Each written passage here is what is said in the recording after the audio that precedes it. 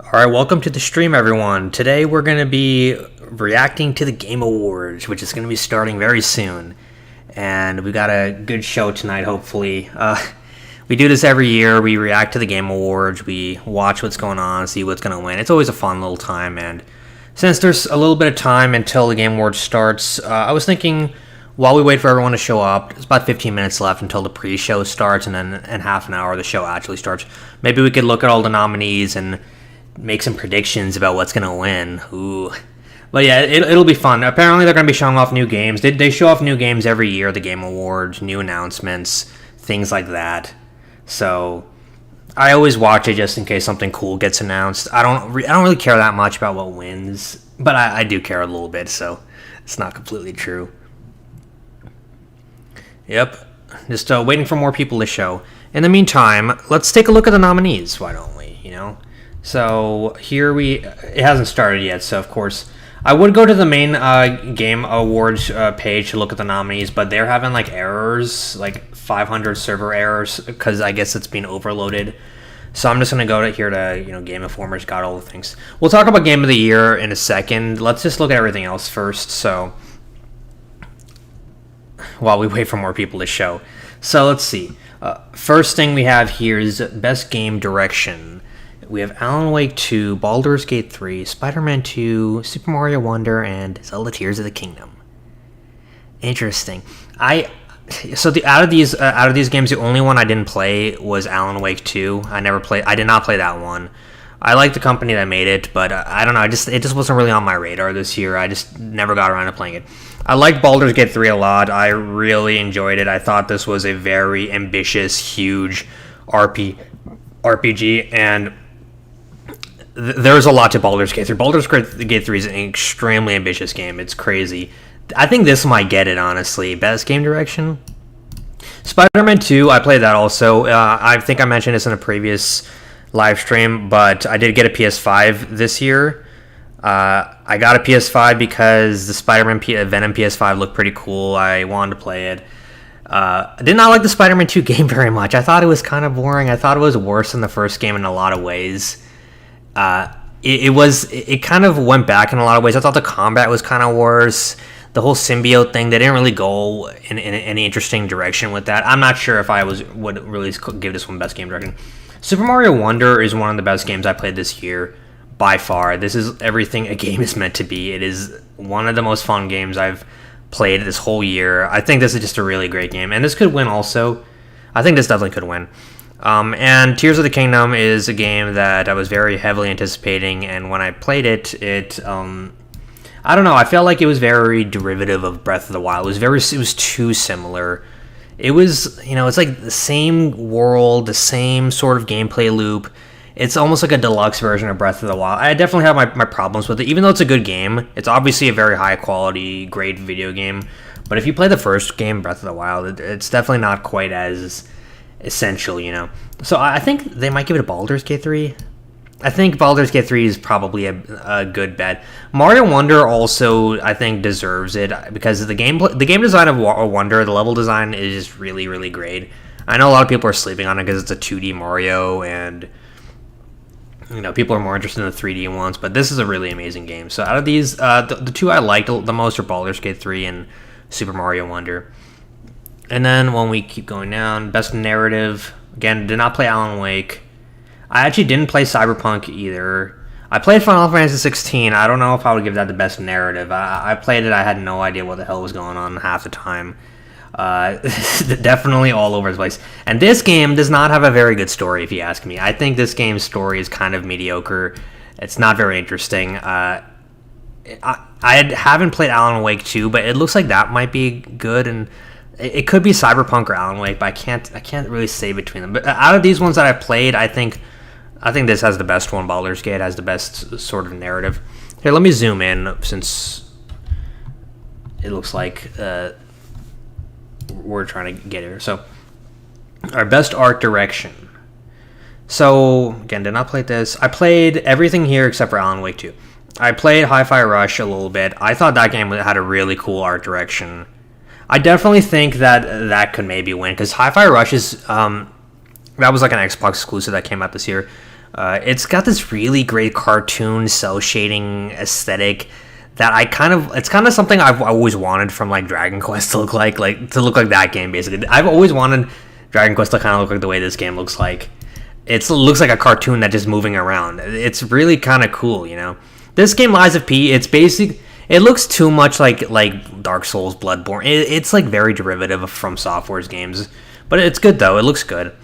This game, of course, Mario Wonder looked amazing. I thought that these all are honestly really good as far as the art direction goes. Even though Tears of the Kingdom kind of the same as the first game. I think they should win. Hi-Fi Rush. I think that's a cool game. You know,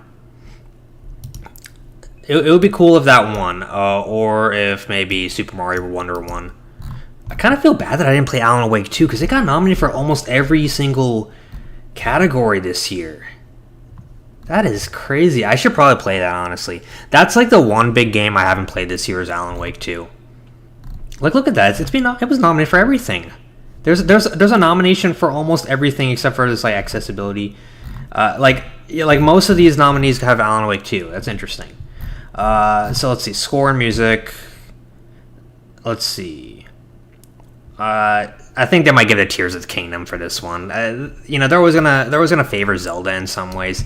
They'll probably give the Tears of the Kingdom. I didn't think Final Fantasy 16's music was that great. I thought it was kind of mediocre. And Baldur's Gate 3, I can't remember a single song from Baldur's Gate 3, even though that game's amazing. I can't really remember any of the music. This game, Hi-Fi Rush, is all about music, so you would think that this game would get some sort of award for the music, right? That would be kind of cool. I like this game, Hi-Fi Rush, a lot. It's too. It's an Xbox exclusive, so not a lot of people played it. And it like shadow dropped, and it's a cool game though. I think they'll give it to Zelda though, because Zelda is like it's a legendary soundtrack and all that stuff. Yeah, and I can actually remember some themes from Zelda compared to other games. Let's see. Best audio design. Okay, so out of these, right? I played again every single one of these except for Alan Wake. That's the only one I didn't play. I played Dead Space. This game is just very, very atmospheric. Like you're on that Ishimura, that spaceship, and you can just like hear all the noises and the creaking and I think this game has really great audio design. I don't know if they're gonna give it to this though. I feel like I don't know. I feel like it might get snubbed for it. Hi-Fi Rush, again, the whole thing is about sound and music, so maybe that. I don't know why Spider-Man 2 got nominated for this. Spider-Man 2 was not amazing in terms of its audio design or anything. And then Resident Evil 4, it was good, but I don't, like, audio design? Why did this get nominated for Best Audio Design? It's not like anything crazy. I think Dead Space should win this, actually. I think Dead Space was crazy. All right, let's see who's the best. Performance. So it's like the Best Actor Oscar Award. So I did not play Star Wars Jedi Survivor, but I played the first one, and this dude was pretty good as Cal in the first one. So let's see. What?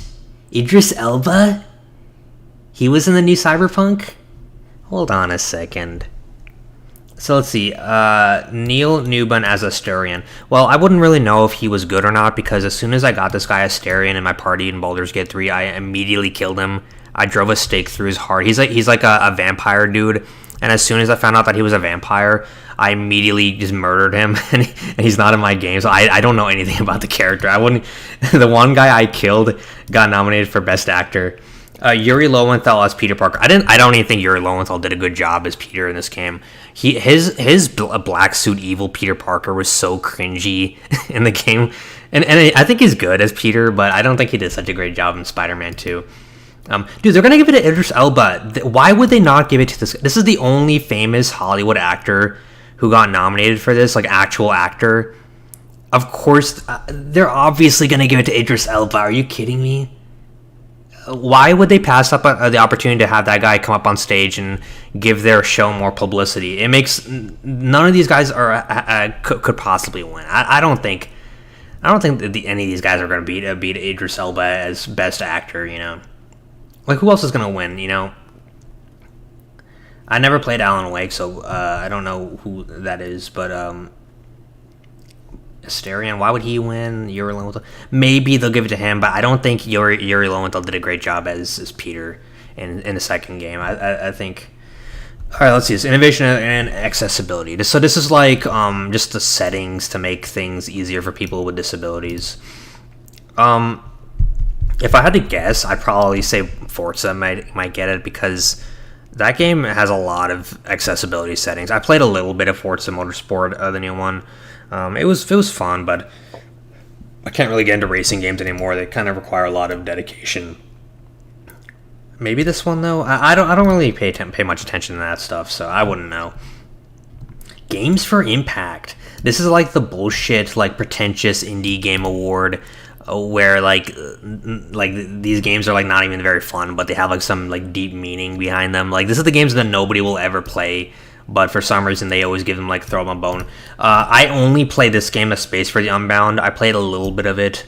I got kind of bored of it after like a few hours. A lot of these games are kind of the same. They all involve like, you know, walking around, talking to people. They're like visual novels, but not as interesting, if that makes sense. I haven't heard of any of these games except for this and this game, which I remember people were making fun of when it got announced at the PlayStation event. So I don't know. Okay, so I don't care for this award very much. It just seems like such a bullshit award, you know. Like, if these games are so good, why weren't they nominated for anything else? Why did they have to make a whole category just for them to kind of get a bone thrown? You know what I mean?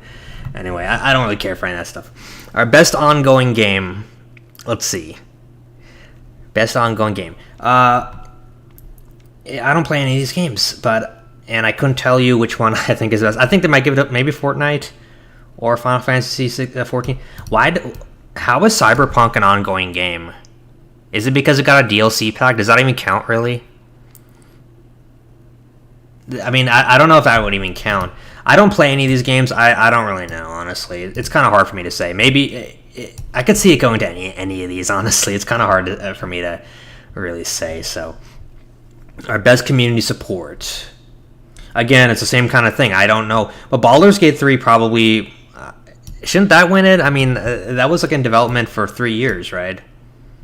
I don't know, man. It's hard to say. No Man's Sky, that's still a thing. That's still a thing, huh? Interesting. All right, best indie game. So I played 3 of these games. I played Cocoon, Dave the Diver, and Sea of Stars. I did not play this, Dredge, and I did not play Viewfinder. So I thought Cocoon was okay. It was pretty fun. It's like a puzzler, kind of quiet, like puzzler, no talking, stuff like that. You know, if you play like Journey, it kind of feels like that a little bit. It's an alright game. I don't know. It's not something I would pour a lot of hours into, but it seems like kind of, I don't know, this might win. It seems kind of like the thing.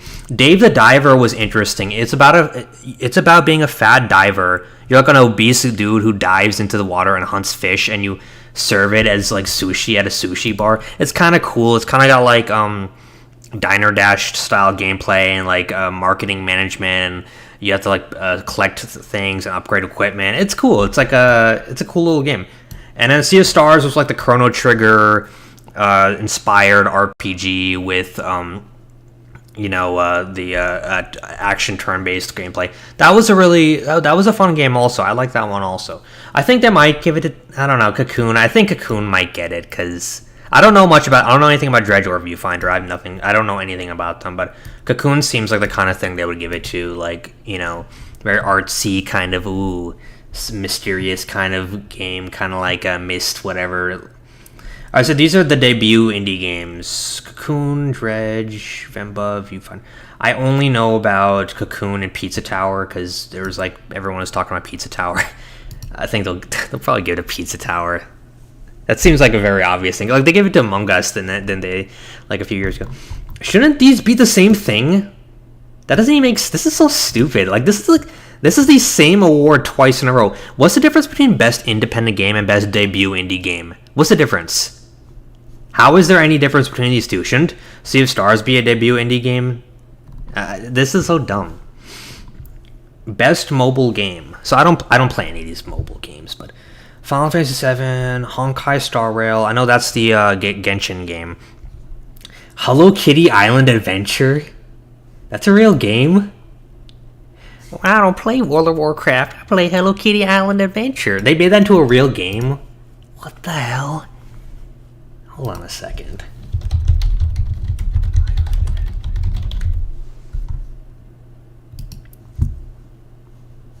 What is this? It's like an Animal Crossing ripoff. Oh, dude, that actually looks kind of cool. All right, you know what? I think Hello Kitty Island Adventure should win the award. I think I'm gonna throw in my hat for that. Yeah, that definitely deserves to win. All right, so we'll go for that one now. All right, let's see. Best VR game. I don't play anything on VR because I bought VR a while ago, never used it. It kind of wasted time for me. Yep. So I wouldn't know actually. Resident Evil Village. That sounds like it would be pretty cool, like a horror game in VR. But also, if this is Gran Turismo's any good, I don't know. I don't even know what Synapse is. I never even heard of it, or Humanity. So I can't tell you really. Best action game. Alright, so I didn't play Dead Island or Ghost Runner or Remnant. I did play Hi-Fi Rush, and I did play a little bit of Armored Core 6. I think they're going to give it to Armored Core 6 because the Game Awards just loves From Software, and they love just throwing awards at From Software. So yeah, I think Armored Core 6 is going to get it, even though I thought it was just okay. I didn't think it was like an amazing game. It wasn't like as good as Elden Ring or anything like that, but it was still a pretty cool kind of robo game where you build your own robo and stuff. But honestly, I think Hi-Fi Rush deserves it, but I think they're going to give it to Armored Core 6. No, Hello Kitty Island Adventure was from freaking South Park. I remember that Butters said that he likes playing that, and they made it into a real game. Okay, best action adventure game. Did not play Alan Wake. Did not play Star Wars. Resident Evil 4 was really fun. That was a really great action adventure game.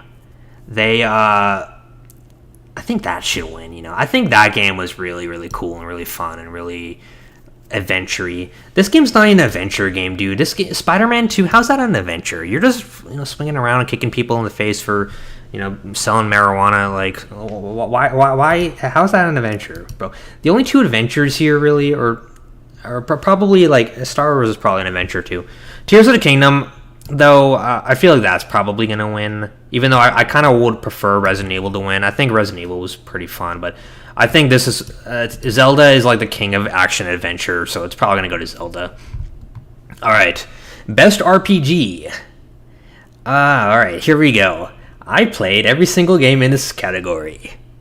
And Baldur's Gate 3 is going to win it, okay? Baldur's Gate 3 is easily the best game out of all these. You see, Final Fantasy 16 was kind of boring, kind of linear, kind of like, I don't know, I didn't really like Final Fantasy 16 that much.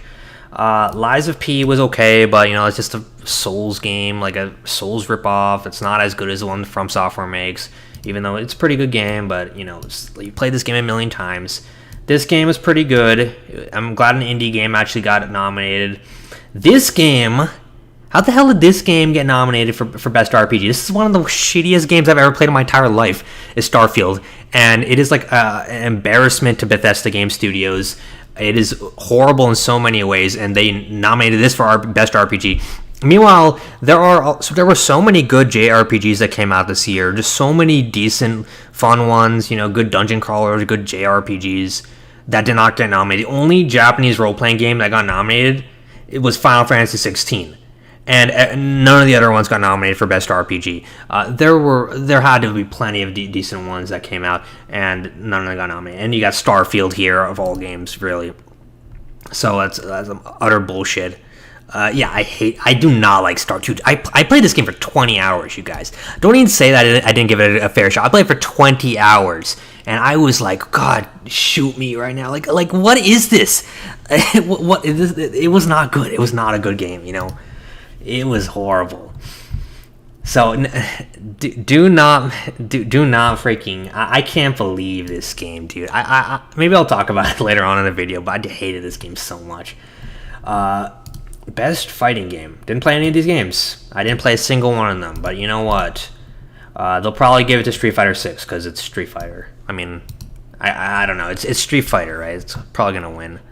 Okay, Star Ocean 2 should have got nominated, actually. Why didn't that get nominated for Best RPG? Or Octopath 2, right? That should have got nominated for best RPG. You know, Wolong Fallen Dynasty was pretty good. That could have got nominated. They could have nominated Atelier Ryza 3, the greatest game ever made, for best RPG. Instead, they nominated Starfield. Okay, just think about that for a second. Okay. Peak Fiction, the greatest trilogy known to man, right next to the Godfather trilogy and like the Lord of the Rings trilogy, the Atelier Ryza Conclusion. They didn't even nominate that for best RPG, you guys. So I don't even know what the hell they're doing. Our best family game, dude. Come on, really? You have Mario going up against all these games that, you know, like Disney Illusion Land. You think Disney Illusion Land is going to be Super Mario Brothers Wonder? Really? This game, oh yeah, Mario's gonna win this. If it doesn't, I will be shocked. Okay, freaking party animals, like, really. All right, best sim strategy game. I didn't play any of these games at all. I did not play a single one. I like the original Advance Wars. I thought that was a cool game. Fire Emblem was pretty cool. Pikmin 4, I never played. I don't know. I have no clue what's gonna win. It could be any of these, honestly. I don't know. Best racing. I played. Let's see. I played. Best sports and racing. Okay, so I played Forza Motorsport a little bit. It was fun. It's Forza, you know. It's probably got a good shot. The Crew Motorfest. I played that a little bit early. Actually, Ubisoft sent me that game, and I did play that too. And it was kind of like the same thing as Forza Horizon. This Hot Wheels Unleashed. It sounds silly because it's like Hot Wheels. It's like a toy, but it's actually like the first one I played. It was actually a really good game. The Hot Wheels game. It was kind of cool. You're like playing with these little race cars, like spinning around on the tracks and stuff, and you can like drive the DeLorean and the Batmobile and stuff. It's actually kind of cool. It would be kind of cool if Hot Wheels won, but I could see. I think this is probably gonna get it, Forza, because, you know, it's Forza. Our best multiplayer presented by Discord, you guys. Oh my gosh, Discord. Okay, let's see multiplayer. You know what? As much as I liked Mario Wonder's multiplayer, I thought it was a very innovative and interesting multiplayer. It probably won't win because it wasn't a real multiplayer. If you think about it, it wasn't really a multiplayer. I think, dude, Diablo 4 really is kind of. I feel like that might win. I don't know.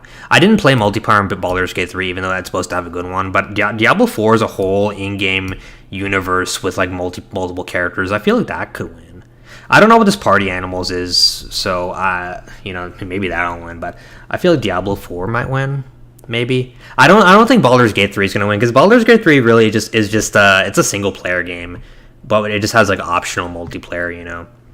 All right, here's best adaptation. So, out of these, the only one I actually watched was the Mario movie, and I didn't like it that much. I thought it was, I don't know, like, you know, when you watch like a kids movie, it's like anybody can enjoy it, like a Pixar movie. I feel like the Mario movie was just really just aimed towards little kids, and it just didn't really interest me. I didn't find anything great about the story.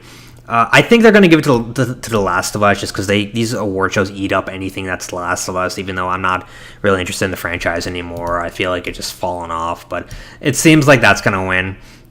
Did not watch Castlevania. Did not watch Twisted Metal. The Gran Turismo movie looked kind of cool. I kind of wanted to watch that. You know, it's an actual story about a kid who played Gran Turismo becoming a race car driver. But that looked cool. But they're going to give it to The Last of Us. I'm pretty sure. They're going to give it to that. They might give it to Mario, but I didn't think Mario was that good of a movie, so we'll see. All right, most anticipated game. Out of these, really, my most anticipated game is the Persona 3 remake, but out of these, my most anticipated game is Like a Dragon Infinite Wealth, because my man Ichiban, the main character, he's literally me. So how could I not choose Like a Dragon Infinite Wealth as my most anticipated game? But you know what's going to win is going to probably be this. It's probably going to be Final Fantasy VII Rebirth. It's probably going to be that, even though I prefer this wins, but it's probably going to be that. I would be surprised if it wasn't. All right, Content Creator of the Year. Where the hell am I on here? Nah. Just kidding. I don't know who any of these people are. I never heard of any of them. I'm not trying to like be like smart or anything. I genuinely just never watched any of these videos before. I might be just out of touch, you know.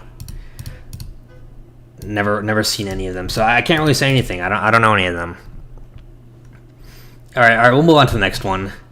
Best esports game. I don't know. I don't really know. Counter-Strike, I kind of like playing the first Counter-Strike. I thought that was fun, but I don't know. I don't know any of these games. Best esports athlete. I don't know any of these guys, dude. I don't know any of these people. Best esports team. I don't know any of this stuff, dude. I don't know any of this esports shit. Okay, I can't say anything about it, dude. So I can't say much. All right, now we're gonna go to the last award, Game of the Year. Game of the Year, you guys. Has it started yet? It still hasn't started, dude. Okay. So out of these, I don't know anything about Alan Wake 2, obviously, because it hasn't started yet. It looks like. No, it has not started. So we still have a little bit of time for me to tell you why I think everything deserves to not be Game of the Year. Alan Wake 2 might be good. I wouldn't know since I haven't played it. Baldur's Gate 3 is probably going to win a Game of the Year, if I'm being honest. I feel like this is the best bet for Game of the Year. It seems like the safest thing for them to send because it's multi-platform. It's highly... everyone liked it a lot. It's not going to cause console fanboy wars if they choose Baldur's Gate 3. It actually kind of deserves it. It's a really ambitious, huge RPG. It's going to win. It's obviously going to be Baldur's Gate 3. I would be surprised if it was anything else, you know. Spider-Man 2 shouldn't even be up here. Spider-Man 2 was crap. It was not that good. I don't think it was a very good game. It wasn't very fun. It got boring very quickly. I'm surprised. I'm not surprised, actually, because they had to have something Sony up here. But, of course. Resident Evil 4 is a good game. And a lot of people are like, oh, well, why is that a remake nominated for Game of the Year? Well, the reason why is because the gaming industry has dropped so low that a remake of an old game from 20 years ago is better than most stuff that comes out nowadays, sadly. So that's just the state of the gaming industry. Don't hate on the game, hate on the way everything else is. So that's a good game too. That's one of my favorite games I played this year. I did like Dead Space a little more, but Dead Space was a little more of a remaster than a remake. This was a full remake. Mario Wonder is one of my favorite games of the year. Probably close to Baldur's Gate 3. Honestly, it's too short for me to give it a Game of the Year, but it is really good, and I feel like it's really Game of the Year material, you know what I mean? So that's a great game. And finally, Tears of the Kingdom. It could win also. I feel like there's a good chance it could win, but Tears of the Kingdom was really disappointing for me because it felt like so derivative of the original Breath of the Wild that it didn't really bring a lot to the table, you know? It was the same world, the same gameplay loop, the same map, same characters. Like, it felt like you're just playing the same game again, but with a building mechanic. And after the hype kind of wore off for Tears of the Kingdom, people aren't really talking about that game anymore, are they? I mean, like, it was just Breath of the Wild again, you know? They didn't answer any of the criticisms of Breath of the Wild. They didn't improve it. They didn't really improve the world. They gave you this boring underworld. You know, I got a lot of problems with Tears of the Kingdom. I'd be surprised if it won. Like, I don't think it really deserves it. I think it's probably going to be Baldur's Gate 3. I think it's very obviously going to be Baldur's Gate 3. Resident Evil 4, if they make a Resident Evil 4, listen, people are going to get pissed because that's not a new game. It's a game from 20 years ago. I mean, it's essentially, it's a remake. The fact that it got I'm okay with it getting nominated, but I don't know. If it won, if it beat all these new games, I feel like that would be kind of insulting. But this Baldur's Gate 3, if you haven't played Baldur's Gate 3, look, play it. It's good, okay? I'm telling you it's good, okay? And I'm like cynical about everything, and I think everything sucks. This game's actually really, really fun. And I haven't beaten it yet. I got like really far in it, though. But it's crazy how deep it is, you know? I haven't played an RPG this expansive for a while. All right, has this... Okay, it's starting in 3 minutes. Let's get over there and start watching the Game Awards. All right. As always, let me know how the audio is. Let me know if my voice is overwhelming or if you can't hear anything or something like that.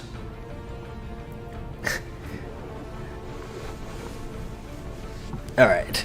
Yo, I'm so excited. Yo, what if they announce... What if they show Dragon Quest 12, you guys? Imagine that. Imagine that. Why is that bar still there? Okay, there we go. 2 minutes.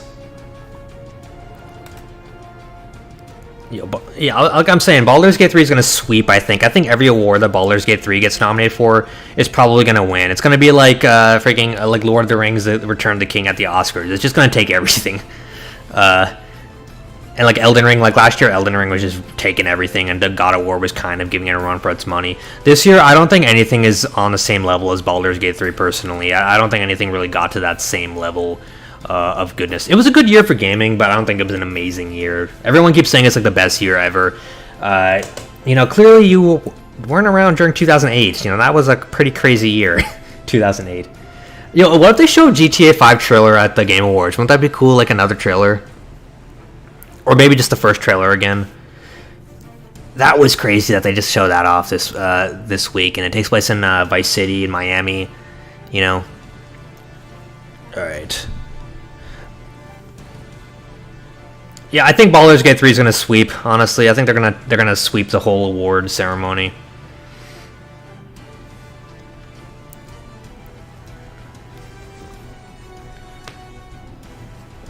Damn, this music's so intense, right?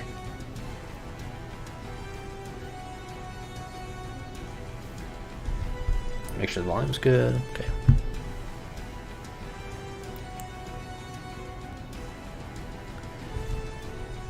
You guys want the subtitles on? Let me know if you want the subtitles on. I'll turn them off or leave them on, depending on what you guys say.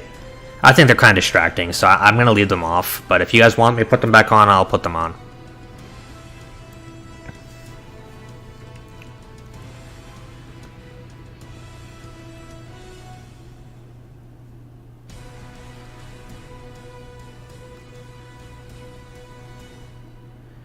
What if Spider-Man wins due to Sony bias? I don't think Spider-Man's gonna win. I think there's gonna be a big shitstorm if Spider-Man wins everything. It's definitely gonna be third parties winning just to appease all the fanboys, I don't even think Tears of the Kingdom's gonna win a ton of awards. I feel like there's too much competition this year. Alright, it's starting. It's starting. Oh boy.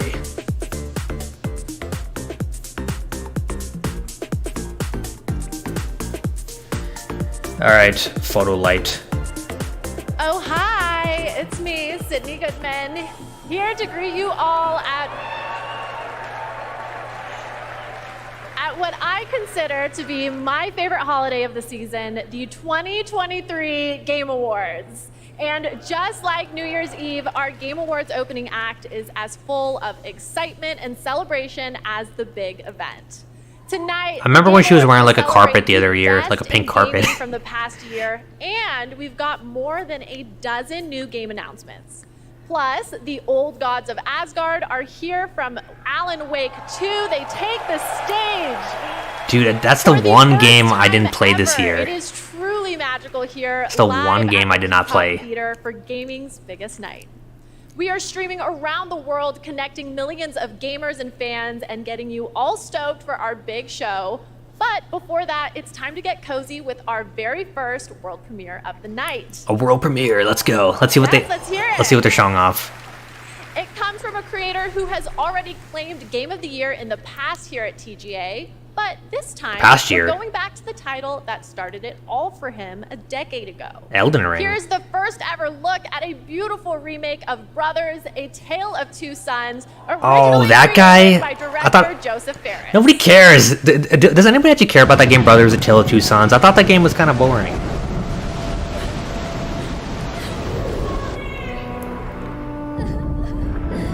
This is that game where you like control both characters at the same time and have to like help them do stuff, right?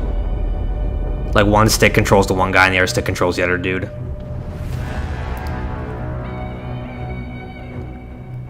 I played this guy's game, the one where you're escaping from jail, right? The prison escape one. I thought that actually was a pretty good game.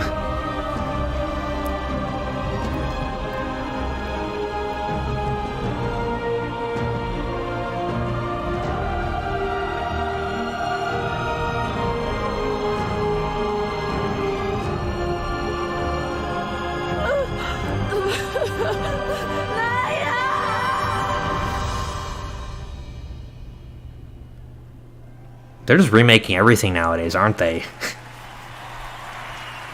Incredible, and how perfect that right after the world premiere of Brothers, we have the award for Best Family Game.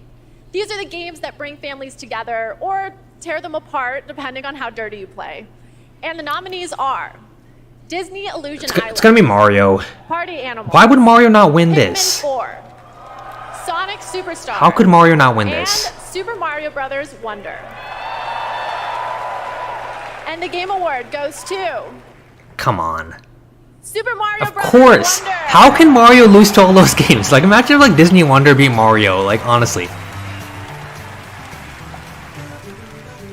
Thank you so much for this award. This is shared with all the teams at Nintendo. So the CEO of Nintendo just picks it up for everyone? That's interesting. In my experience, the team really tried to develop a game that allowed people to work together, to play together, whether it was friends or it was family. And for me, my personal experience is nothing brings a family together more than trying to rescue an empire, a kingdom in distress from the evil likes of Bowser. He said empire.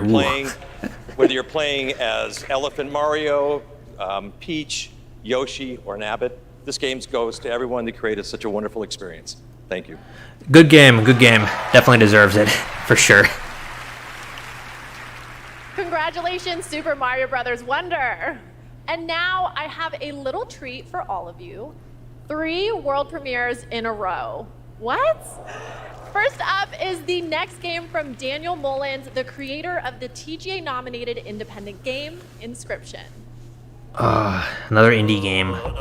Let's see what it is.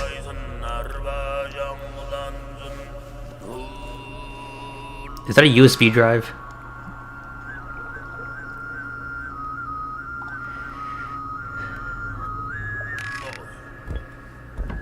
So it's a Myst clone. It's like Myst, like every other indie game out there, pretty much.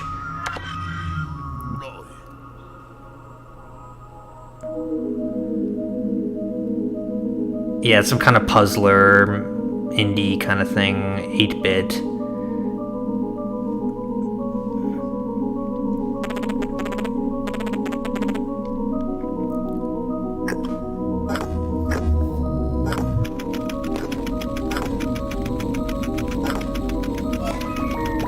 The sad thing is that a lot of people are just not going to be interested in seeing this kind of stuff at the Game Awards, you know? Even though it could be cool, but...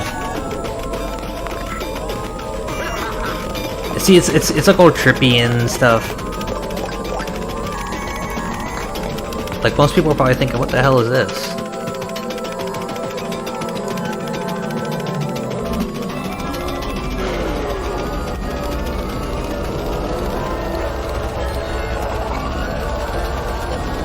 Pony Island 2.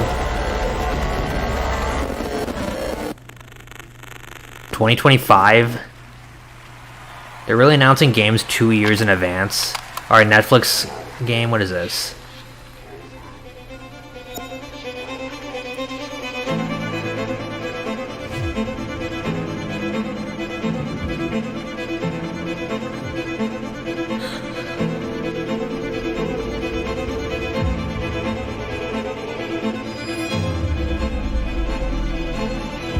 Some kind of licensed game?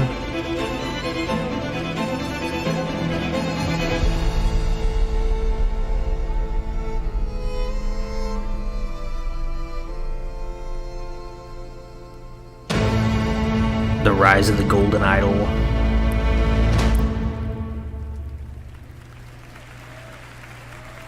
There was another Golden Idol game, right? Alright, what's this one then?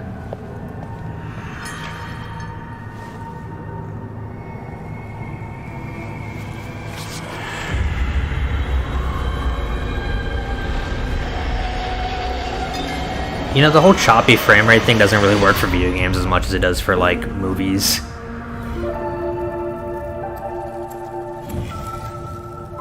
Oh, Sweet Baby. Is that...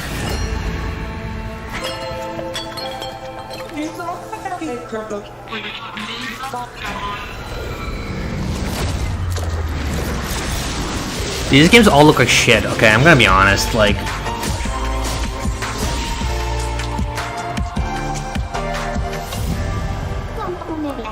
Like, who the hell lets Netflix make games, okay?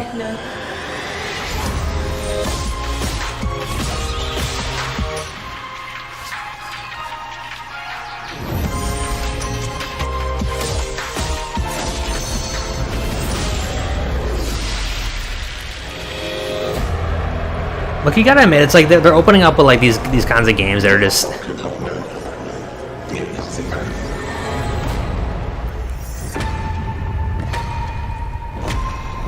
Nobody cares. All right, what's next? 2025. Oh, they're announcing all these games that come out in like 2 years. You know. I love this. Reminds me of my high school days, but the monsters I fought weren't nearly as big as that. You kids these days with your giant monsters and your social media. And speaking of social media, TikTok Live Fest is happening now across 50 plus countries on TikTok. Check out the participating gaming creators and don't forget to share all of your favorite gaming moments on TikTok with #GamingOnTikTok. Okay, we're going to take a quick break, but there is plenty more opening act after a very important message. Don't skip this. They're taking a break? The journey ended here. A place of wonder and awe. What is this? We breached the cosmic veil and reached a new planet. Yet generations later, this world remains untamed. Our reunion was foretold, our paths destined to cross. I'm here for you now, Administrator.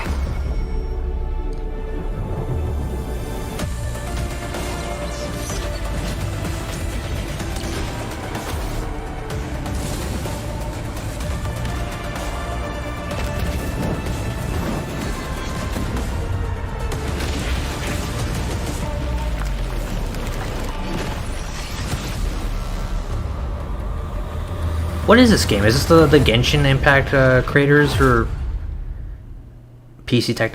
That didn't even linger long enough for me to read it. You know, that was like so quick. All right, so there's a kung fu game. What is this? Yeah, doesn't look very interesting. It's like it's like an MMORPG ninja kind of thing. These are just commercials, you know. They're doing like the whole these are just ads, essentially, is what they are. Like these companies pay to get their game advertised at the Game Awards.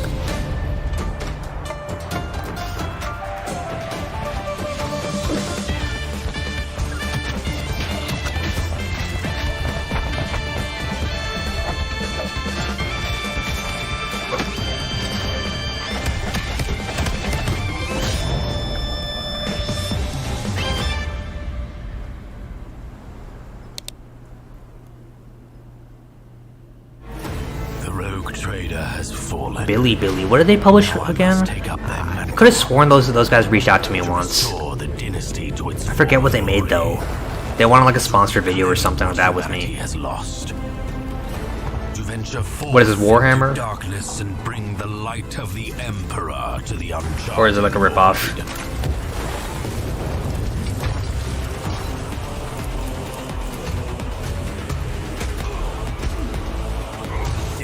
Heretics, vile mutants, and Xenos threats beyond number. All must be cleansed in his name. The choices I make will shape the course of my destiny. And with each haunted step, I wonder... This is Warhammer, right? How will my journey end? Yeah, Rogue Trader.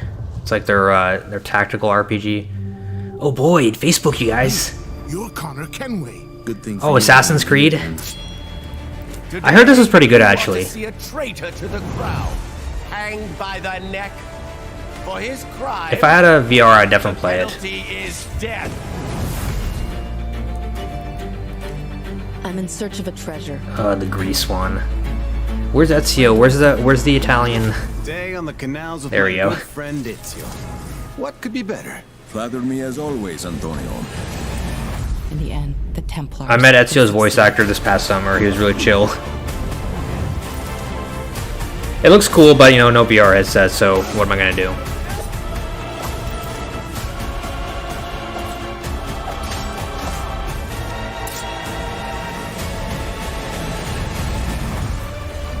What if you like fall out your window while jumping at some guy, like in real life? Welcome back to the 2023 Game Awards opening act. I'm still Sydney Goodman, here with another award, this time for innovation in accessibility. The gaming community is massive, but honestly, it should be even bigger. And these nominees are pushing gaming beyond its current limits. Their teams have created software and hardware that make it possible for people of all abilities to experience the medium of gaming. Forza, with accessible it's gonna features win. and technology that get us all one step closer to a seamless play for everyone. These nominees are doing the work, and they are Diablo 4, Forza Motorsport, Hi-Fi Rush, Marvel's Spider-Man Actually, 2, Spider-Man 2 might get it. Mortal Kombat 1, Sony's really on top of that and stuff. Street Fighter 6. It might be Spider-Man 2, actually. And the Game Award goes to They might give it to Spider-Man 2. Forza Motorsport. Oh, they did give it to Forza. See, I that was my first guess was Forza.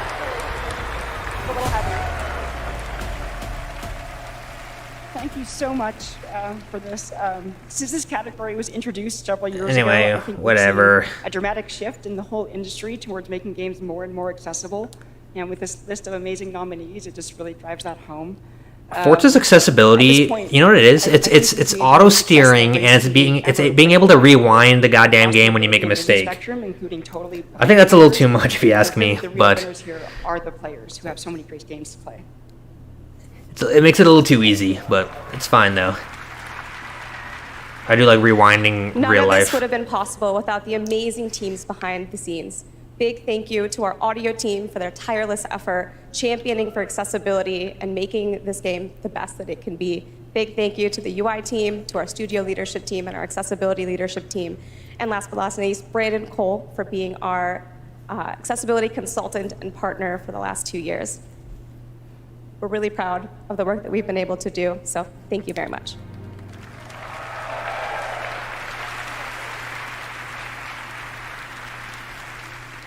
Congratulations, Forza Motorsport. Here at the Game Awards, we believe strongly in accessibility and want to celebrate any game that makes it a priority. And our next developer, The Odd Gentleman, believe that by making their games and their company accessible and inclusive, they can develop new types of gameplay with stories that everyone can enjoy. They created the following game in a deep collaboration with artists and developers from the deaf community, and we are very excited to reveal it now. This is Harmonium the Musical. So it's like a musical game.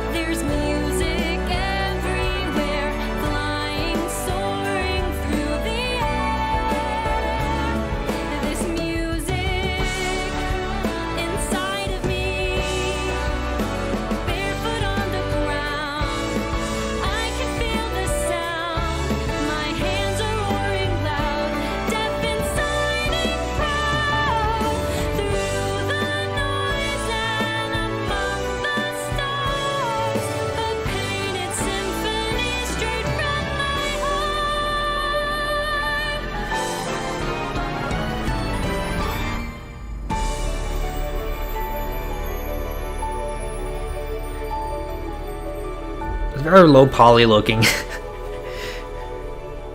It's a Netflix of game, of course. Why is Netflix? This is when Netflix start making games. Honestly, I don't know how much better gaming can get. What happens past a golden age? Platinum? Is this the platinum? The golden age was not. Also, we're not in the golden age, okay? in platinum. That ain't what we're in. The golden age was like 2008, 2009, okay? For our 5 esports We're in like the stinker categories. age right The now. nominees for best esports We're in like a athlete shit are age. I don't know any of these people. Zywoo, Demon One, Hydra, Ruler, and Imperial How. And the Game Award goes to Dude, Faker. their names are like, they're trying to like name this like Ruler and Imperial, like, Coach. the hell kind of names are those? Potter, Zonic, Gunba, Ecstasy, and Homie. Dude, they got such weird And the Game names. Award goes to X to Z. Like, how do you get that out of that? Potter. For Best Esports Event, here are the nominees. 2023 League of Legends World Championship. I like how they're just getting all this shit out of the way because nobody cares. They're like, yeah, let's just get all these out of the way. The International Dota 2 Championships 2023 and Valorant Champions 2023. And the Game Award goes to 2023 League of Legends World Championship. For Best Esports Game, the nominees are Counter-Strike 2. Oh my god, who cares? Dota 2, League of Legends, PUBG Mobile, and Valorant. And the Game Award goes to Valorant. And finally, the nominees for Best Esports Team are Evil Geniuses, Fnatic, Game & Do people actually watch this stuff? Like, how many people watch this stuff? Vitality. And the Game Award goes to JD Gaming. Huge congratulations, everyone. I love esports. I'm a huge esports fan, just like my father and his father before him. We Goodmans are a huge esports family, dating all the way back to the mid-1800s. But before you can think too hard on that, it's time for another 2 world premieres. First up is the latest game from a team that won at the Game Awards back in 2017. So I think we can trust them to crush it again. 2017 This was... is Windblown. Who won in 2017 again?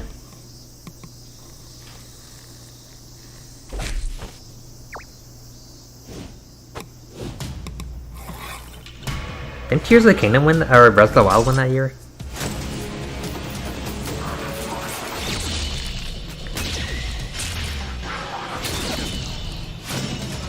Dead Cells. Oh, this is the Dead Cells creators.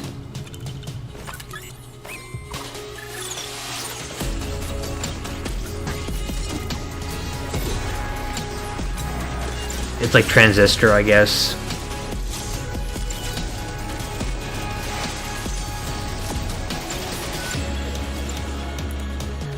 Yeah, they do get worse every year, you know. If it was a Metroidvania, I'd be more interested than if it's like this.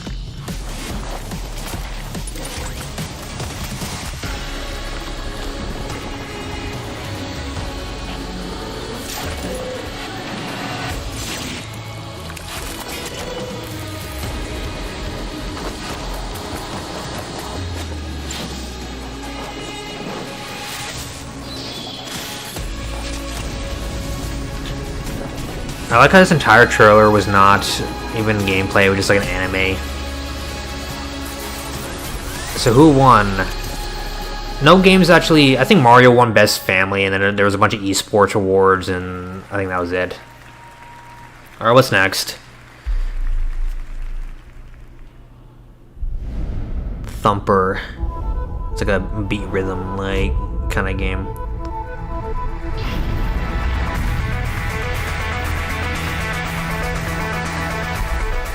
So far, I'm not that interested in any of the games they've shown off. I don't know.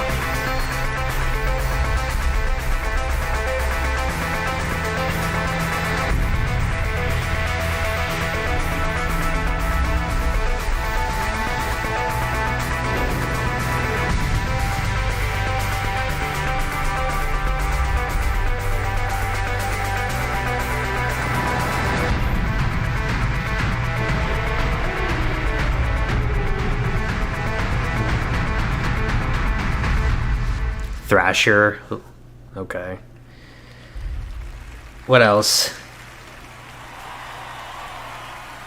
Yes, Thrasher, in case you didn't know, is from the same artist/composer that blew our minds back in 2016 with the cult hit Thumper. I'm so excited we've got another mind-bending game coming from him in 2024. Special shout out to Samsung and Samsung Gaming Hub, who, not to brag, are also throwing a massive Game Awards viewing party over at Samsung's New York City flagship location with Typical Gamer and Chica.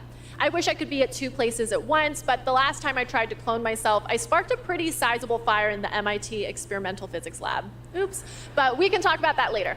Let's check out what Samsung is coming out with now. Samsung? No, not Starfield. Go away. Let me guess, it's like a handheld thing or something.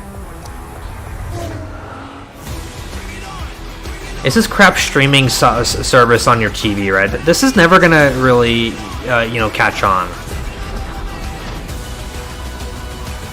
Have you ever played a streaming game, streaming like on the internet? It sucks. It's horrible.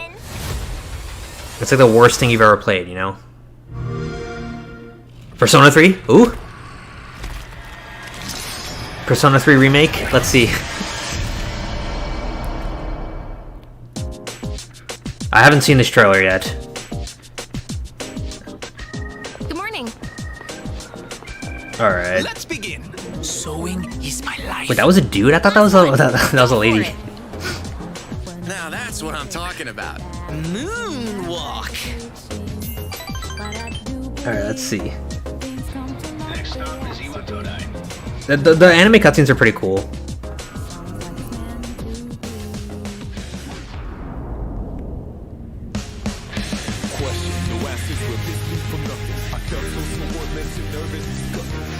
That's the dark hour.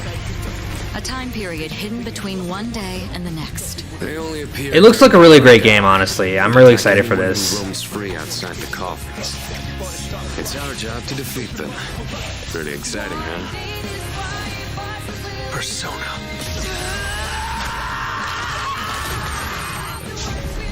Next. It honestly just looks like exactly what I want out of a Persona 3 remake for the most part. In fact, and look at these cutscenes too. I don't even really have a good reason to live. For me, or you, or anyone, just simply. This game's gonna be sick, okay, when this comes out. There's even the guy in the park, the creepy guy. The end will come. We are not giving up, no matter how long it takes. They're really showing off a lot actually here. This is what it means to live. Like there's a lot of spoilers in this trailer. Now this game's gonna be kick-ass, dude. Persona 3 Reload. That game's gonna be awesome. Play Persona 3 today. They've removed it from Game Pass. I would love to play it if they didn't take it off of goddamn Game Pass already. For a new Persona game that is. I still want to be Sydney. But enough about me. Make sure to stay tuned as Google and the Samsung Galaxy Z Fold 5 are bringing you a spectacular celebration of mobile gaming. It's going to be an epic event just like this next world premiere. It's the product of a surprise team up between two nominated games tonight. Let's check it out. All right, let's see what these. A lot of games are nominated. All right, Dave the Diver, fat guy diving and stuff.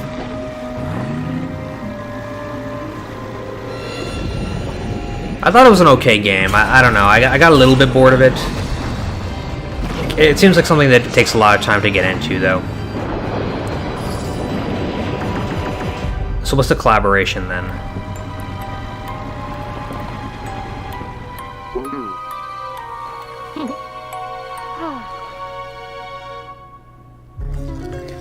Yeah, Dredge. I don't know anything about Dredge. I didn't play Dredge. That's cool that the two nominated indie games are like having a collab, though. I can't believe it. It's almost time for our big show. The theater is filling up behind me. It's hard to hear myself think over all the excitement, but I have to keep it together because I have the next award ready to go. Here are your nominees for Content Creator of the Year. Iron Mouse. People Make Games. I don't know any of these content creators at all. I never heard of any of them. Cypher PK. And the Game Award goes to Iron Mouse. So, Iron Mouse couldn't be here tonight because Iron Mouse is animated, and sadly, we're not in the Matrix yet. But she did send us a message. Take it away, Iron Mouse. I am so incredibly honored It's a VTuber? to be the recipient of the Content Creator of the Year award. Okay. First and foremost, I want to express my deepest heartfelt gratitude to the incredible community that has gathered around my streams. And I also want to extend a very special thanks to Bishojo, who brings all my ideas to life. Thank you so much to my team that helps me every You know, these single VTubers day. are created by corporations, and they're pretty much just characters used to sell merchandise, right? Thank you again, Like, they're not actual content creators, really. Congratulations. That's Iron honestly Mouse. what they are. Okay, we're getting so close to the big show, but I'm not ready to let go just yet. And no, They gave it to I'm not a corporation, the Content Creator of the Year award, pretty much. premieres. And up next is a very special world premiere, 15 years in the making.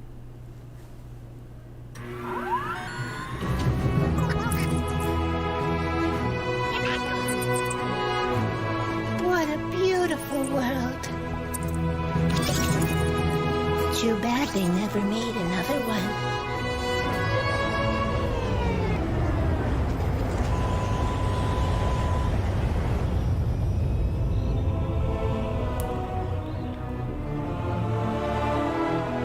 This is World of Goo.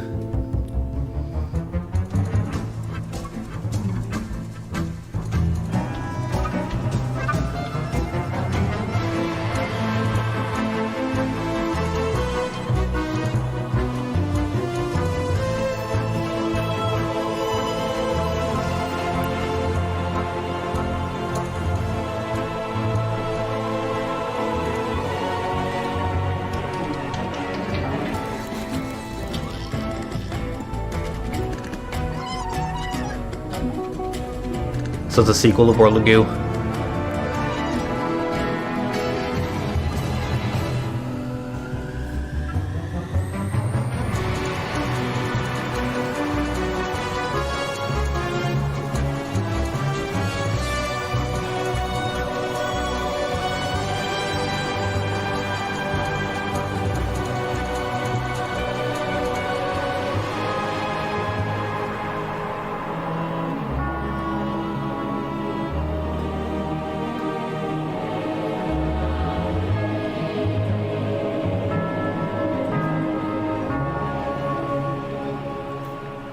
$2024.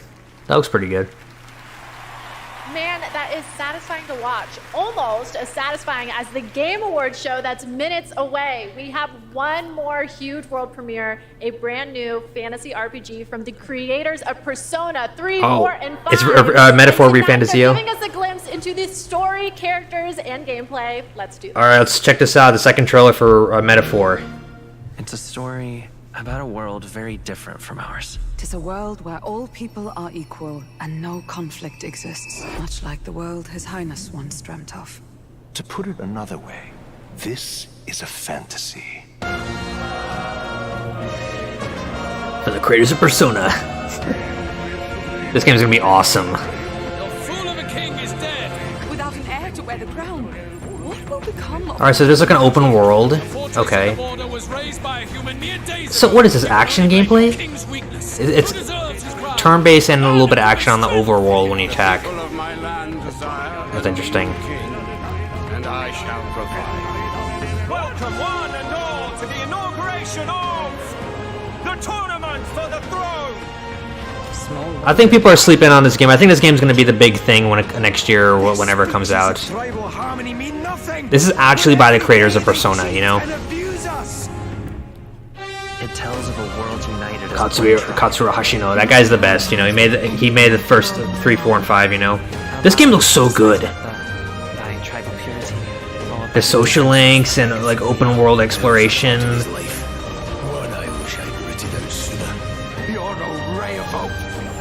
Up on your hopes, but I will not. Now let's see what manner of story you'll weave. And the bonds and everything. Yeah, it's basically just Persona, but in like medieval times. It's pretty cool. It's cool. It looks cool. Fall 2024, so next year it comes out. That's gonna be awesome. That game's gonna be sick. Looking forward to that one. Okay, my friends, that is it for our opening act, but we are very far from done. Our big show is about to begin, but don't worry, this isn't the last you'll see of me. I'm staying all night, baby. And I cannot wait because this show is absolutely stacked. We have tons of big awards, even more world premieres of brand new games, and an incredibly special guest, a legendary actor and performer of both the stage and screen, the Muppet himself, the great Gonzo. I have to admit, why do they always have Muppets on there? And get this, the cast of the show, based on the Fallout franchise, is here to debut an exclusive new look at the series. The vault is opening in a huge way tonight. Okay, thank you all for going on this journey with me. You're the best companions a host could ask for. Let's do the boss level. The 2023 Game Awards starts now.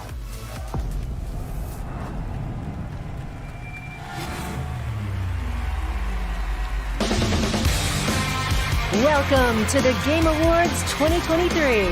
Now, here's your host, the creator of the Game Awards, Jeff Keighley. Jeff Keighley, you guys. Oh my gosh.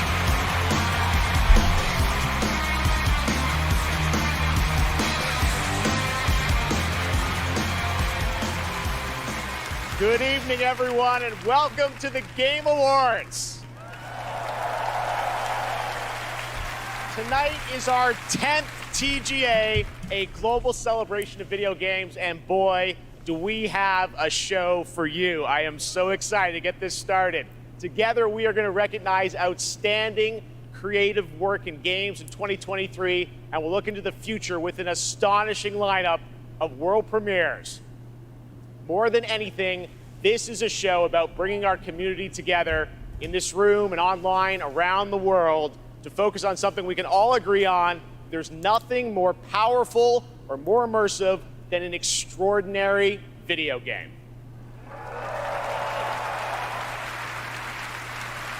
Great games comfort us, help us understand different perspectives on the world, and maybe even change us. That's what makes this medium different. Games, the actual things we play, are insanely special, and we're going to celebrate that for the next few hours. And we've got such an amazing group of people with us. They're built by talented creators and teams, and many of them are here tonight. Mr. Anuma, Mr. Fujibayashi, great to see you back after winning Game They're of like, the he's Year talking to us? 2017 for Breath of the Wild. Good luck tonight. One of our industry's greatest creative and technical forces, Mark Cerny, PlayStation's lead system architect, celebrating 25 years of Cerny games. Thank you for being here, Mark. Of course, the team behind Pizza Tower's here, too.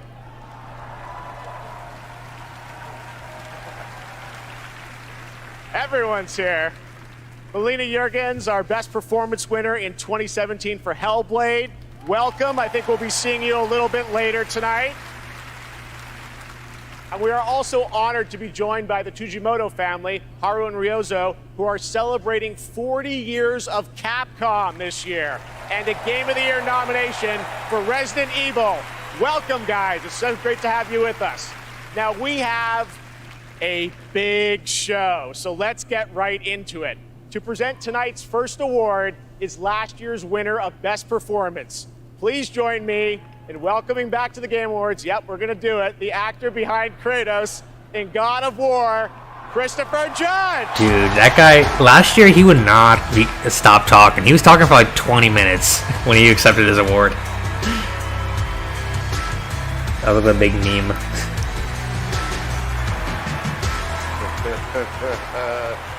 Oh, what a card. Good evening, everybody. It is such a pleasure to be back here. I have such great memories of last year, Mr. Pacino, forgetting to thank my wife. Oh, they're poking fun at him not talking. No, I'm talking.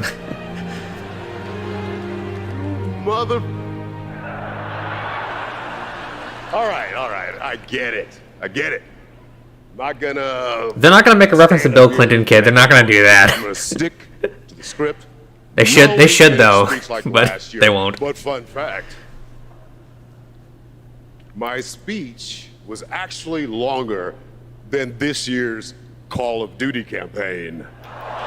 What?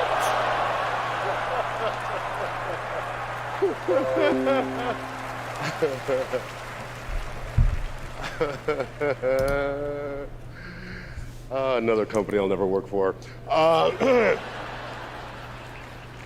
I'm here to present the award for Best Performance in a Year of Games, beloved by audiences. It's gonna be Idris Elba. acclaimed by critics. Why would they not give it to him, These right? actors delivered 6 unforgettable performances. Let's see. And here are the nominees. Best Performance. Revenge is a weapon. I don't think he's gonna win. It's been a long 5 years. Hope may feel beyond our grasp. You play grown-up games, you face grown-up consequences. I mean, why wouldn't they give it to him, right? Like, You write these pages. they can get the guy up on stage, give him some more publicity, you know? And I killed this guy as soon as I met him, so I don't really know anything about his character. For your annual physical? We have to talk. I'm the hero here. Alright, let's see who wins. I think Idris Elba's gonna win. Whoever wins, Well, he's not even there. Has given me the okay to They're not gonna give it to him. He's not even there. As long as you want to. Thank everyone who's ever meant anything in your life. And I dare you. He's not gonna win probably because he didn't even show up. He didn't even bother showing up. 7 minutes 59 seconds. He's like, yeah, I'm too good for the Game Awards. And the award goes to Let's see. Neil Newbar. Neil Newbar. As soon as I met this guy's character in Baldur's Gate 3, I immediately drove a stake through his heart and murdered him. So I don't even know his character that well. I didn't hear any of the guy's voice lines, so I wouldn't know if his character was good or not.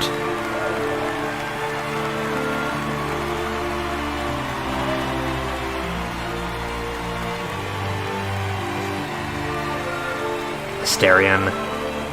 Idris Elba didn't he show up to the damn thing? He was like, Hi.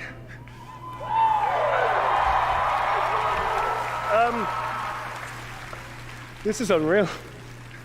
I just wanted to say, I know I don't have much time. Well,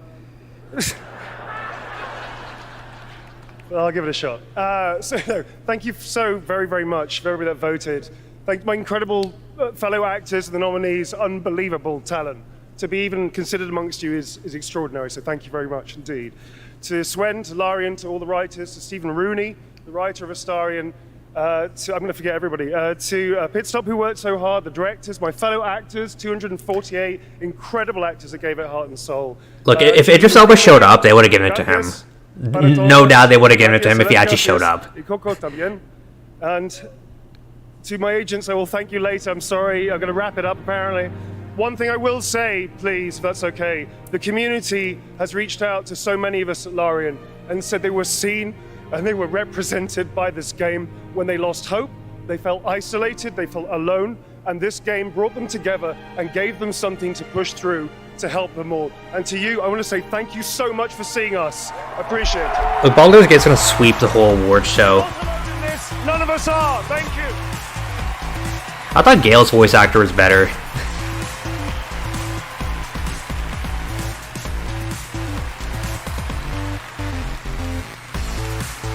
Yeah, he's not there because he's a multi-millionaire freaking Hollywood actor. Why would he show up to Jeff Keighley's Game Awards? More awards to come, but now He doesn't give a shit about that. To what you'll be playing next. Let's get to those world premieres. And for the honor of presenting our first one, it's an incredible thrill to introduce a true Renaissance man. Please welcome Academy Award-winning actor and New York Times best-selling author, Matthew McConaughey. How we doing? They're on Matthew McConaughey to the Game Awards. Thank y'all for having me. Good to be here. What's up, everybody? Good to be here with you at the Game Awards. He always gets the most random like celebrities to show I was up. gonna come out and I was gonna say the line that has preceded me all my career. All right, all right, all right. But they told me, they said, no, no, no, don't do that. Come out and say, pew, pew, pew. All right, we'll see how that handled. I'm here tonight because I have a world premiere for you from Austin's own Archetype Entertainment. I'm also here tonight because the video game that I'm premiering is the first ever video game that I'm a part of. Yay. When the Archetype team first reached out to me, I was excited about becoming a part of the gaming world, but what really turned me on was when they shared the game's vision and my role in it. I will be voicing a character in this game, and all I can say is that I will have a unique relationship with every player. In this game, time moves differently. Days for you are decades for your loved ones back home. The choices that you make not only affect the what people game that is you it? love, they'll also affect your entire civilization for generations to come. Now, personally, I have had some experience with time dilation. And now you can too. So now I am proud to share the first ever look at Exodus.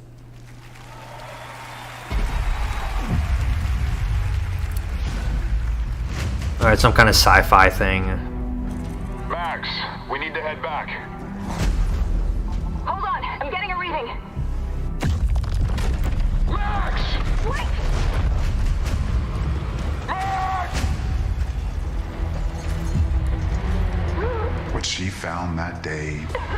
was a miracle. It would be our salvation to fight against the Celestials. Humanity's It's another movie video game where they're not showing any gameplay and they're just showing a big old movie. And it's about space and going into space and fighting stuff. Never seen this before. Dude, who the hell likes these kinds of trailers, honestly? The Celestials hunted us down. I knew they'd keep chasing us. Like, is it a shooter? Is it a... what is it? And I had to save her. I led them away from this world, away from her. We both knew the cost of using the gates. When you travel at light speed, time slows to a crawl. It was only days for me. Just straight up a movie, right? An entire lifetime passed for her.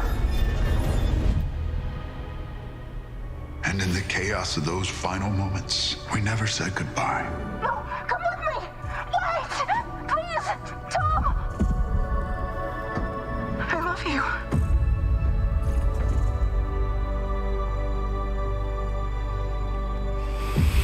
Our service, our sacrifice, discovers worlds, seeds hope, breaks empires. We are the travelers.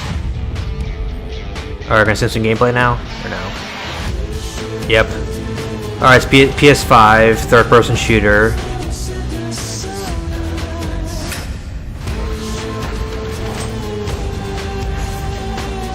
It's not very exciting looking.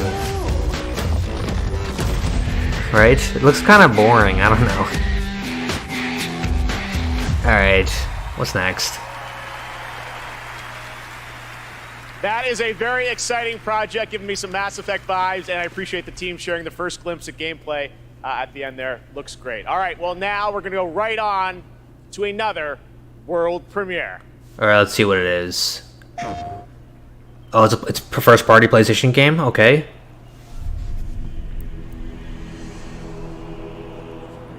What is this? Is it... It's like a chair in the water.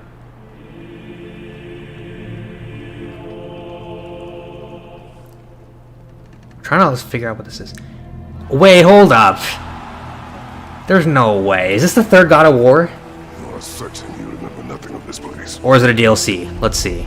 Oh, nothing that would help us. Some kind of expansion, maybe? Because I can't see them making a sequel that soon. Tell me, brother. Yeah, it's some kind of... It's got to be an expansion. I must face this.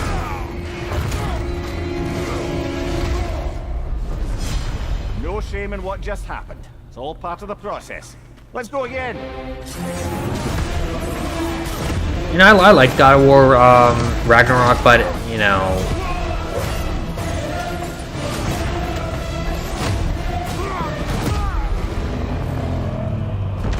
So what, is he back in Greece or something? Like, what's the deal with this?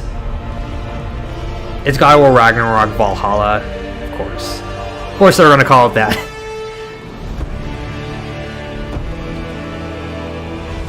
So it's an expansion that's coming out next week, free DLC for God of War. And it's on PS4 also. Okay.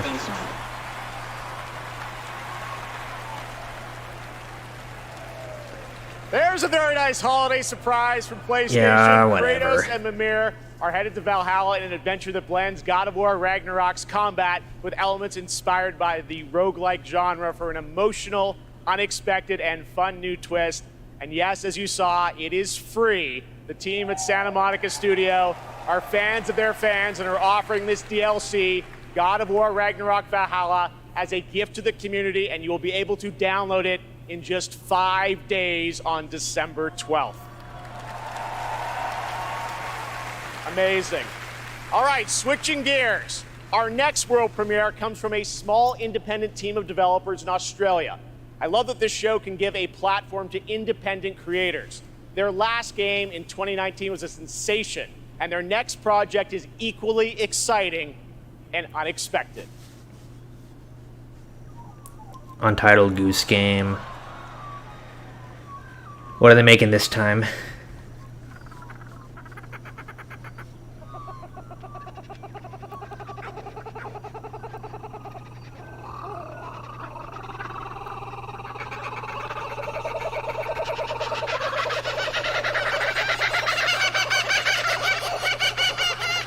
Oh, there they are. Where? Oh, I see them.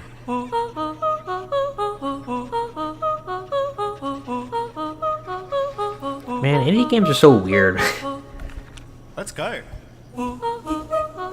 So some sort of exploration kind of game.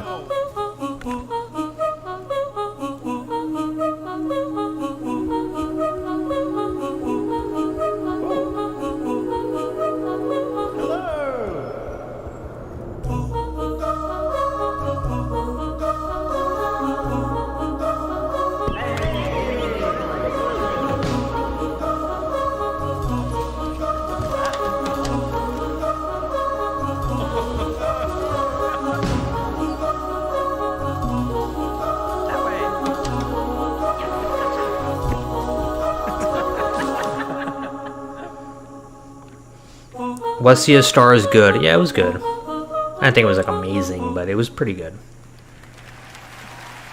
God, but indie games are the weirdest, most random shit ever. I did a playtest of that game about a year ago and had so much fun. It is a very special and unique game, and I'm honored we got to share it with you here at the show.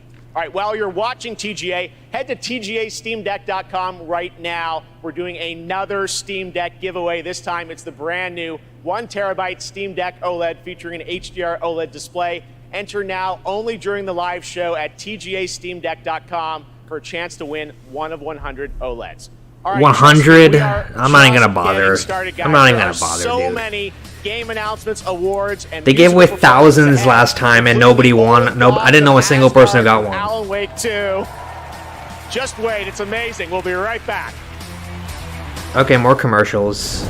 Prince of Persia game, 2D looks kind of like shit, you know. I'm here to save a prince. Are you now? Prince Hassan has been kidnapped. Take the lead, Sargon. You are to leave for Mount Karth at once. Bring him back. So far, not a lot of great announcements, you know. Like, the God of War DLC is their big announcement, really. Strange. It's amazing. I'm not super... If it was the Elden Ring DLC... Okay, if they show off the Elden Ring expansion pack, right? That's a real DLC pack worth showing off. That's gonna be a whole world to explore, okay? Like, that's gonna be sick. I haven't played Elden Ring for a while, so I kind of want to get back into it, but, you know.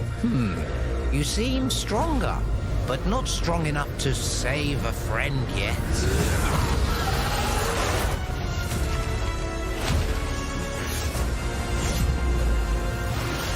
Are you courageous enough and clever enough to save your friend?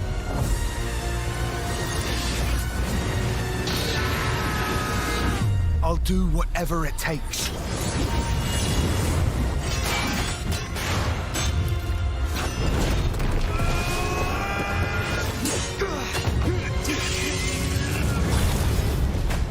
Alright, Prince of Persia. Oh, they're doing a free demo. Oh my gosh, guys, Lego Fortnite.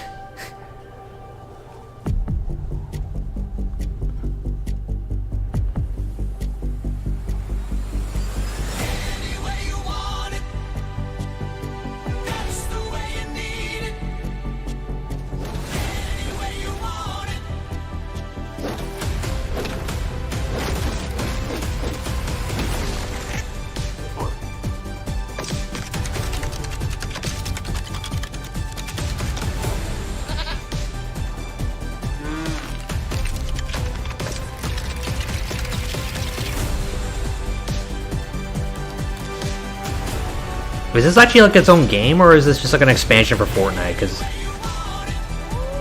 it would be cool if it was just Lego, like a Lego version of the game.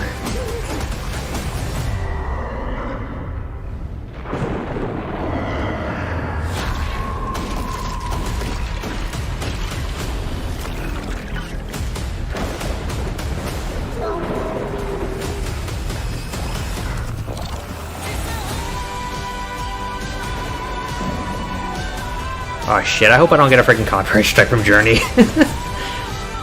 God, I didn't even think about that when I was watching this.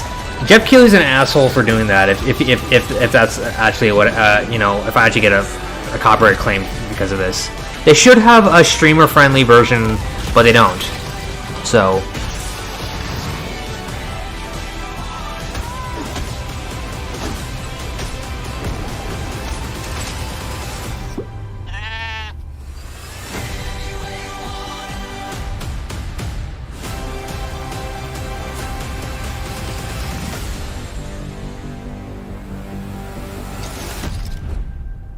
See, it's in Fortnite.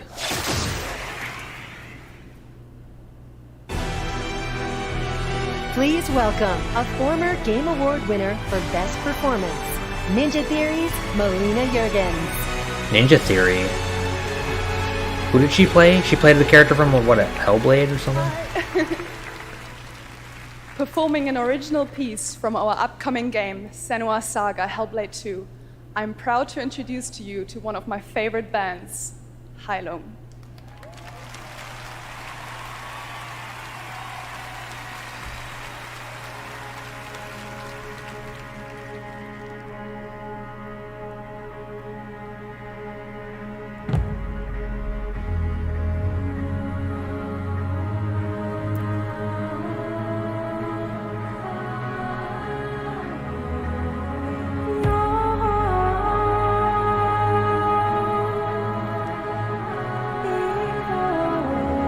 I don't ever care about this. I'm not gonna delete the VOD. If anything, I'll just mute the music out. You can do that. I'll probably publish the VOD tomorrow morning.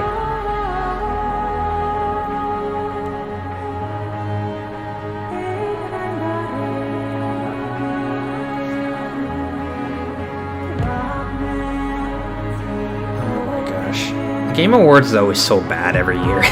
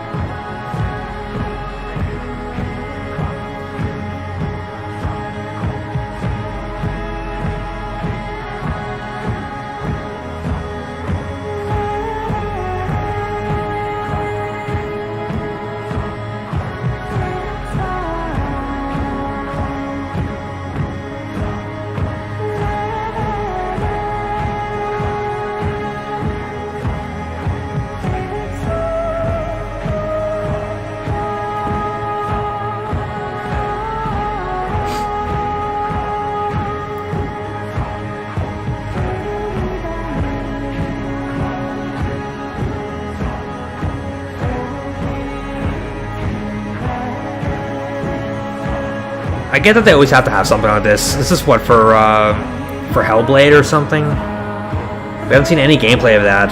It's just a tech demo so far, right?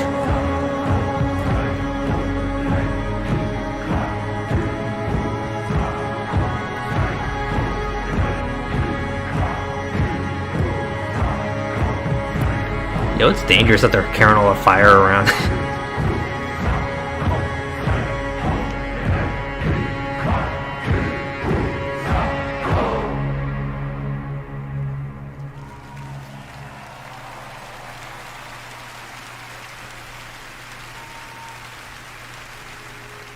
Alright, this is gonna be Hellblade gameplay now. I've dreamt of this. Dude, every trailer for this game looks like shit. Like, they're all the most boring trailers you've ever seen in your whole life. Do you hear it? Like, ooh, walking. Like, yeah, the graphics are good. Like, they're really good graphics, but honestly, there's more to the game than that, okay? I can feel them on my skin.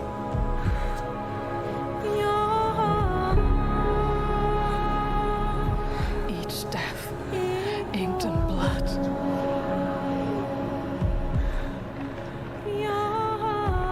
I won't stop fighting for them.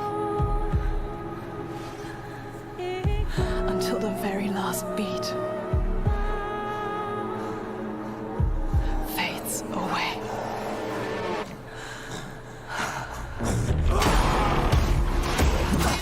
Like, look at this. Is this really that exciting to you, this kind of gameplay?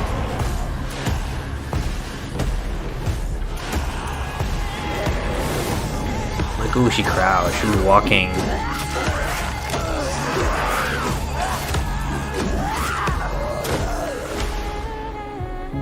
This is like Xbox's version of God of War, basically. All the lives inside me tell me to let go. The shadow. Like, I'll give it that it's very graphically interesting, but, you know, aside from that...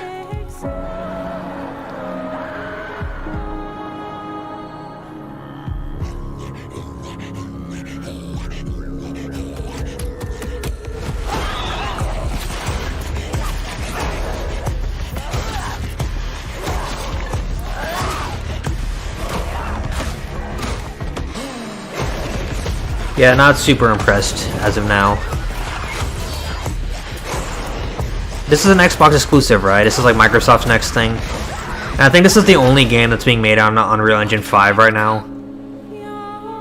It's impressive, Unreal Engine 5, but you know, we'll see what else we see this Game Awards. Alright, what's next?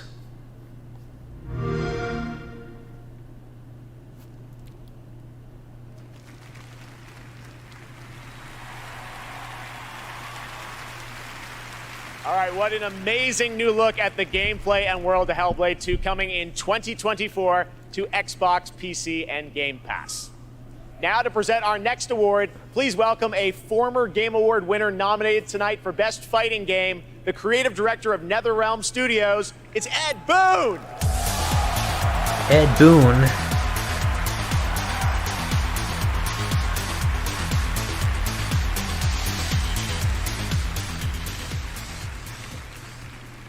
The best stories are the ones we get lost in. Tonight's nominees for Best Narrative got us all in their drama, in their characters, and yes, sometimes in some weird stuff we can't explain. Here are the nominees. Best Narrative. Alright. In a horror story. Maybe Alan Wake will win. I haven't played Alan Wake, so I don't know, but we'll see. It blesses me this day. Baldur's Gate 3 had a good narrative. It could win. And I haven't played Cyberpunk 2077 either. You know, Final Fantasy 16 better not win this. I swear, better not win. And Spider-Man 2 narrative sucked, so it shouldn't win either. Let's see what wins. And the award goes to Alan Wake 2. Yeah, Alan Wake 2 won. Oh my god, look, it's Max Payne. That's actually literally Max Payne. You see him? He's the guy who did the face for Max Payne.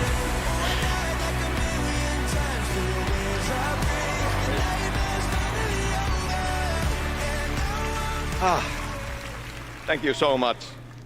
Alan Wake 2, from the beginning, was a very story-focused project for us.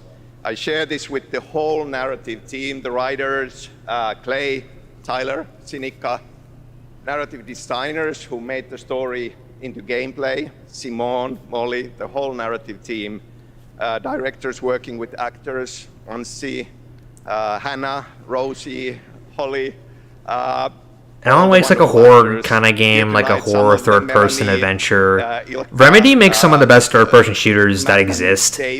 But the whole because they made Max Payne also, right? This guy, he actually, Sam Lake's like one of the creative like people there, and he used his own face as Max in the first game, so that's where he's kind of famous. Here tonight, later, Forge of the Flawless, Old Gods of Asgard, Poe, This Road, every songmaker coming through Fright Music for our chapter songs. Thank you. We wanted to push things further, to do something new, and it's always a risk. For you to embrace it and understand it means so much. I'll treasure this always. Thank you.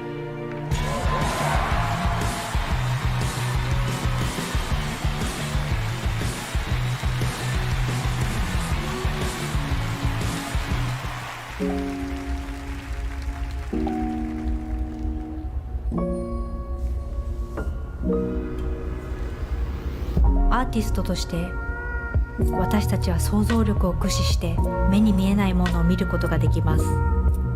私たちはボーダーレス。私たちはアーティスト。私たちはどこにでも存在する。私たちはアンシーン。You may have recognized that incredible creator who built her own independent studio in Tokyo, and she wanted to show you what she's been working on before she's even signed it with a publisher or a platform. I said, come to this show, just show it to the audience and the fans first. So that's what we're going to do. We're honored to have her back at the Game Awards. Please give a warm welcome to Akumi Nakamura. Yeah, I don't know much about Max Payne. I haven't finished it. I haven't played it even. Oh, it's this lady again. The Japanese lady. I see many amazing gamers. Hi, Ikumi Nakamura desu. Konnichiwa. I'm super excited to be on this stage again. Thank you. First, I want to say thank you to the unseen artist Miteru. And you, thank you, all of you. Who does she work with now? Your support changed my life. Today, I am honored to introduce our first project, Kemuri. It's time to see the unseen. Meet it! Bye bye!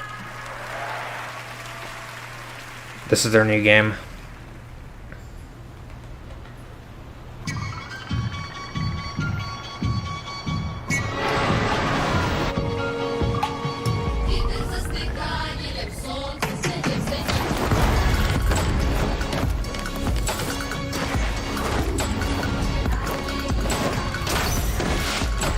Alright, so they're ninjas.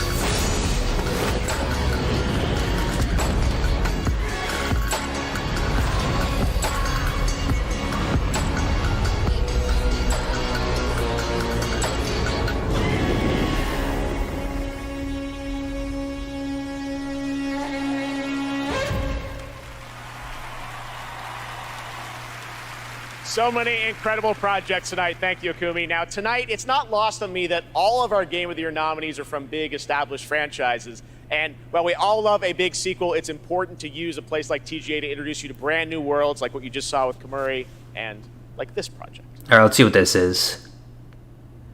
My sister fair, she sings like morning.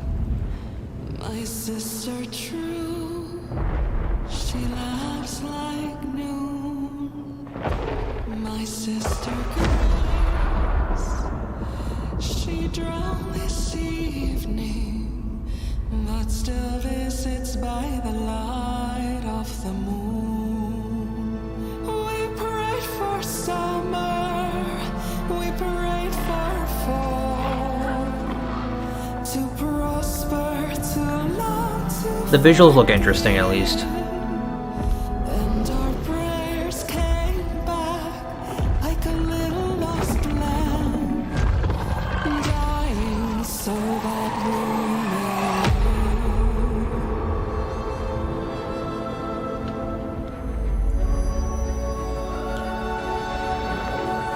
Ori in the Blind Forest. Some sort of RPG, open world.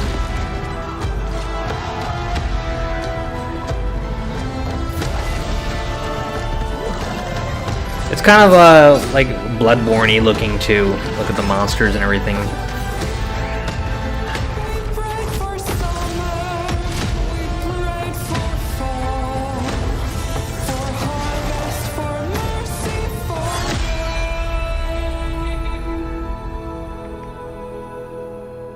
And our prayers came back like a voice in the dark, unanswered, but not quite the same. No rest for the wicked.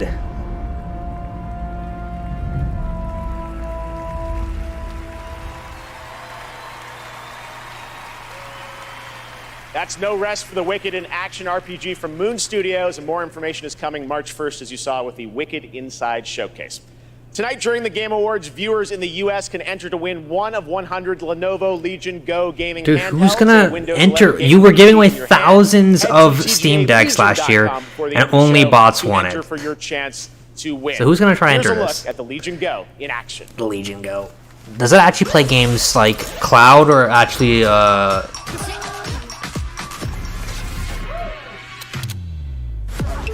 So they ripped out the Switch with the Joy-Cons. It's interesting.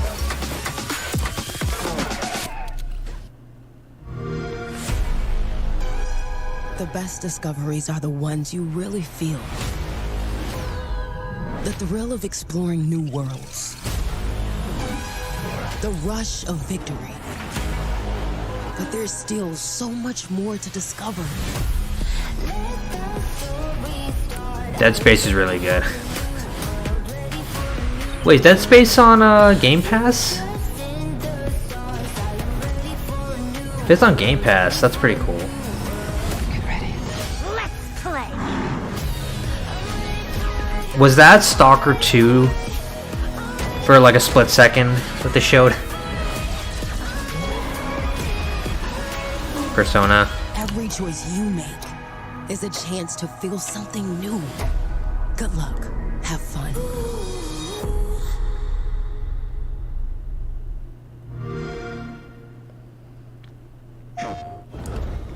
Oh, the new Avatar game. I was not very interested in this game. It just looks like Far Cry, but an Avatar. You have the mark. You are Sarentu. Teach me the ways. Screen Rant, really? Out of all the companies you could use to promote your thing, you're using Screen Rant. What they do to the land, the RDA, that is death. We did not want war, but they have made us warriors. Avatar: Frontiers of Pandora, available now. PlayStation. Hold up. This hits. Good day, Sock. You're just a wiffle waffle. You can't even aim when you go into battle. What is this an advertisement for, even? You are a border. I write decrees. You mix mortar. Fire on thee. I got an acre. You eat horse bread because your mom's a baker. The Discord commercial. Okay.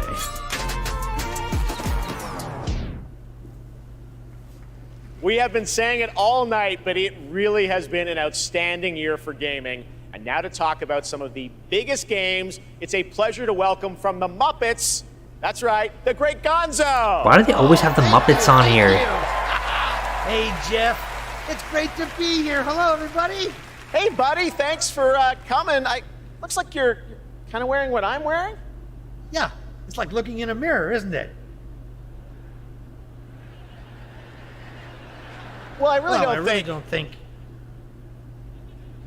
So Gonzo, what have you been playing? Seriously, what have you been playing? Hey, everybody. Hey, everybody. Gonzo's buying everyone popcorn tonight. Hey, wait a minute. All right, that was a good one.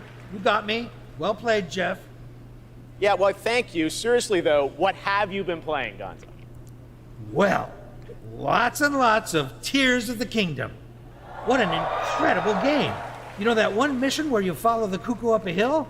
I lost track of how many days I spent doing that. The objective is really, just follow the chicken. You don't have to ask me twice. That's right, you do love your chickens, so I guess that was your favorite part. What did you think of the ending? Oh, I never get past that cuckoo mission. I keep restarting to see if I can get a slower time. All right, well, any other great gaming highlights this year for you, Gonzo? You kidding? Actually, if you have the time. Hey, you guys got a minute? I'd like to show you how many of this year's greatest games all revolve around one central theme. Check this out. Got the case board. Yeah, that's quite a conspiracy you've uncovered. I know. You probably think I'm obsessed with chickens, and I can't appreciate video games beyond this one very specific interest. I mean, yeah, I think we're all thinking that. Yeah, maybe. What do you think, Zelda? Yes! Let's do this IRL! Come on! Unbelievable. All right, here are the nominees for Best Debut I'm just Indie Game. They're probably gonna give it a Pizza Tower. I'm guessing. Cocoon. I played a little bit of Cocoon. It was pretty decent. I did not play Dredge, but I heard that was good.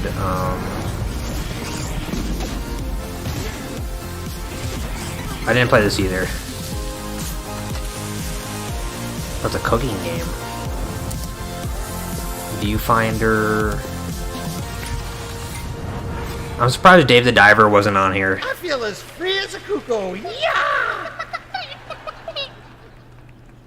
All right, the great Gonzo. Thank you, Gonzo. And now to the task at hand. The Game Award goes to Cocoon. Oh, Cocoon won. I think I said that. I thought it might win Best Indie. It's probably gonna win the Best Indie game too, then, because it's basically the same award twice. What's even the point, right?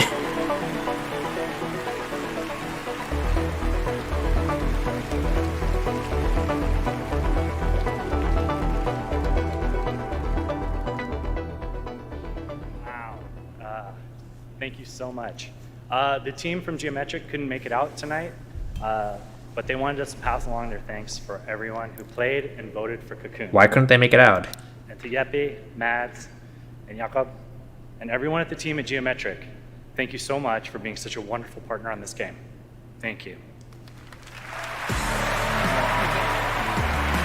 The Geometric team also wanted to thank they were honored to be nominated with all the awesome studios in this category. We can't wait to see what you guys do next. Thank you.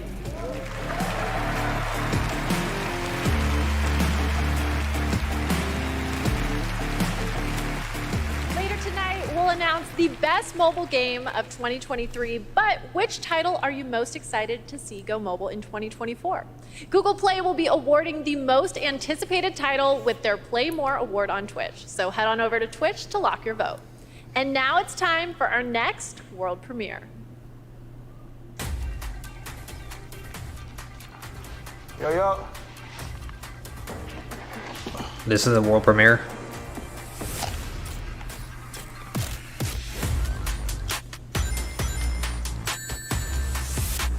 What is Sonic?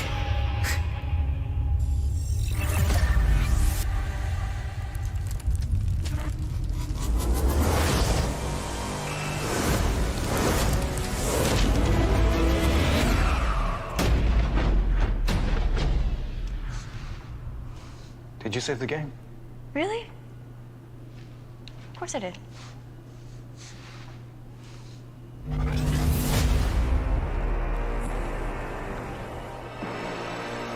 Shinobi. They're bringing Shinobi back.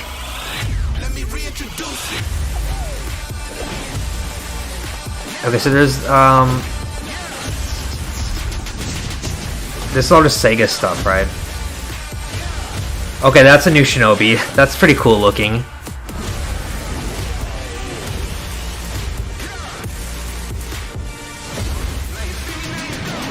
The Crazy Taxi. They're remaking a bunch of games then, Sega?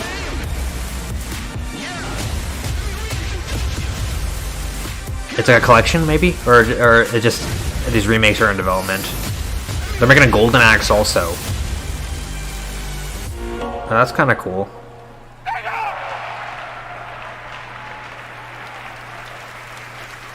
Oh yeah! Now typically a world premiere reveals one game, but leave it to Sega to announce 5 new games in one trailer. So many memories for all of us. All of those are first of the many brand new games in development and set for release over the next several years. Thanks to Sega for that truly incredible announcement. All right, well, this next trailer might be something Dragon Ball fans have been waiting to hear about for a while. Here we go. What have Dragon Ball fans been waiting to hear about? Is this a new Dragon Ball game?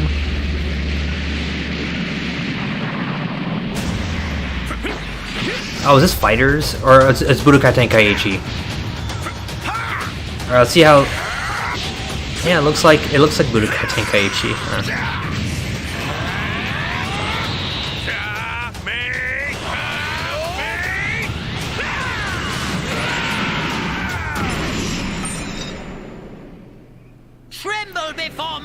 I just wonder what the rosters are gonna look like, because Tenkaichi 3 had like the craziest roster in any Dragon Ball game ever.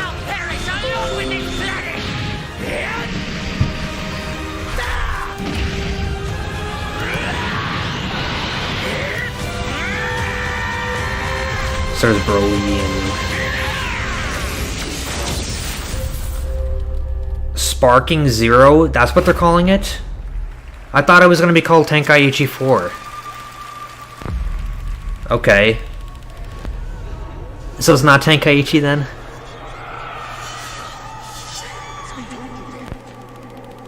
Supermassive. Whatever's down there is too dangerous.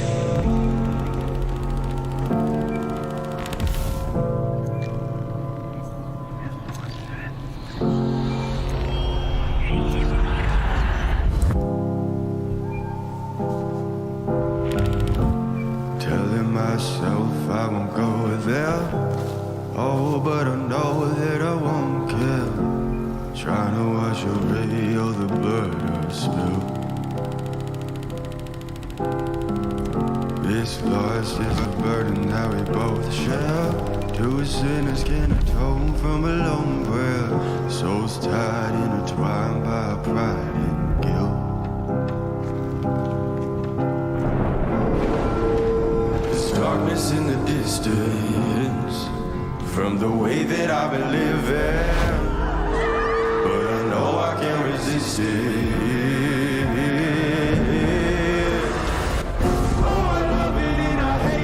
Same time, hiding all of our sins from the daylight, running from the daylight, running from the daylight. Oh, I love it and I hate it at the same time. Dead by Daylight.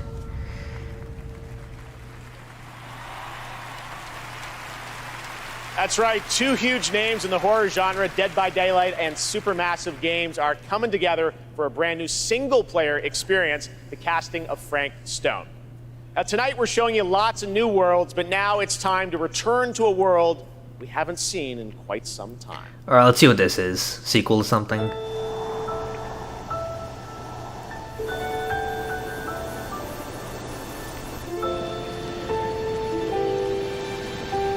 What is this? Is this a mana game?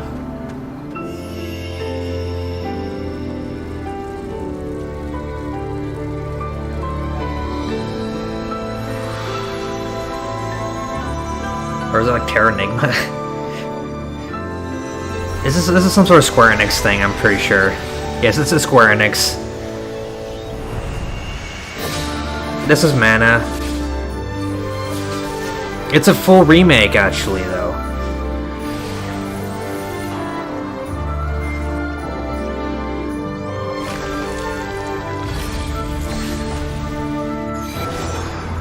I forget which one this is, though. I can't remember which one this is. It's a new Mana adventure.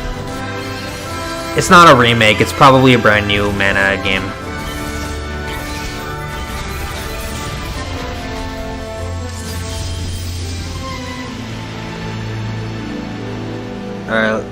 Visions of Mana. Yeah, it's a brand new Mana game. Interesting. They really announced that at the Game Awards, huh? 2024. Okay.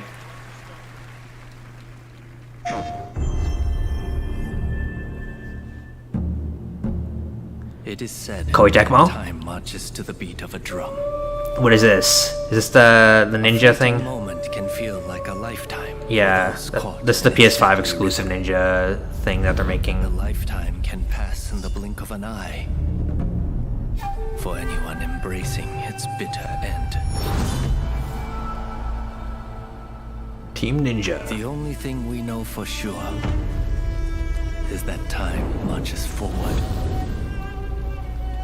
Even if we are apart, still we are one. I think they showed this off already, right? They already announced this.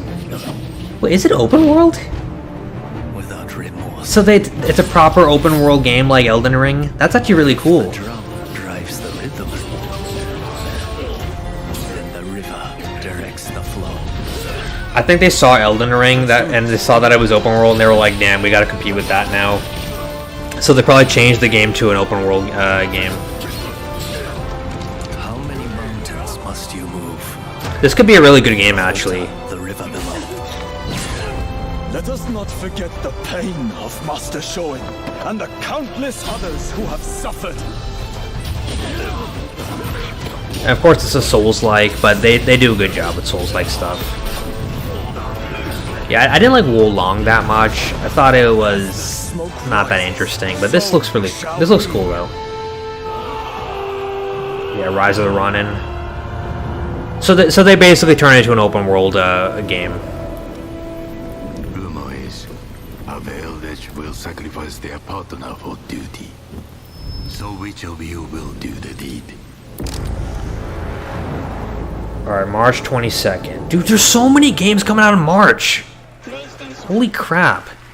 You've got the Yakuza, you got Persona 3 remake. Rise of the Ronin coming to PlayStation in 2020. Rise of the Ronin. Now it is time to announce winners in a number of other categories. Here are the nominees for Best Action Game. I think Armored Core 6 is gonna win. I think it's gonna be Armored Core. Dead Island 2. They gotta give one to From Software. Hi-Fi Rush and Remnant 2. And the Game Award goes to Armored Core? Yeah, Armored of course. How can they not give one award to From Software, you know? Here are the nominees for Best Art Direction. Alan Wake 2, Hi-Fi Rush. I think Zelda might win, but Hi-Fi Rush probably deserves it. And The Legend of Zelda, Tears of They're probably gonna give it to Zelda. And the Game Award goes to Alan Wake 2. They give it Alan Wake 2? Congrats, Remedy. That's Here surprising. Are the nominees for Best VR AR. I don't know about Gran this Turismo one. 7, Humanity, Horizon Call of the Mountain, Resident Evil Village VR mode, and Synapse. Why didn't Assassin's Creed get And the Game nominated Award for this? Goes to Resident Evil Village VR mode. That looked pretty cool. The Resident Evil VR. Now your nominees for Best Mobile Game. Hello Kitty Island Adventure. Let's go Hello Kitty Island Adventure. Honkai Star Rail, Hello Kitty Island Adventure. Hello Monster Kitty Hunter Island Now, Adventure. And Terra Nil. And the Game Award goes to Honkai Star Bro, Rail. Hello Kitty Island Adventure deserved that, okay? I don't know what they're We have doing. much more Game Awards to come, including the first ever performance by the old Dude. gods of Asgard from Alan Wake 2, and some of our biggest game announcements. They might are give Alan still Wake 2 to Game of the come. Year now. I'm But actually right now, thinking we'd it's like to meet possible. One of tonight's nominees for Best Debut Indie Game. It's very Also possible that marked Alan Wake 2 might get Game of the Year. presented by Old Spice. It seems like the kind of thing they would do, you know? Because I thought Baldur's Gate 3 would win. In India, when I grew up, But Alan Wake 2 has been clearing this whole award show, you know? They've been winning everything. well, it was a whole new world for me. I feel like Alan Wake 2 has a good chance now. I'm not sure. I should have played that. But also a way of expressing affection and all the things that they cannot say. Benba is a narrative cooking game that tells the story of an Indian mother who moves to Canada in the late 1980s. It's a story about love, loss, and family. The more local you are, the more international you become. Everybody who's played the game is able to put something from their lives into it in ways that I wouldn't have expected.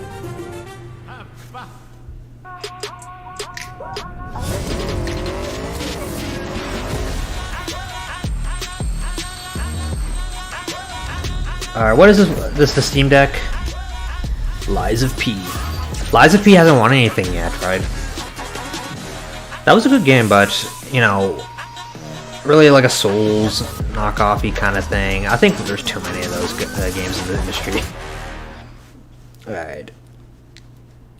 I like how there's a big old warning at the end about the battery life. We want you. So what is this? better things? I can save someone with this. Lonely? Lost? Poor? Confused? Oh, God! Oh, Lord! I won't let you hurt the children! Wait, grind the. Wait, do we have to grind the children? What up, man? Welcome in. Okay, now we sit down, very comfy. Let the miracles of science give you purpose. Sometimes the finger of God reaches down and touches you.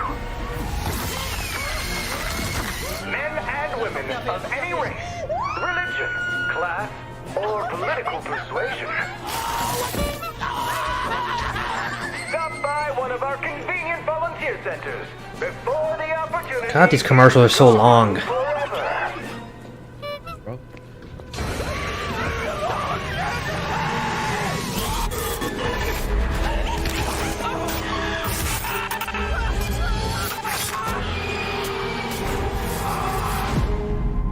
The Outlast trials. I never really thought Outlast was that scary.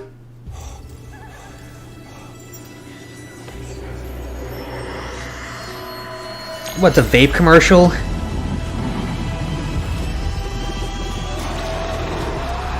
Teen addiction can Okay. make us worse.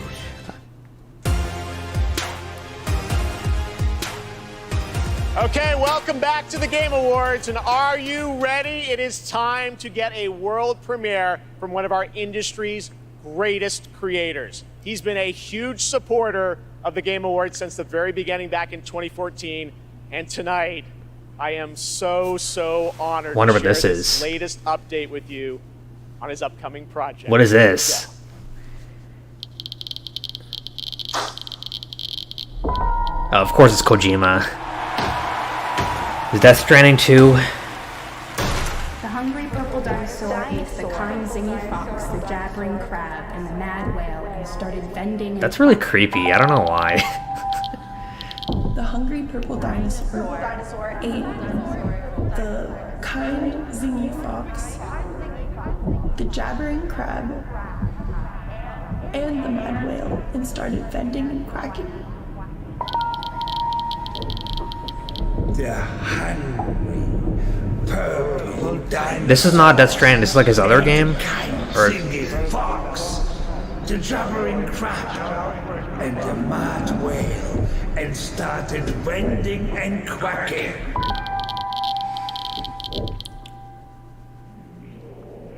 dude, his trailers are always so weird.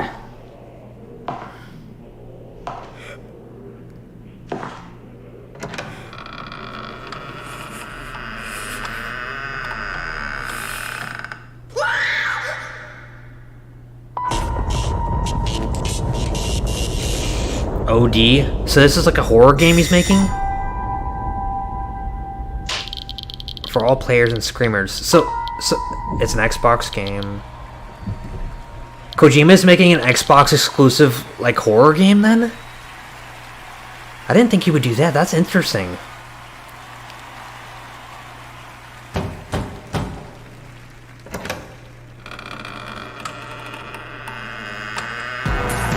It's like the PT door. There's Kojima. Please welcome the visionary game developer behind OD, Mr. Hideo Kojima! So they just announced OD here.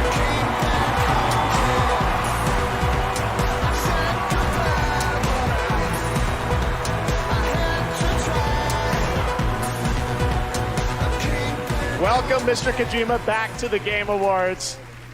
Thank you, Jeff. 10回目となる記念すべきこの TGA で、新作のゲーム I like his golden thing he's got on his 出てきて非 shirt. 常に嬉しいです。このゲームには、ソフィア・リリスと、ハンター・シェーファーとウドキヤさんが出演されます。はい。I'm really glad to be at the 10th Game Awards. Really happy to show the new title OD, and this title will feature main role Sophia Lillis, Hunter Schafer, and Udo Kier. I think we all want to know more, of course. What kind of game are you making, Mr. Kojima? 僕はその誰もがやったこともないような、斬新なことに挑戦することを非常に大好きなんですけども、Xbox ゲームスタジオの力を借りまして、Xbox really lucked out getting クラウド this. 技術を使って、 They must have paid out the big bucks to get him. ユニークで尖ったゲームっていうのを今作っています。で今までないものなんで、言葉で説明はしにくいんですけども、これもちろんゲームです。遊んで楽しめるゲームなんですけども、ある種映画でもあって、さらに、新しいメディアになるかもしれないという可能性を秘めたものです。So I really like to always challenge new things, groundbreaking things, and that's my kind of rule. But this one, with help of Xbox Game Studios and using their cloud gaming technology, I'm kind of doing this together. But it's really to make immersive and also something that no one has seen before is what I'm trying to do. And it is a game, don't get me wrong, but it's at the same time a movie, but at the same time a new form of media. Well, we can't wait to learn more about what you're working on. Oh, wait. Is there somebody else at the door? Was it Guillermo del Toro? Who is it? Everyone, please welcome Jordan Peele to the Kojima-verse. So he's helping him with it? That is so weird.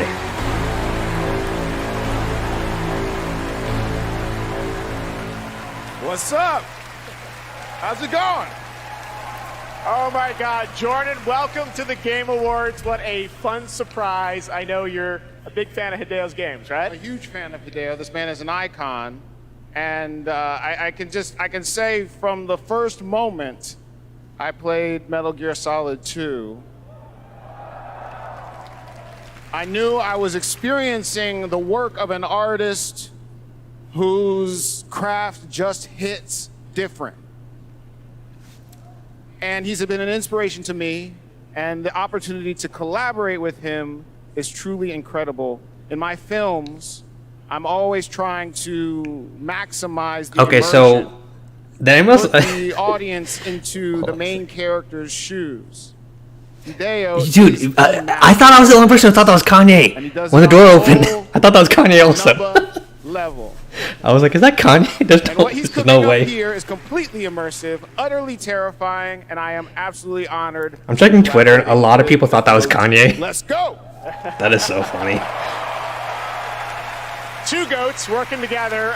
Hideo, I want to ask you. Because he was like doing the same kind of like slouchy pose as Kanye, right? And he's wearing like the same kind of clothes. 天才と評価される数少ないクリエイターの一人で、 Yeah, dude, everyone on Twitter thinks that it was Kanye. だったんです。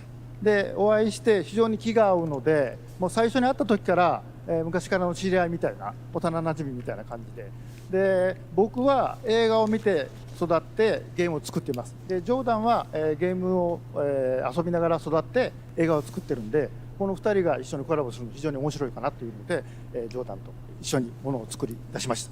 Well, Jordan is one of those genius, and I've been a big fan of him. And when I met him, I felt like we were friends from the past. We get on very well. We like things that we both like, and we're really happy, and we wanted to collaborate something. And this time, well, Jordan, I grew up watching movies, and I'm a game creator now. Jordan grew up playing games, and he's a movie director now. So this two collaboration will be really awesome. So that's why I wanted to do something together with Jordan. あとですね、こ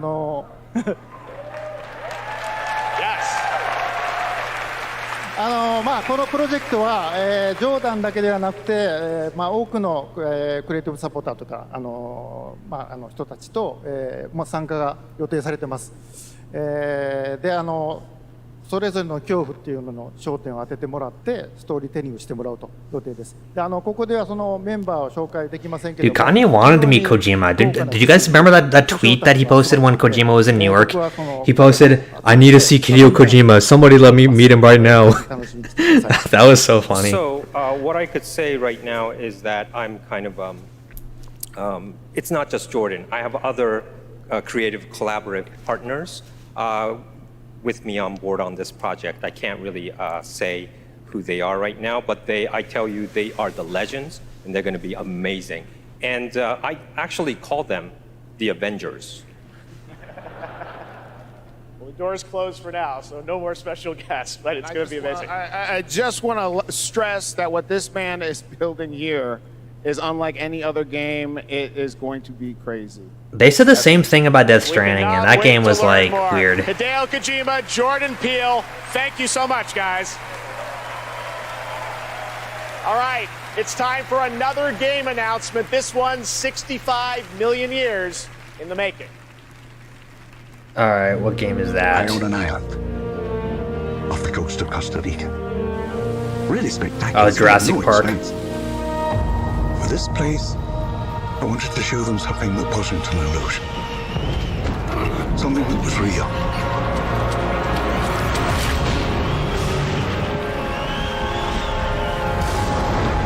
Can anyone hear me? This is Dr. Maya Joshi. I've been left behind on Isla Nubla.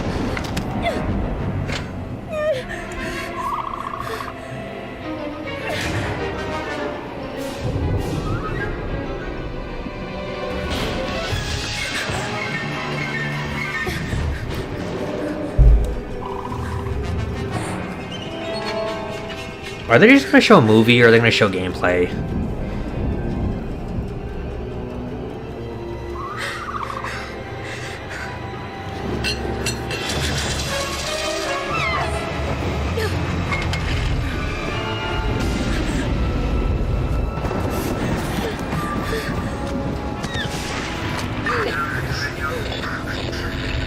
Is anyone there?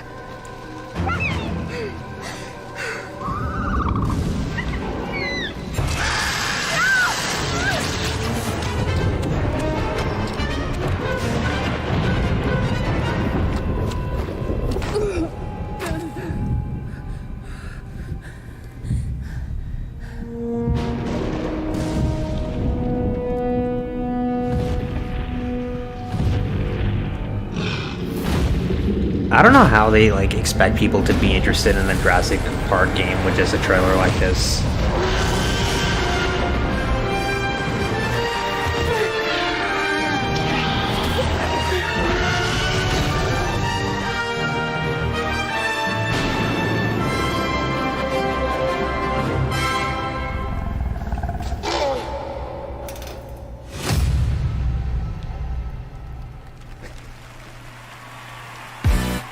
Please welcome Grammy Award-winning producer, Zed.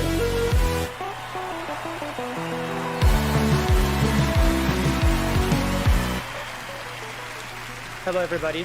I'm honored to be here tonight to present the award for Best Audio Design. Sound is an often overlooked but crucial aspect of game development. It's what brings games to life, creating the immersive worlds we love to explore. It's the eerie noises deep in the forest, the echoes inside an abandoned spacecraft, or the satisfying sound of shooting a web. This year, we've seen some incredible examples of audio design in games as talented sound designers have pushed the boundaries of what's possible. Here are the nominees. Best Audio Design.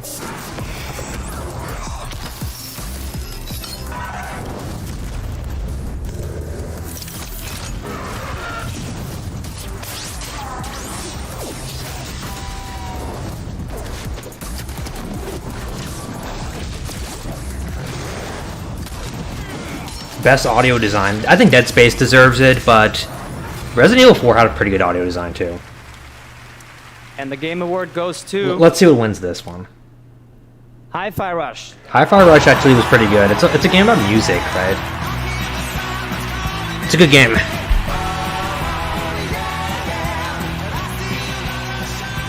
We'll see what wins Game of the Year.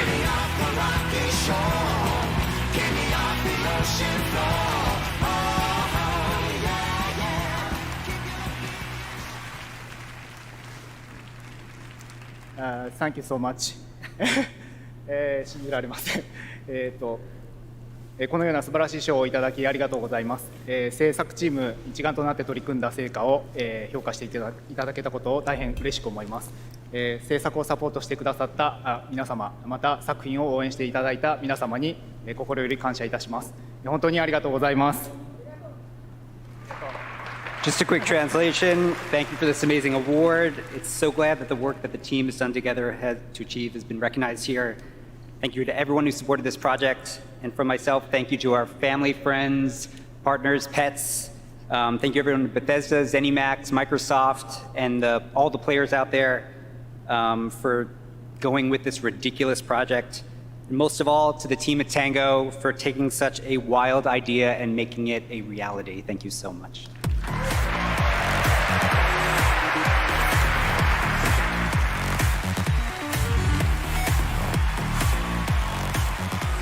All right, let's turn to the world of Fortnite. If you haven't already, check out the Game Awards Island in Fortnite. It's been updated with new trophies tonight to collect.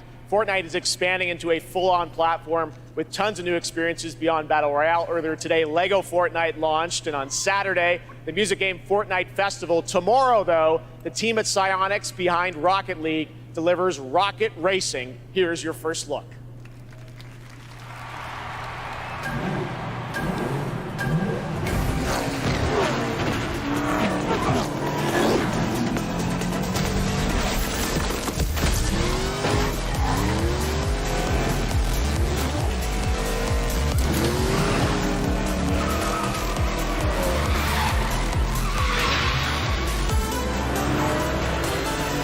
So what, it's like a Fortnite racing game? Oh, this is Rocket League?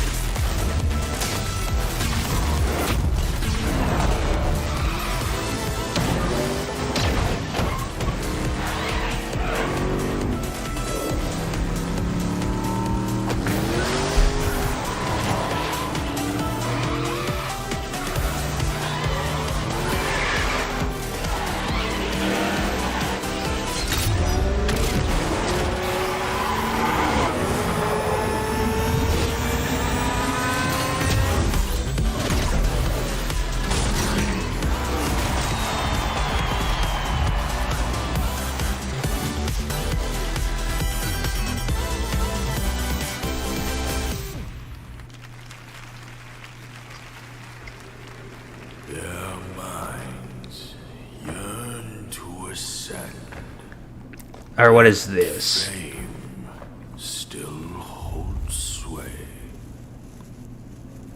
Their glory fades through time in tombs of somber gray. You too want to be an immortal? Game science? Master, are there more good folks in the world or bad? More good, of course. Then why is there always suffering? And why do the bad folks always win? This is like a Souls game, isn't it? Without teeth I can already tell. punishes not. It only foments evil. Lends the world with blood. Oh, this is Black Myth Wukong, right? In it. That is your destiny. This game's probably going to be really crazy when it comes out. I think everyone's going to be talking about it. I, the Keeper of the New West, welcome the Destined One. The Destined One who doesn't even know what he's destined for? Those old rascals, they surely know how to... It looks really high quality, actually. Is my kind destined for extermination? You're driven by glory, not destiny. So this is the face of the Destined One. It will fit me just as well. Bathed in blood, yet preaching peace. Oh, you immortals, pray enlighten me. What just? It's definitely got that Souls kind of From Software sort of aesthetic to it. But it's more... See how quick it is? I like how they're actually showing gameplay and not a stupid movie. So most of these trailers are just movies, you know?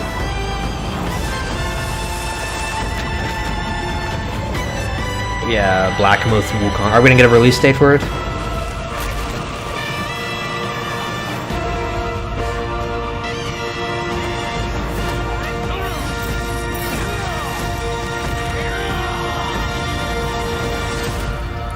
Oh, sweet destiny.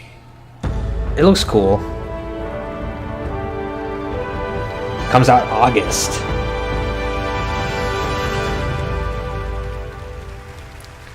I think that's gonna pop that game. I think a lot of people are gonna play it. Batman, Green Lantern, The Flash, Superman. Dude, this game looks like shit. Okay. The people they swore Honestly, looks like shit. Like, dude, just give us another Batman game. Why make it like, oh, Batman's got a gun now? Ooh. For me. Flash, how do I stop this? You have to kill us, Diana. We have to die to save the world. I don't know what happened to Rocksteady, but this game does not look great.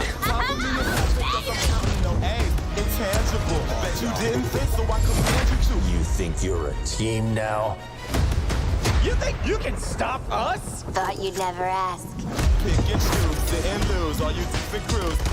So like you got like giant boss fight with Green Lantern. Like it looks really bad, right? Compared to Rocksteady's previous Batman games. Man alive! According to all these girlfriends. Feeling glad I got sunshine in a bag. I'm useless, but not for long. The future is coming on. So, what's the plan? Time for us bad guys to save the world. My future is coming on, it's coming on, it's coming on. Ah, come on. And how are they gonna kill Superman, honestly?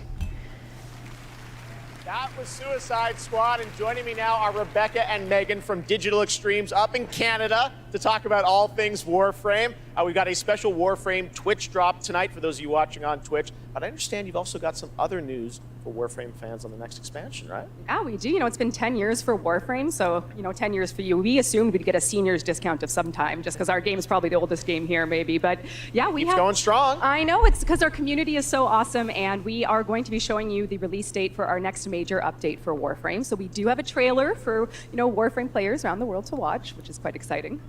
Yeah, I mean, it's been an incredible ride, 10 years of just our incredible developers, our community just supporting us along the way. So if you're a Warframe fan and watching, we love you and thank you so much. And I hope you enjoy the next update, Whispers in the Walls. Oh yeah, thanks for having us back too. Devs at home, we love you guys. All right, thanks guys. Let's take a look. For generations you've slept. No purpose. No call to wake you. Who knows if it'll get muted? I'll mute the part out that that whatever gets a copyright strike or something. The lidless eye has seen you, the Tenno.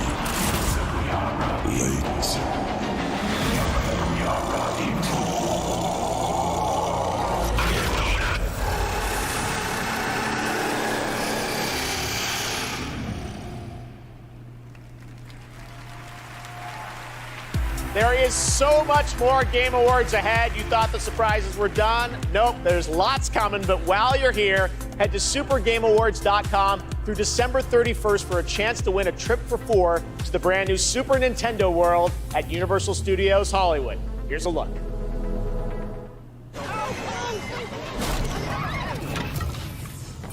Super Nintendo World.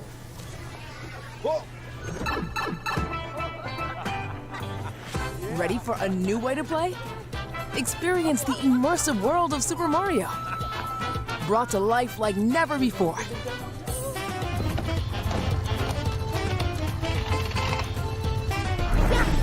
Super Nintendo. Look, I'll take care of the audio. I don't think there's going to be a copyright strike. they're not that dumb. There might be one though. We'll see. I'm an official co-streamer for the Game Awards. Jeff Keighley literally made me one. Let me see what he said actually in my email. You know, me and him are buddies. Is this a Starfield commercial? That's for Starfield. Who the hell said the masterpiece? Vice? Now I know never to listen to Vice for anything ever. A cinematic masterwork. Piss. I like how none of the outlets saying that are actually video game outlets. They're just like random, you know, news companies just talking out of their ass about the game. Masterpiece, my ass. This game sucks so badly, you know. It is horrible.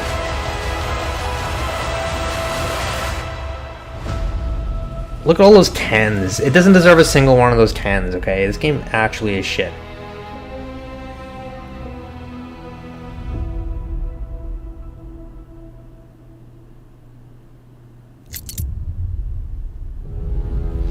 Life to the living. Death to the dead. We have sworn to protect the living from the lingering dead. Keep the incarnate and the invisible separate. To bring peace on errant souls. Once their grip on this world is broken.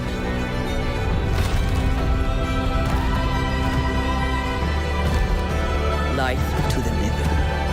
Death to the dead. Life to the living. Death to the dead. Life to the living. Death to the dead. Honoring my oath. Or sacrificing the living to bring me back. I'm not sure I can do this. Honor your oath, or bring me back. But don't leave me like this.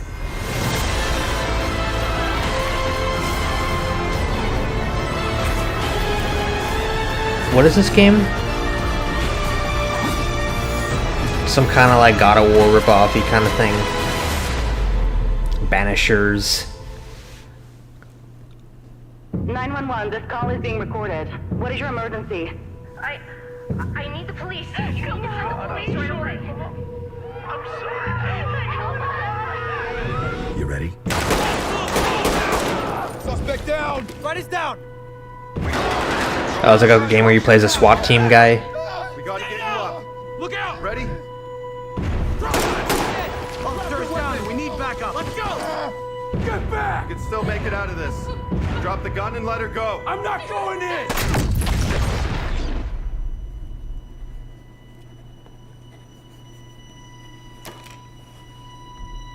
So, are you ready? Ready or Not. Oh yeah, I heard about that game.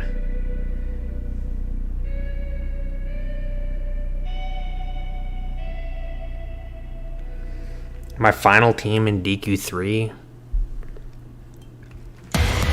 I think it's Sage, Call of Duty, Warrior, Warzone, Martial Arts Little Hero. Nightmares, and Tom Clancy's Rainbow Six are just some of the big titles coming to mobile in 2024. Head to the Game Awards on Twitch to vote for which title you want to win Google Play's own Play More award. Now, please welcome last year's winner of Games for Impact for the game As Dusk Falls, which is coming to PlayStation on March 7th and is available for pre-order tonight. Creative Director Caroline Marshall.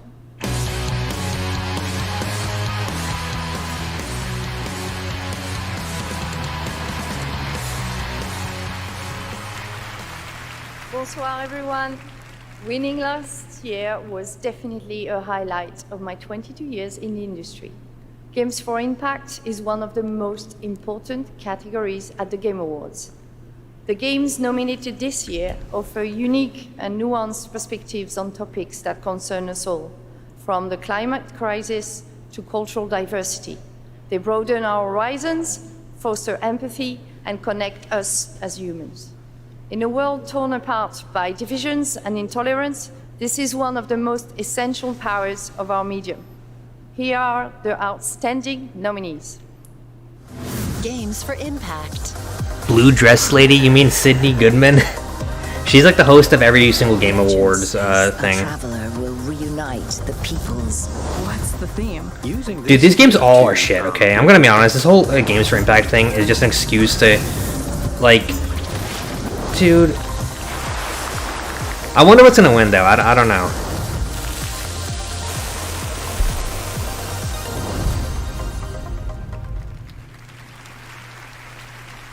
And the Game Award goes to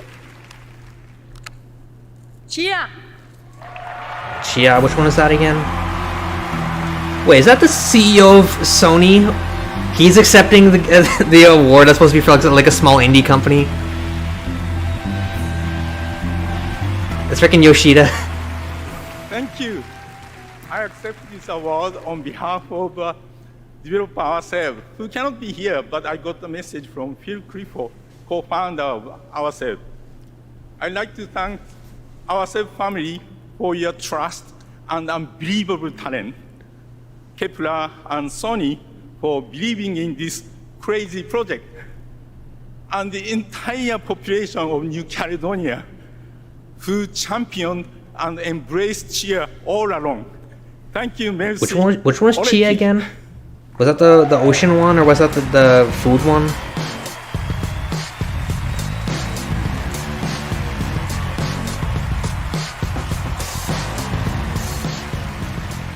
Hello.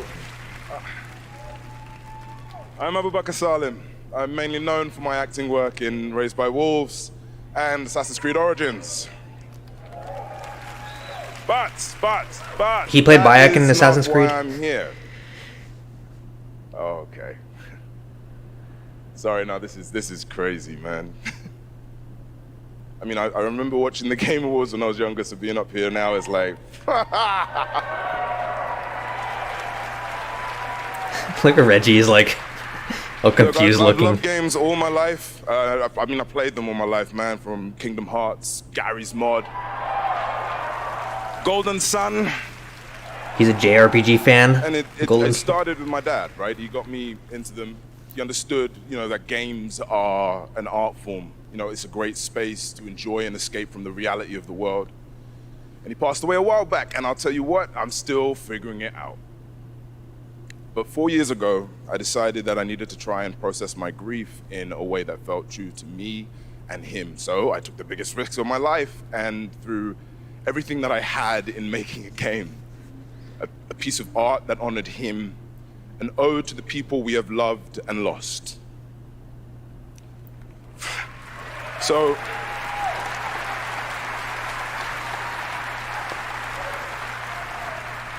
the reason I'm here tonight is because with the love and support of a lot of people here, I'm gonna take another big risk and I'm gonna show you what we've been building. No, I'm gonna offer you this game, a game from my old man. I hope you like it.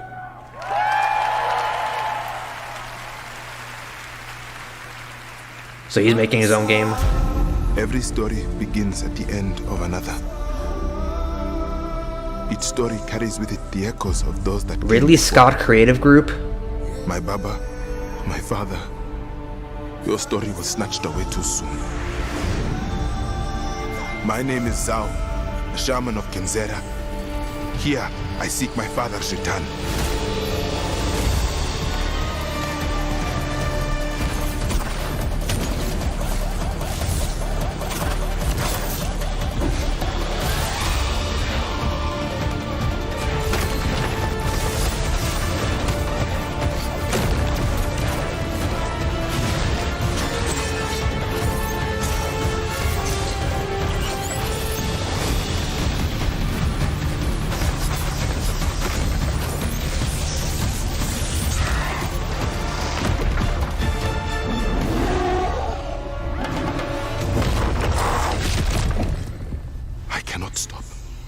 I will not stop.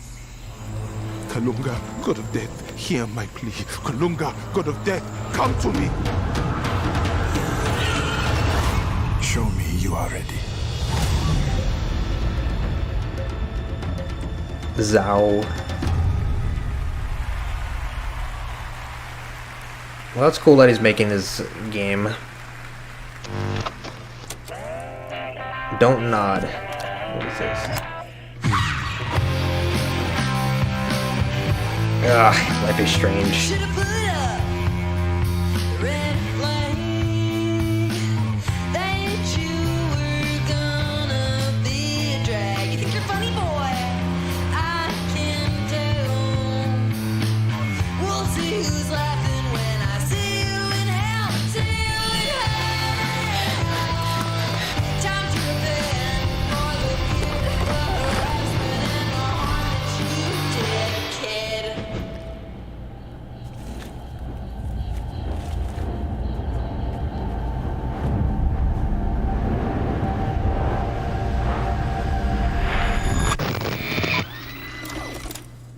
It's been 27 years, y'all.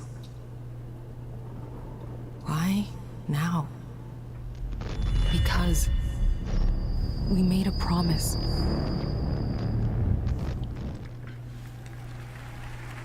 That was Lost Records, a brand new world from the development team behind Life is Strange. Now we have a world premiere new look at a game based on an ongoing franchise of 18 years with over 850 million users worldwide. This entirely in-engine trailer shows off the blend between cartoon 3D graphics with hardcore action. This is the first Berserker.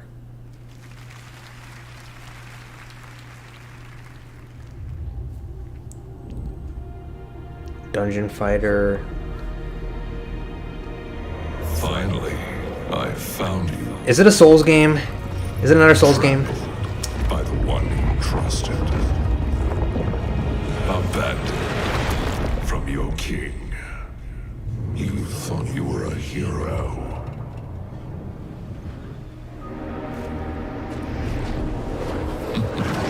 Now, you are just one of us. Yep, it's a Souls game. I knew it. It looks cool though.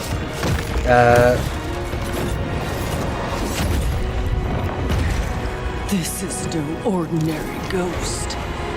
You'll have to risk your life. It's kind of like anime style.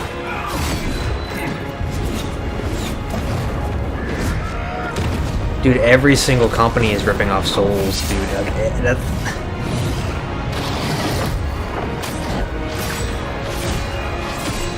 Isn't it crazy how like Demon Souls is like one of the most, you know, influential game ever because every company just making their own.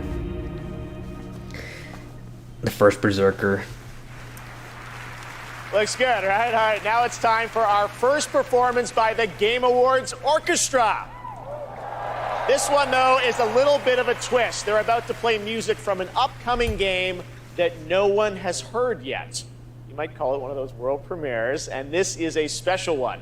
It's written by one of the greatest video game composers of all time, the legendary Nobuo Uematsu. Here is the Game Awards Orchestra, led by Lauren Balfe, with lead vocals from Lauren Allred, debuting the theme song from Final Fantasy VII Rebirth. Okay, Enjoy. I thought it was something that they never announced yet.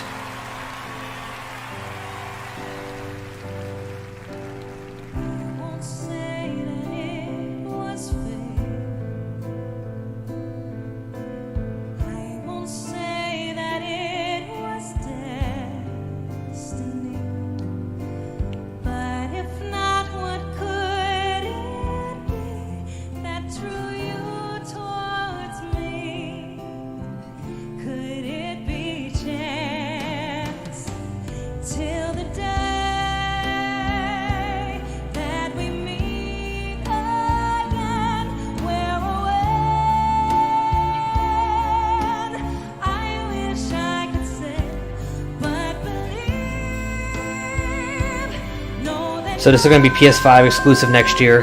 It looks better than 16 at least, I'll say that.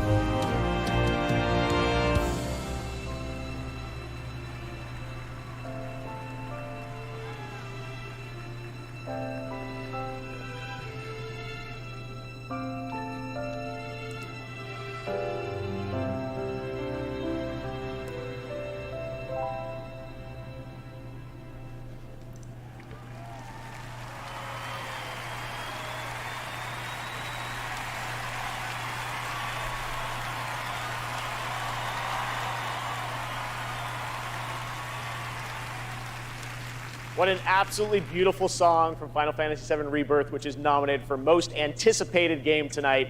Thank you to Lauren Allred. It's probably going to win that award. And the Game Awards. If I had to guess. They will be back later to pay tribute to our Game of the Year nominees. But that's not all we have tonight for Final Fantasy fans. So what is it going to be now? Done. That's set in stone. Or so they'll tell you, dearie. Because the future has the power to change anything. Even the past. Strap in, Newtie. Things are about to get mighty interesting. So what is it, like Fortnite Final Fantasy or something?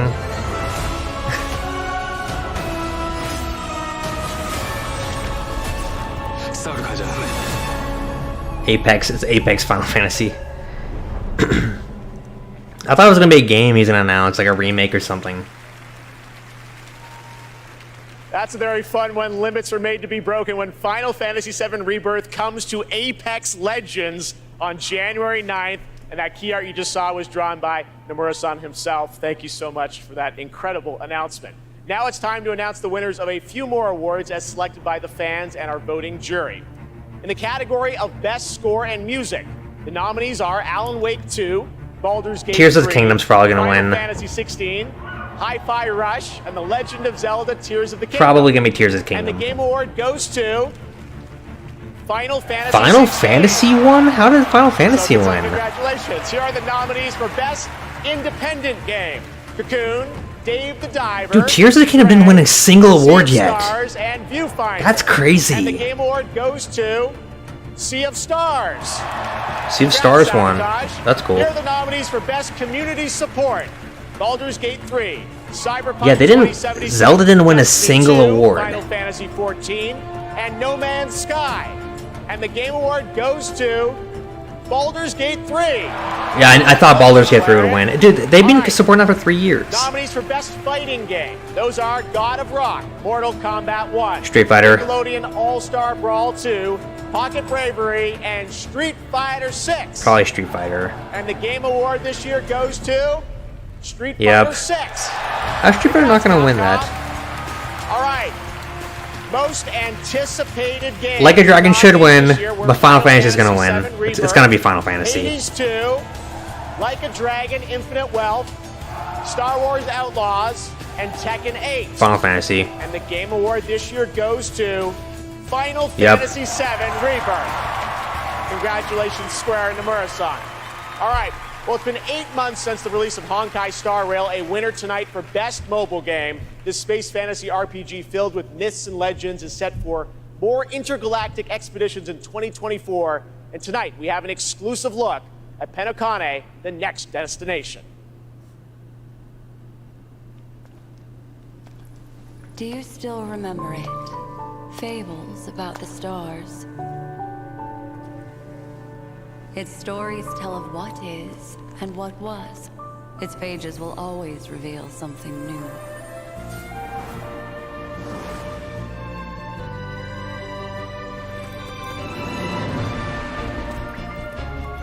Dude, this company, right? They just always come up with something new.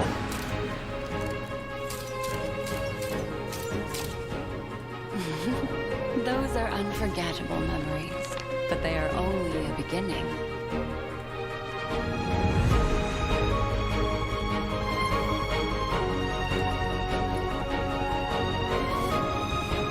It won't all be merrymaking. Suffering and joy will both be added to the final draft of the story.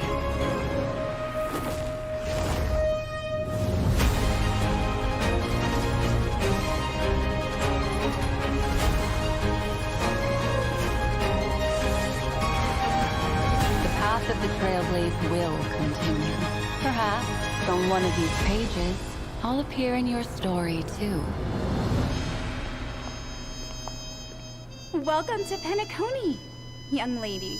May I ask your name? Acheron, the Galaxy Ranger.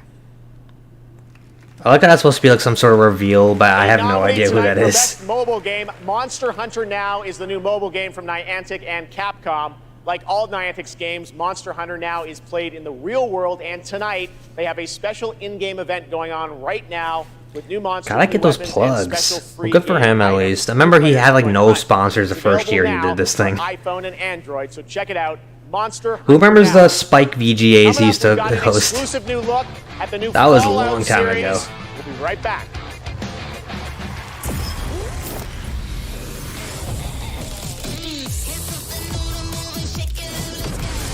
Lego Fortnite.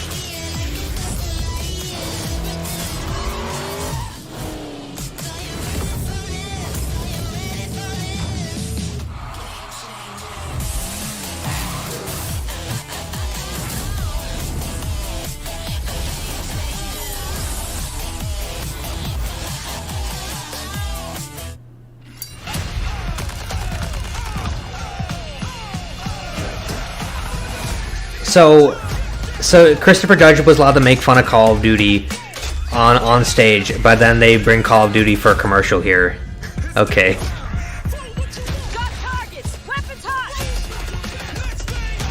I bet Jeff Keighley's pissed off about that. Like, bro, you cannot just make fun of random companies' Activision's games like that, man.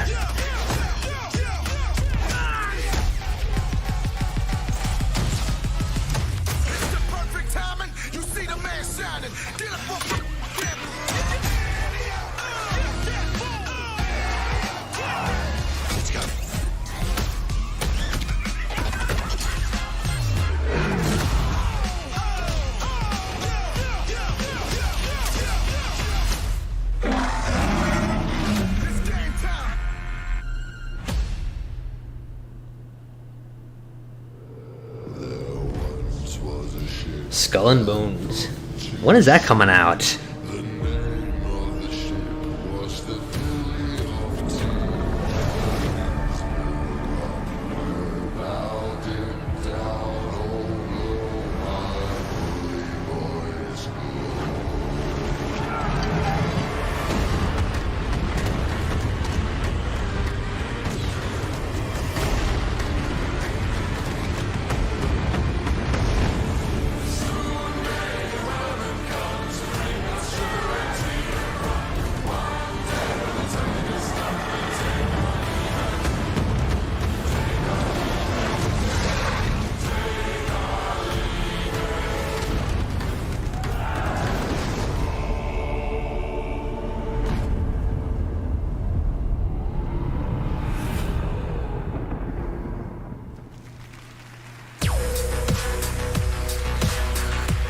We're back here at the Game Awards, and that was a new look at Skull and Bones from Ubisoft, which is coming out on February 16th. I'm happy to announce that players can register now for the upcoming closed beta from December 15th to 18th on all platforms. And now it's time for the announcement of the next game from the studio that won Best Game Direction in 2021. What studio was that? Bethesda. Deathloop, right? It was them. Because nothing came out in 2021 because of the pandemic. So Deathloop got all the awards, right? Attention, the sun is currently setting. All citizens are required to shelter in Turn that shit up. Let me guess, vampires.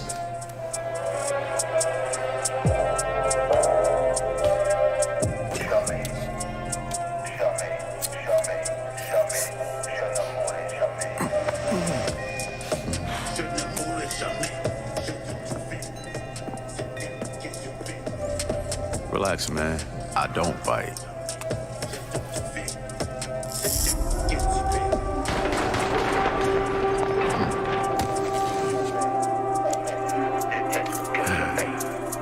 Lock up tight now. Night's just getting started. What is it, Blade? Yeah, it's Blade.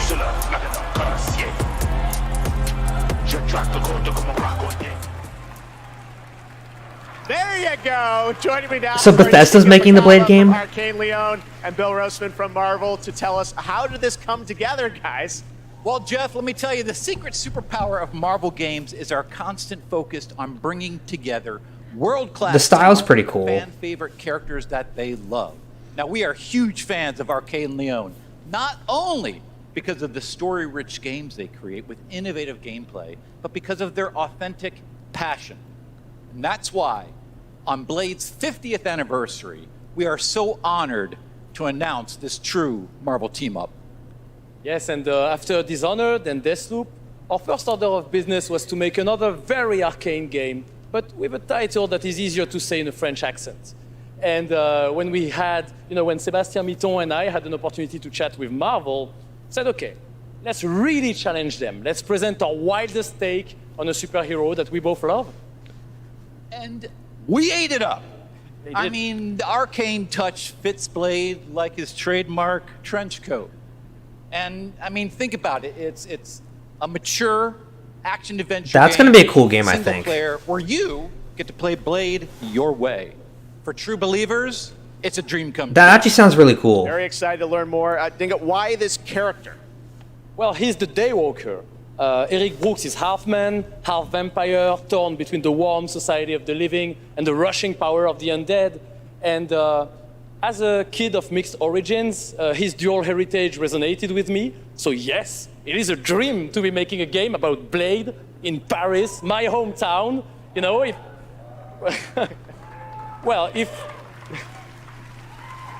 So that guy on the left, Bill Roseman, he once shouted me out on Twitter like years ago. Fun fact. We shared it with bloodthirsty invaders that come out. So I made a drawing of Spider-Man or something, and he was like, "Oh, look at this thing sackchief drew." That actually happened. I know it's pretty early, right? I can tell you one thing. It wasn't a very good drawing, but I appreciate it nonetheless. Is pouring so much love into this immersive third-person action adventure set in the heart of Paris. So please sit back, let us cook, and voila! Merci beaucoup. Merci. Whoa! Stunts too. Dinga Bell, thank you very much, guys. Great announcement. All right, awesome. Thanks, Dinga. All right. Now please welcome the star of Twisted Metal, a nominee tonight for Best Adaptation, Anthony Mackie.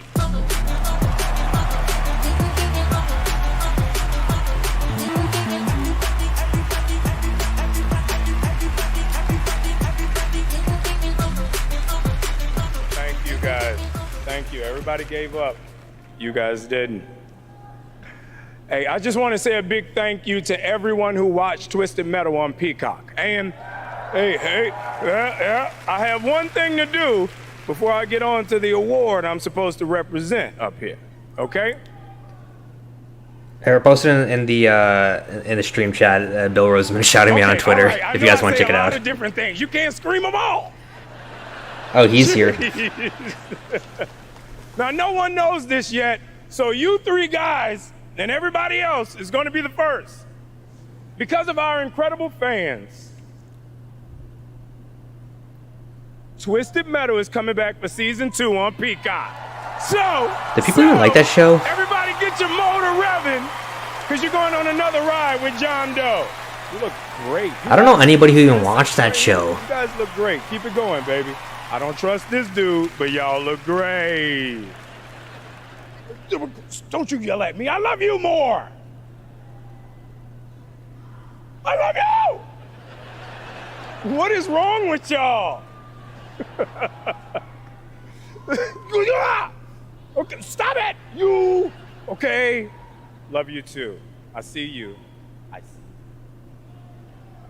Shut up. Okay.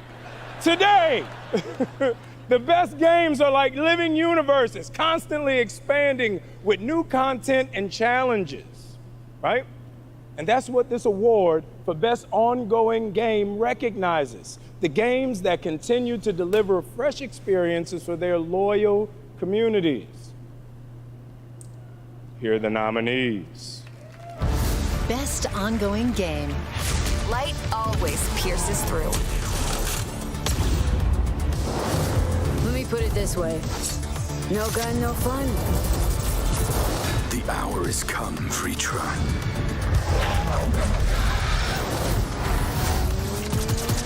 Best ongoing game, I said? Let the magic begin! Probably Final Fantasy, or...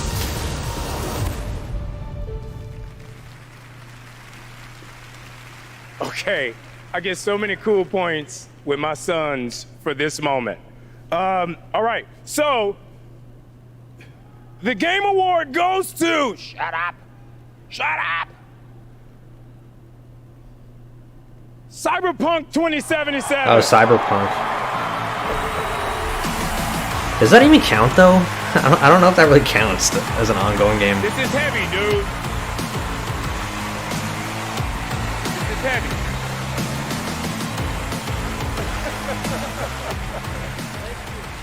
Oh my goodness. What a journey. What a journey it's been. Holy. Video games are awesome. This is an incredible moment. From launch to 1.5 to 2.0 and Phantom Liberty, and now the Ultimate Edition. Like, the tenacity and the resilience of the team, and just wanting to bring forward stories that impact, worlds that are immersive, you know, the world being immersive, and of course the gameplay just being fun as hell. This is exciting. Team, we accept this on behalf of hundreds of people who put their hearts and souls in it. The two of us here. Please, Saskia, including this guy here, please say something. And I mean, I have to include here our amazing players. They've been with us throughout the whole journey, gave us feedback, made funny memes, videos, you know, wrote posts on Twitter, on Reddit. It was amazing, you know, to see the reception of the players when they were actually getting all of those updates. Just recently we shipped update 2.1 for Cyberpunk. They're doing the music thing. And it's for all of you. Thank you so much. They're doing the whole thing where they play the music because they're taking too long to talk. He always does that.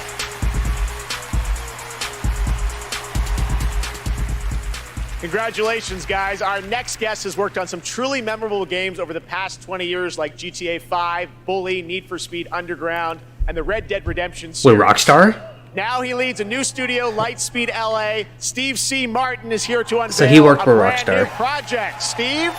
Thanks, Jeff. Great to have you here. You showed this to me earlier this year. Tell us a bit about it. It's an honor to be here, so thanks for having us. Over the past few years at Lightspeed LA, myself and a remarkable team of over 200 talented, diverse industry veterans and fresh new talent have been in deep development on a fully original, AAA, futuristic open world game. Tonight, we're really excited to offer you all a sneak peek at what we've been working on. I'm seriously, I'm so excited to share so much more with you in the future. But for now, I hope you all enjoy this first taste. Amazing. Let's take a look, Steve. Here we go. Alright, let's take a look at this game. It's gonna be a cinematic trailer.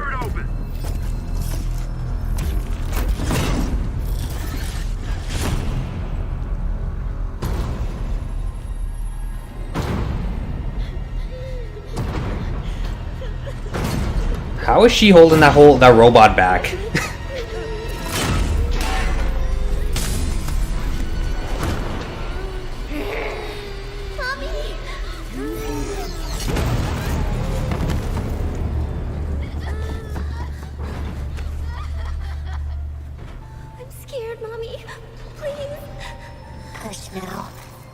Yeah, she's a robot also. Going to be okay. The demon is here. It's the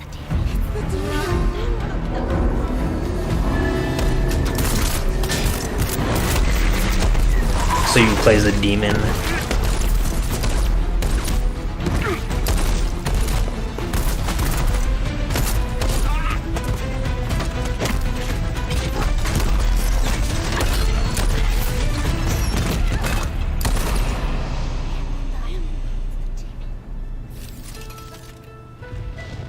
Follow me.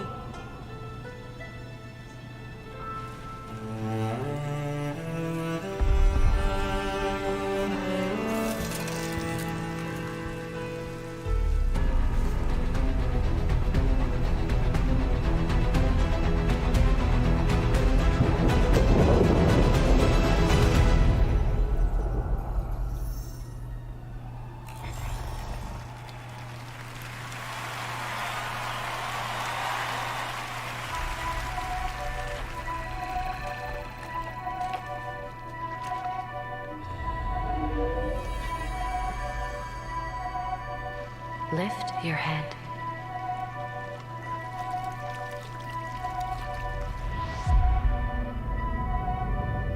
Open your eyes slowly.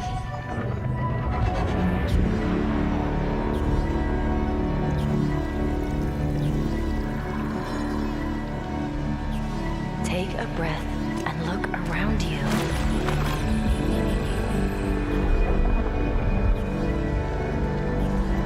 What is this? Have we seen this before?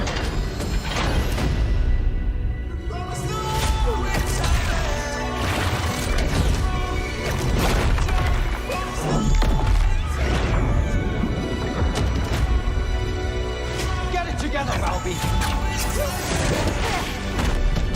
Fate always tests us. You have to fight until the end. I'll find you.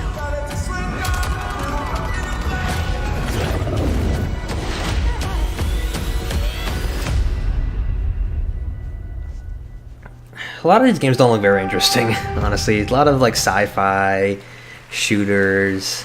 That was the first Descendant, which is launching the summer of 2024 from Nexon. Now we have a new look at Hoyo versus next big game, Zenless Zone Zero, an urban fantasy ARPG. I had my eye on this one for a while. We had it at Gamescom, and we're excited to unveil their latest announcement right here at TGA. How many games does this company make, this Hoyo thing, right? They got like 50 games now.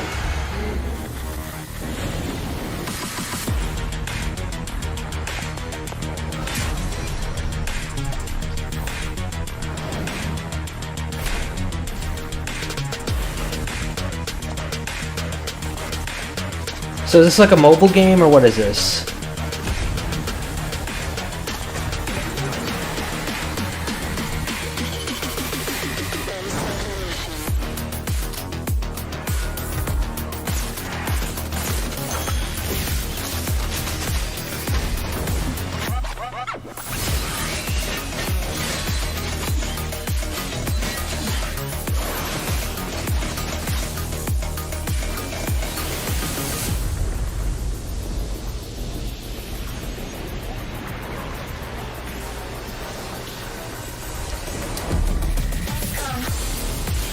I'll admit the character designs are pretty cool, but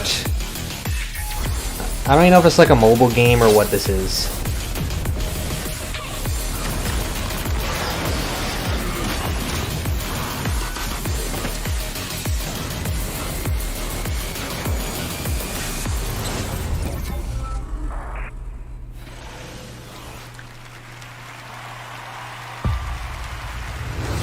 Alright, what's this one then?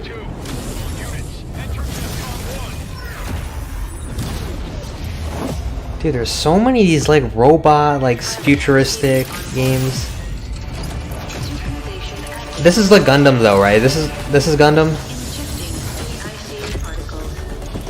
It looks very Gundam to me.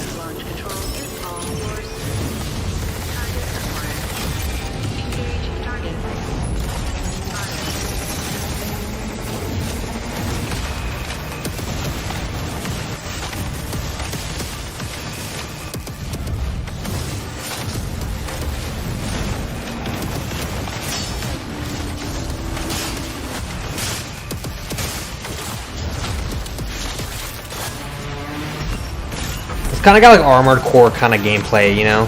It looks a lot like Armored Core 6 too.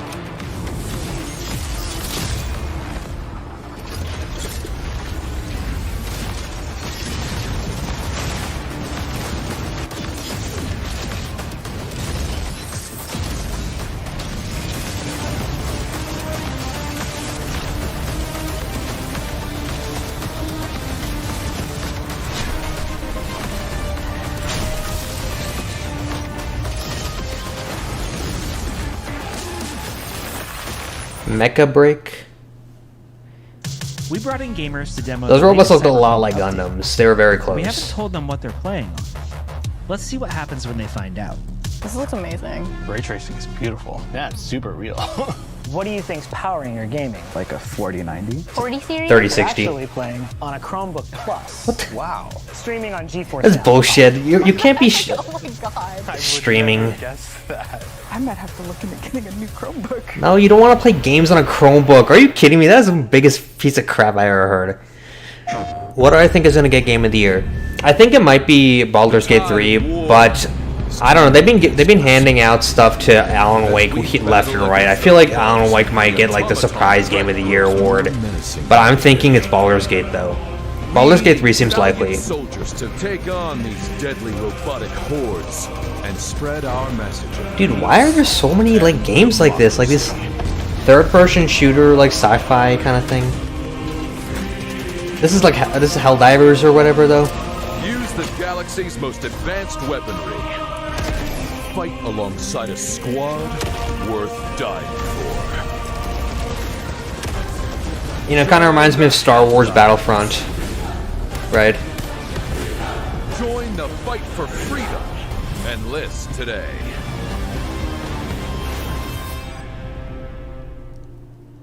PlayStation. What is your life? My honor is my life. They overdo it with the commercials. But I know he's got to pay the bills, but My craft is death. the Warhammer game does look pretty cool too. What is your pledge? Yeah, I played Baldur's Gate 3. I played a lot of it. I thought it was great. Thought it was amazing. Warhammer 2 Space Marine.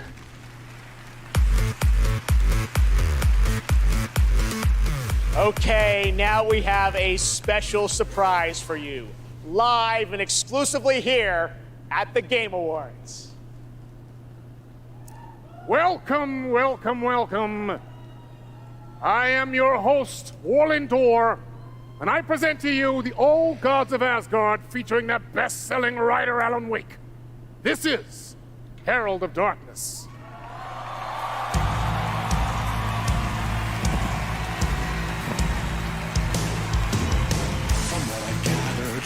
Nice and sheltered with mama's pretty stories and you're all made up pure. And mama gave me a magic clicker. Well, yes, I think it's true and fair to say. Come on in the lips and lost words you'll be missing on the fire you're bearing. The eye of the darkness, your life. So you were drawn to stories early on. My dreams would light up my imagination. It's fine, you know, people are talking about like him having concerts on and stuff. He wants this to be like the Oscars, you know? I'm cool with it, it's fine.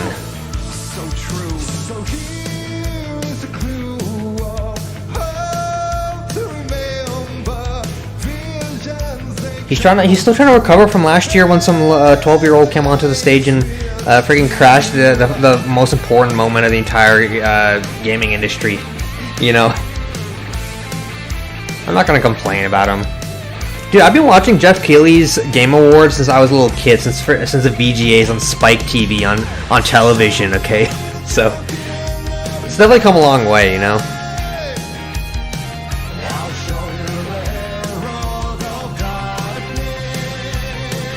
And yes, it is kind of cringe, I'll admit, but whatever.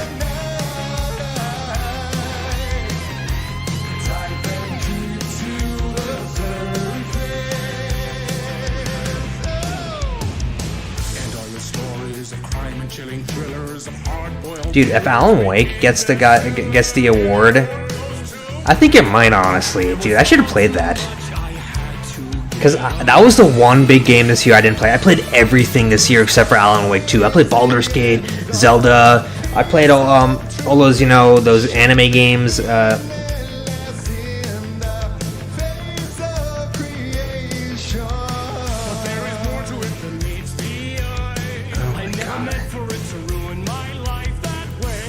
But yeah, it's like Alan Wake 2, everyone's talking about it, you know.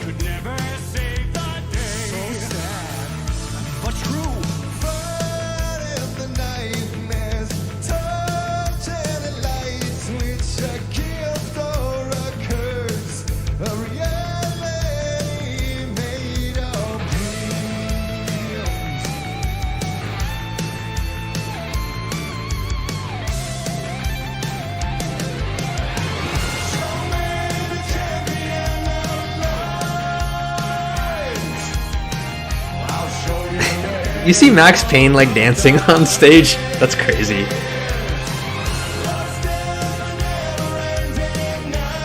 Oh, dude, I think they're gonna give it to Alan Wake. This is the Game of the Year award. There's no way, because Baldur's Gate didn't get that many awards. They might actually give it to Alan Wake. My most anticipated game right now is probably Metaphor Refantasio, and right behind that is Persona 3, and right behind that is Yakuza Like a Dragon 8, and I'm trying to think of what else is coming out.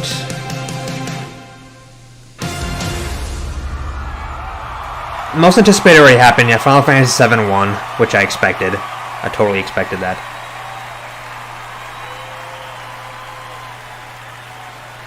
Dude, Alan Wake is like the center of this whole show.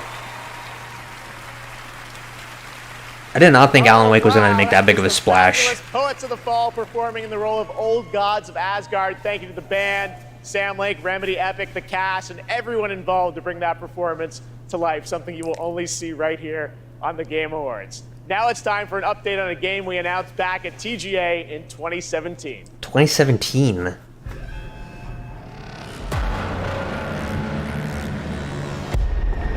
We all shared the same story, the same fate. A family of strangers. A strange family. We have lived 1,000 lives. We have died 1,000 times. Whoever we were before this torture, we are now as one. Until the end. One final battle. My friends.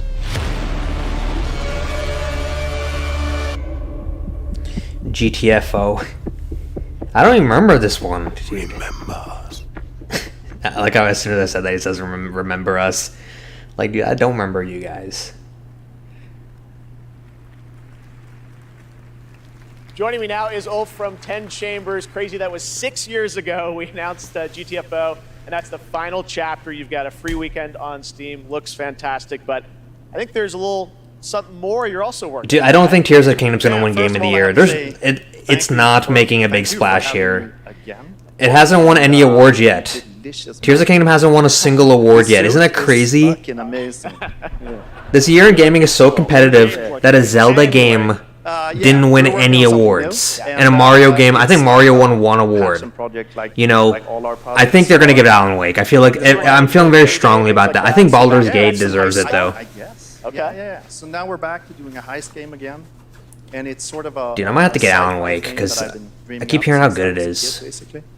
And yeah, it's, you know, it we is what it announce it is. to the world? Yes, we should. You've been working on this for a number of years. Yes. I'm so excited. It's finally time. Thank you. Check out the new game from Ulf and 10 Chambers. Here we go.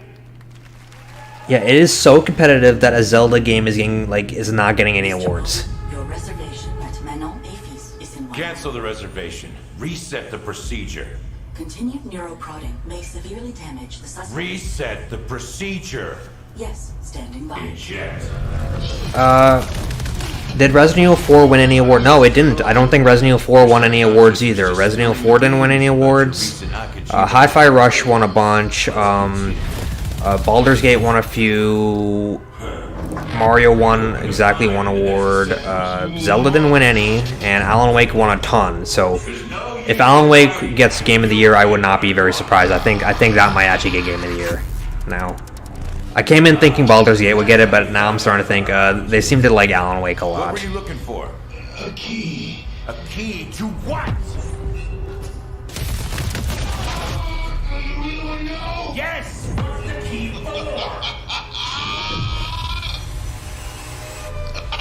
It's not what, Mr. Bowman. It's who. You see, just like me, you're caught here. You're caught in the den of wolves.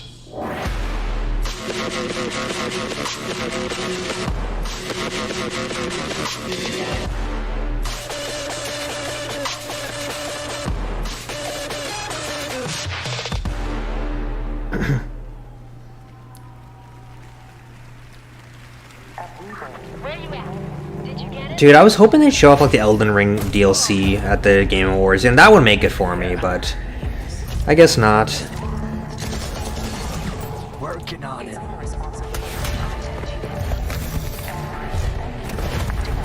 Like, sci-fi shooters really are the new thing nowadays. Huh.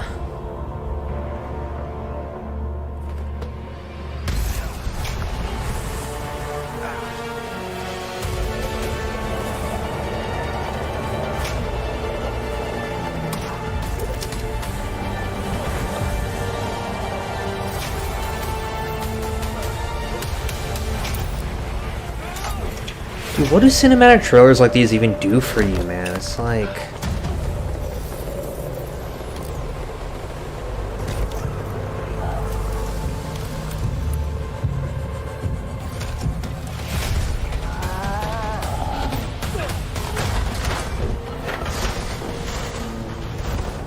Extraction inbound.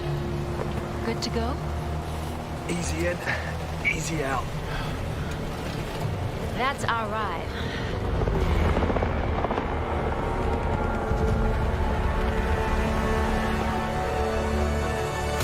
Exoborn, like, it looks like every single other, you know, shooter.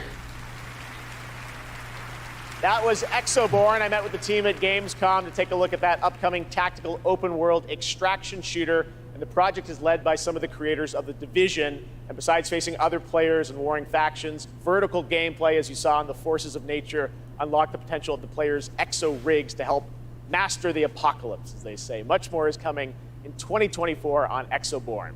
Now, please welcome the voice of Loki in Asgard's Wrath 2, one of the most ambitious and anticipated VR games yet, Matt Mercer.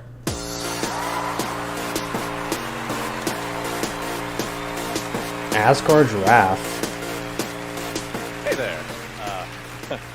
I am so beyond excited to show you this trailer for our Asgard's Wrath 2. I've been working with the Sanzaru team and bringing Loki to life. It's just been absolutely amazing.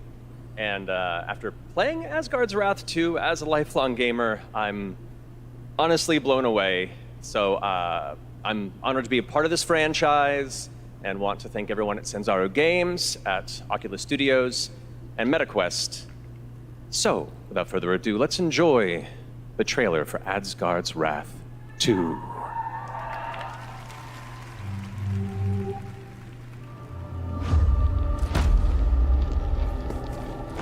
The gods take everything from mortals. Sanzaru. I remember they made the Sly Cooper 4 game. That was pretty good. Deny spirits their rightful passage. Turn worlds to ash. You allowed Loki to deceive you. Now his chaos reigns. The universe demands a guardian. And with each possession, you will grow stronger.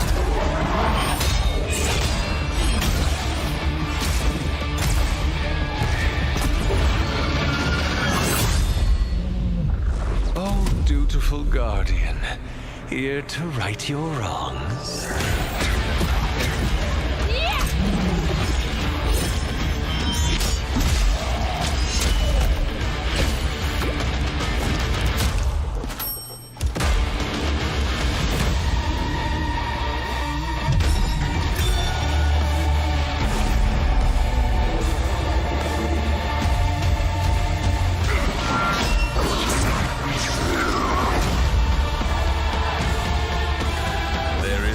Time or place you can hide.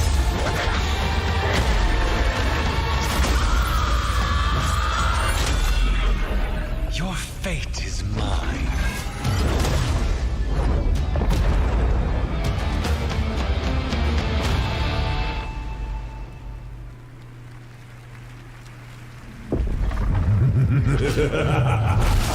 Foolish mortals, oblivious to the chaos that awaits you just outside.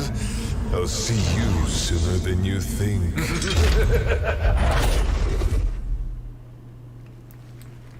It's been an amazing year, not just for games, but for adaptations of the games we love. Okay. Right now, we have an exclusive look at the highly anticipated new series, Fallout. Dude, the Fallout? Let's see. I haven't even seen the trailer for this yet. Oh. Hello there. Now how about we turn on some lights? Vault 4. Now, I like Fallout, but I don't think this is going to be a very good show. Got like the mayor, the mutants and everything. There's dog meat. So there's that floating thing, so it's like Fallout 4 basically. Well, you know what they say. War never changes. Amazon Fallout. I don't want to set the world. From Fallout, please welcome Aaron Moten, Ella Purnell, and Walton Goggins. And they got a power armor guy. This show's gonna suck. What's up, y'all? I hope you don't Dude, the mind games we aren't even go good anymore extra of Fallout games. security. Thank you for having us, and we are incredibly excited for you all to see Fallout on Prime this April. But our real honor tonight is that we're here to hand out the award for Best Adaptation.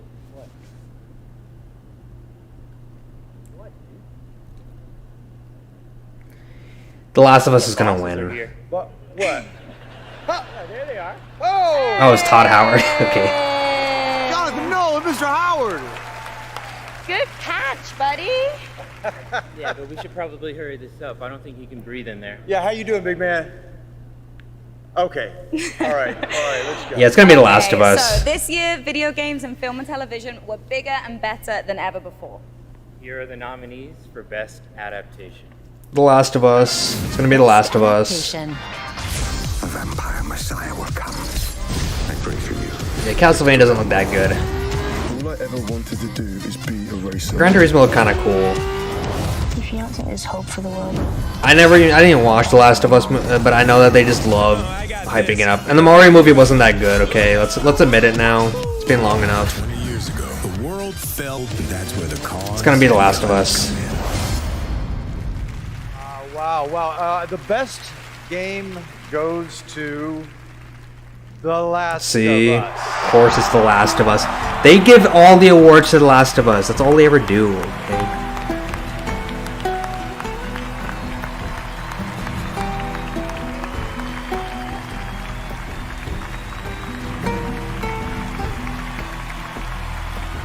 Why is he going up there? He produced it also?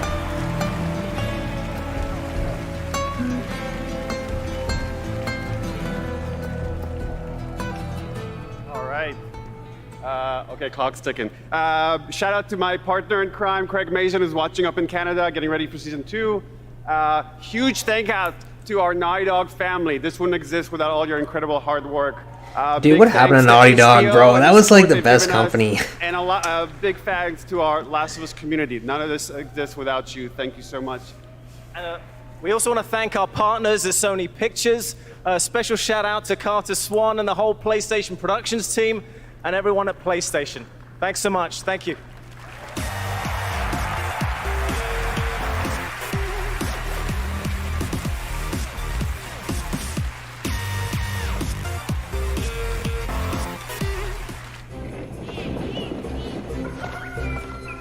Oh, Switch game. Oh, for once. You notice that the Switch is not really getting a lot of praise here.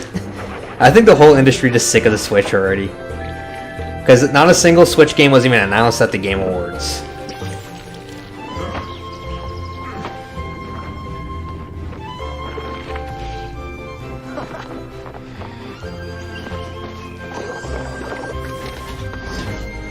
Damn, these awards are going on long.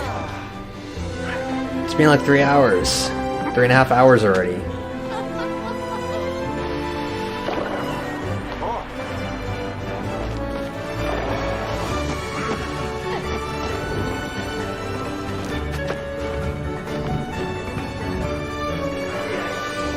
I really don't have much to say about these commercials. Alright. What else?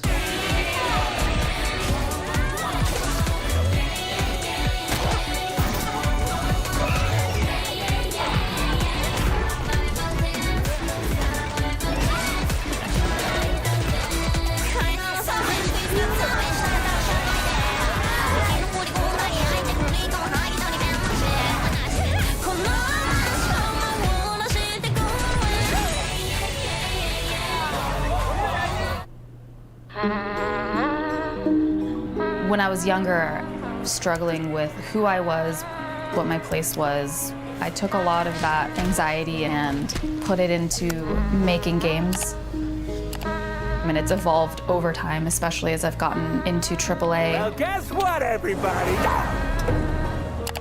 Hindsight is a Dude, The Last of Us, that is one thing that I think they really just milked. Is taking a core of something that happened in my life, keeping that and fictionalizing the rest of it.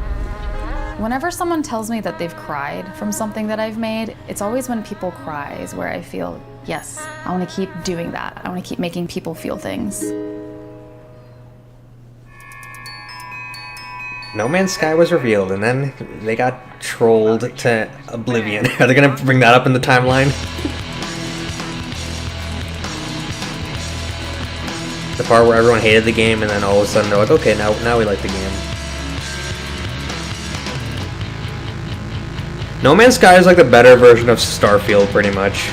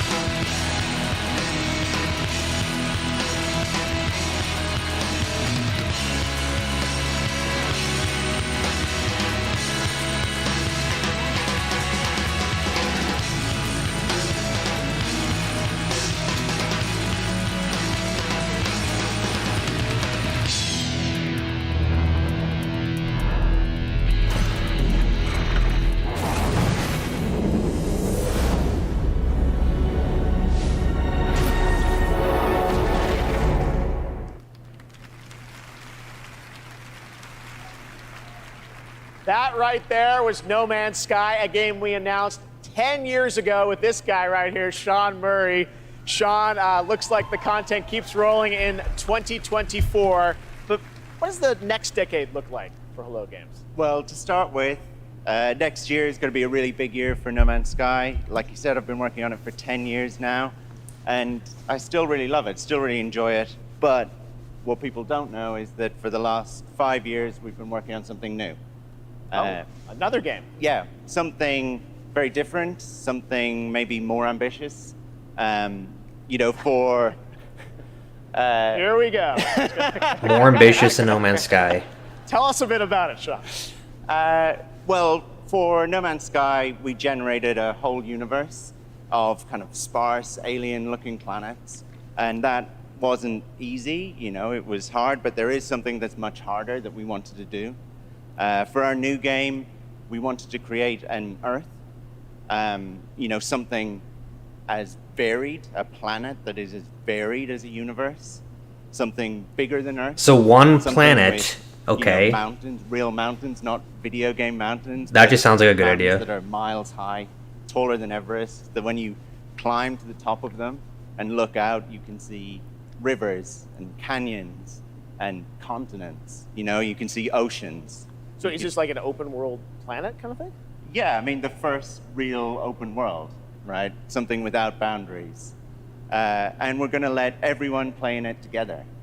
It's, you know, a place where people can That's a really live good out their idea. sort of adventures together. Well, we can't wait to take a look at it. We have anything tonight or future? Or? Yeah, so we have a trailer. Oh. And, you know, it's quite a small team that's working on it. Yeah. There's about a dozen of us. Actually, everyone's here. Everyone from the team is here. We're very excited to share this. This actually sounds really cool. This is a really good idea. I've always wanted to see a game like this where there's just really one excited. open world planet that everyone just shares. You know, That's a really good like idea. it. This is a game I would like to still be updating 10 years from now. All right, so Game Awards 2033. We'll be back. But no, let's take a look. This is such an incredible project, and I'm honored that we could show it up. Should we do it, Sean? Yeah, let's do it. Here we go. All right, let's see what it is. So kind of like a medieval multiplayer Earth procedural.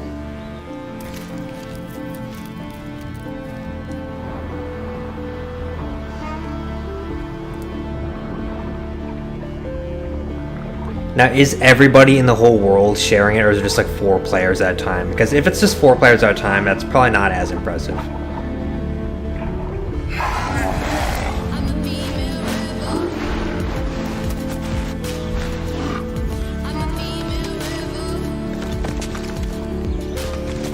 And there's a building mechanic. That's good. So you can build fortresses, stuff like that.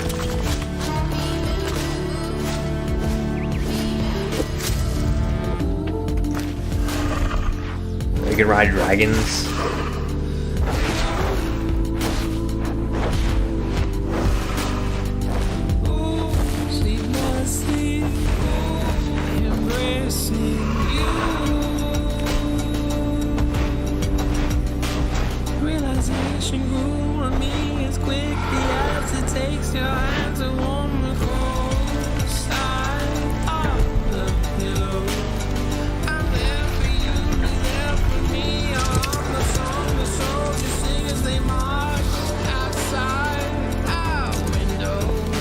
This actually seems like a really cool idea. It actually seems pretty cool. Like rabbit people, like different kinds of fantasy races. That's really cool. And all this mysterious stuff in the world.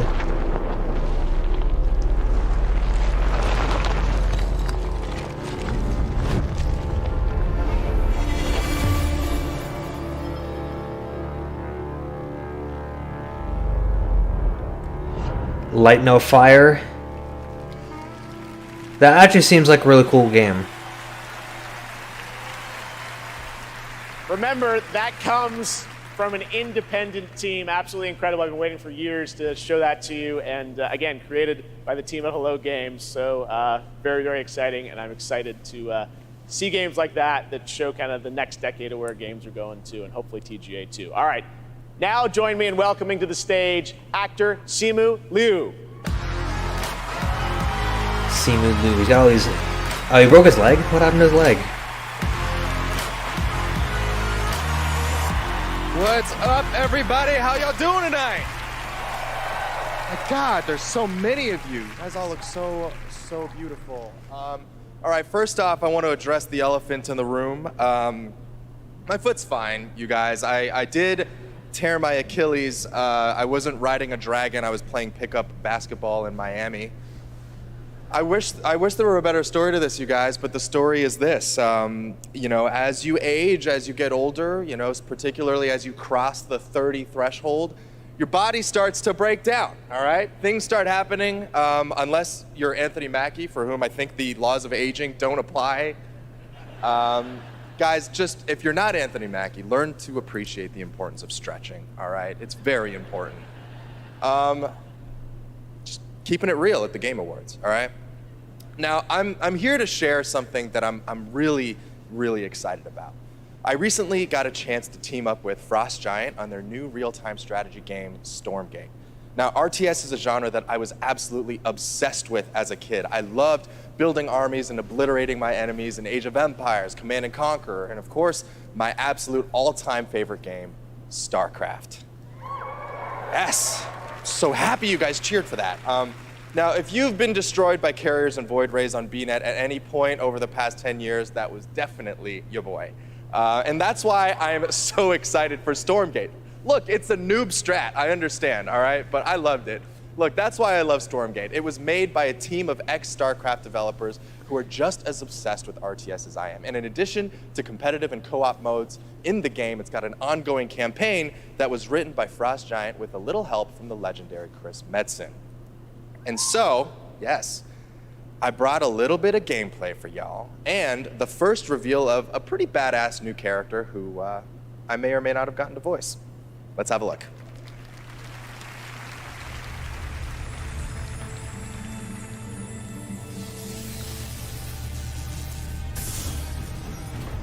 Stormgate unstable.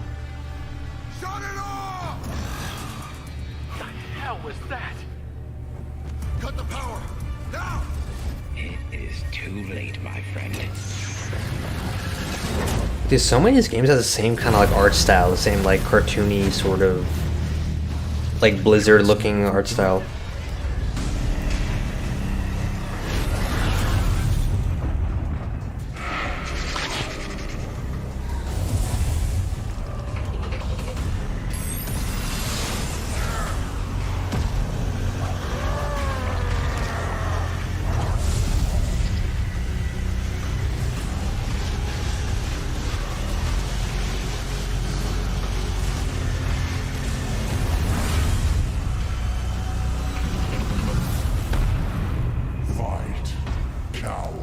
God, these games are just so, like, they're not that interesting looking. That's gotta be him, right?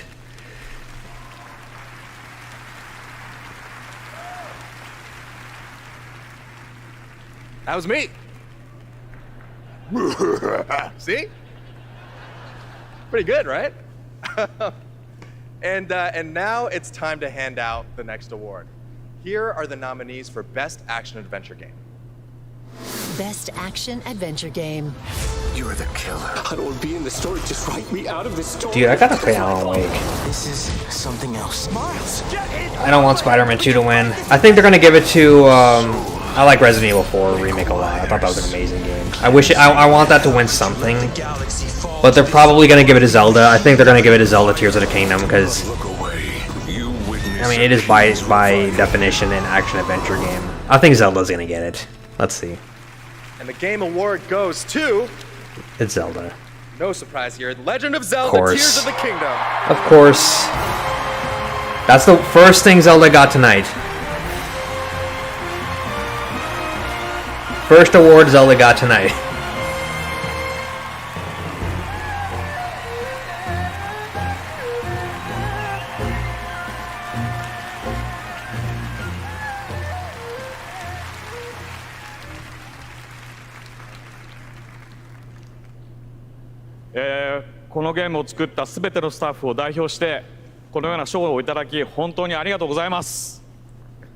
I'm so glad to be able to be here to accept this award on behalf of everyone who worked together to create this game.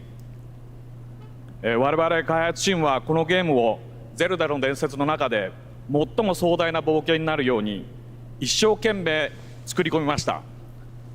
Everyone on the development team truly gave their all in making this game the best that it could be.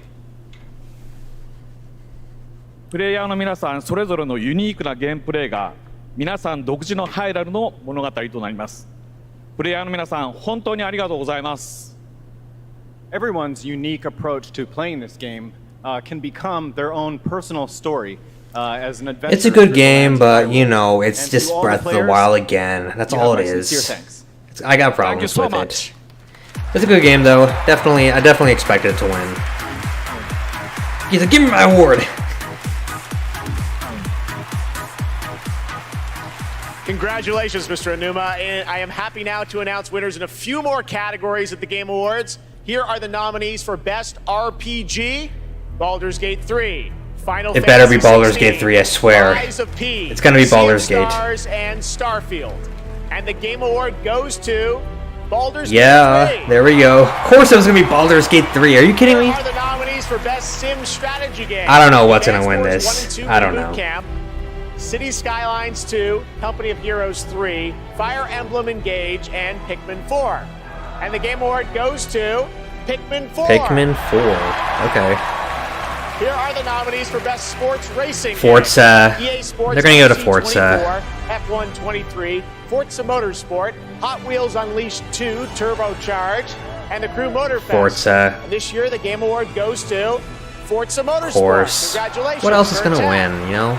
The nominees for Best Multiplayer this year are Baldur's Gate 3, Diablo 4, Party Animals, I think Street Diablo Fighter 4 might 6, win. and Super Mario Bros. Wonder. And the Game Award goes to Baldur's Gate 3. Baldur's Gate 3 won Best Multiplayer? Pretty good night. Here are the nominees for our Player's not really- Voice Award. it's not really a 100% multiplayer voted by game. the fans. Baldur's Gate 3, Cyberpunk 2077 Phantom Liberty. I wonder what's gonna Genshin win. Impact, Marvel's Spider-Man 2, and The Legend of Zelda Tears of the Kingdom. And the Game Award goes to Baldur's Gate 3. You think Baldur's Gate 3 is gonna win Game of the Year? I think it's gonna win Game of the Year.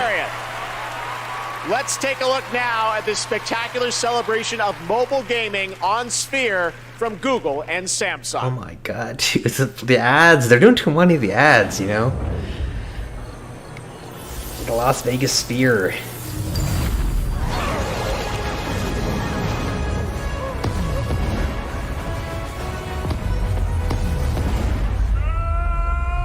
So you guys think Baldur's Gate's gonna win Game of the Year or Alan Wake? It might. Who knows? You know, it's really tough to say. I think it's gonna be Baldur's Gate 3 in the end. I feel like that's the game that's gotta win Game of the Year.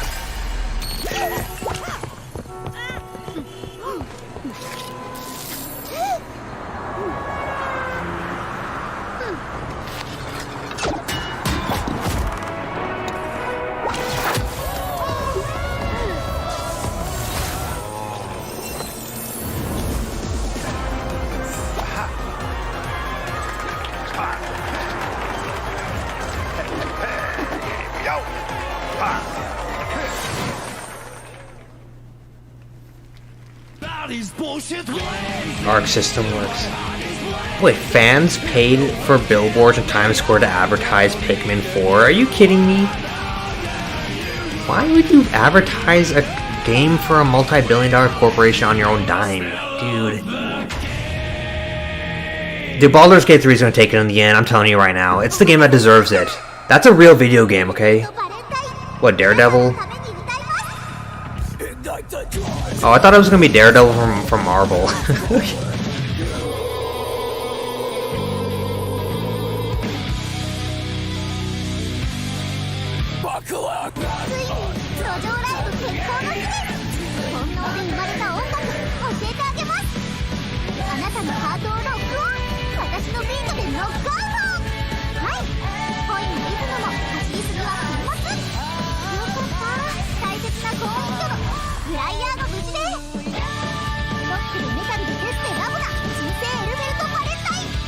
I thought it was Daredevil from Marvel. That's what I thought it was. I was like, oh, Daredevil? Yo, where's Daredevil at? うざって軽視できないな頑張ろうそうしよ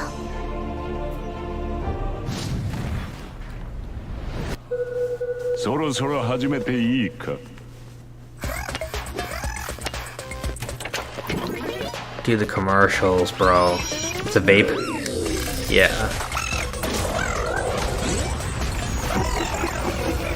Nicotine addiction can make stress worse.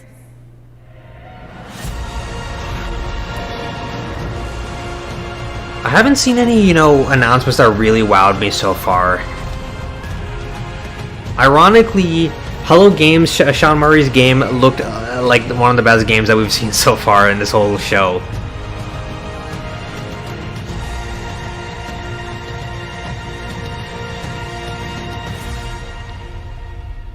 Arc. Alright. I bet you they're gonna end the show with Elden Ring.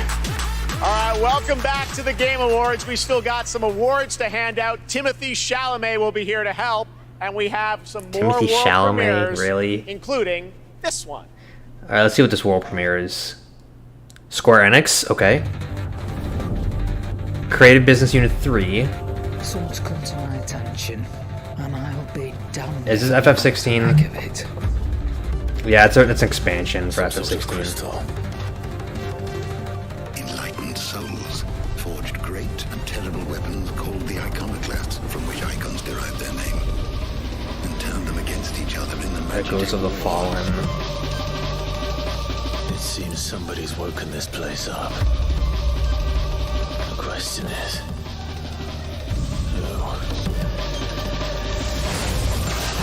Is this like a new version of Final Fantasy 16? I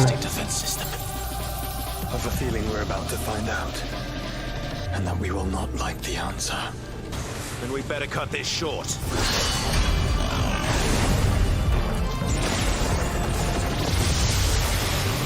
Welcome, my friends, to Mysidia.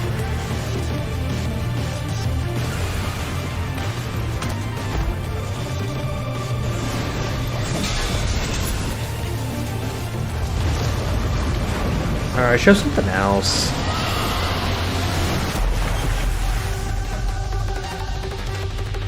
I can't be the only person who didn't like FF16, right? I just didn't think it was that great. Was that a confirmation that that FF16 is coming to other PC? Before the final battle in Final Fantasy 16 with Echoes of the Fallen, which is out tonight on PlayStation 5. There's a shadow drop for you.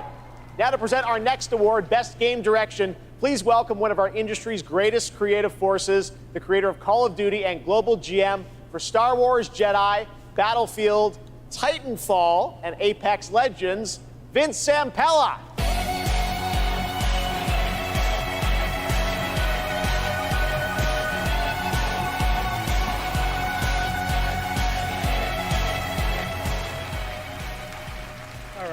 Good evening, everyone. So, game design can be chaos. Actually, let me rephrase that. The best game design is almost always part chaos, right? Today, it's really normal for teams of hundreds to work for years on huge open worlds that are condensed into one package. When that chaos has somehow been harnessed into a cohesive artistic expression, that's great game design. So tonight, I'm proud to present the nominees for Best Game Direction. Let's see which wins Best Game Direction. Alan Wake, you think that's gonna win? I don't know. Baldur's Gate, sure. It's hard to say what's gonna win this one. It shouldn't be Spider-Man for sure. It should not be Spider-Man. Spider-Man was not good, dude. Mario was a really well-made game, so maybe that could win. And maybe even Tears of the Kingdom could win, you know?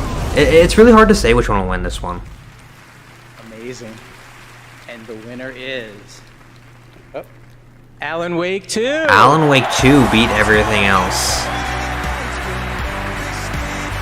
Dude, is Alan Wake really gonna take the Game of the Year award?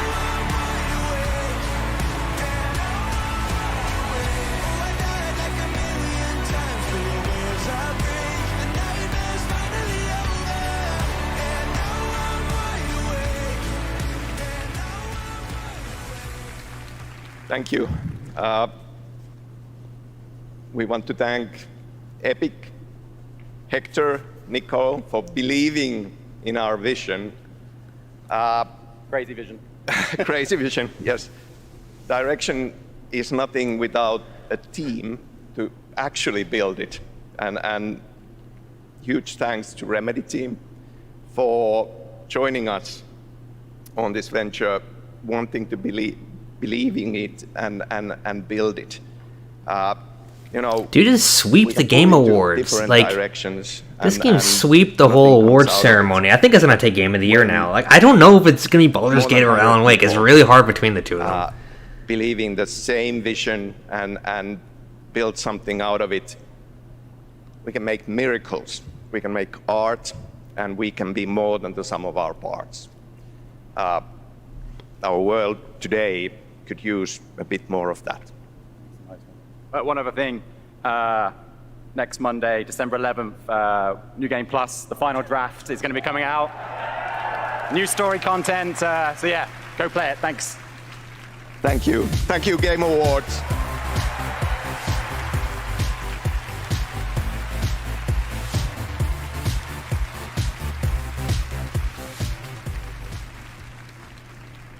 Please welcome Gustav Chillaby, the creative director of the finals.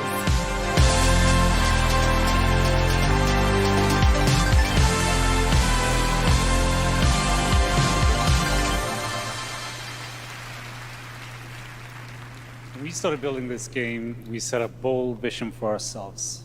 We said that if we're going to make a shooter, it needs to be unique. It needs to be something that no one else is doing. Standing here today, I'm so proud and grateful for the amazing team at Embark Studios who helped make this crazy dream a reality. And of course, to all of you, our amazing players, watching you play the finals has been the most gratifying experience of my entire career. You're not just a part of this journey, you guide us and you inspire us, and I love you for that. Now, let's watch our latest trailer and keep your eyes peeled for the launch date at the very end. It might be sooner than you think. Thank you, and enjoy.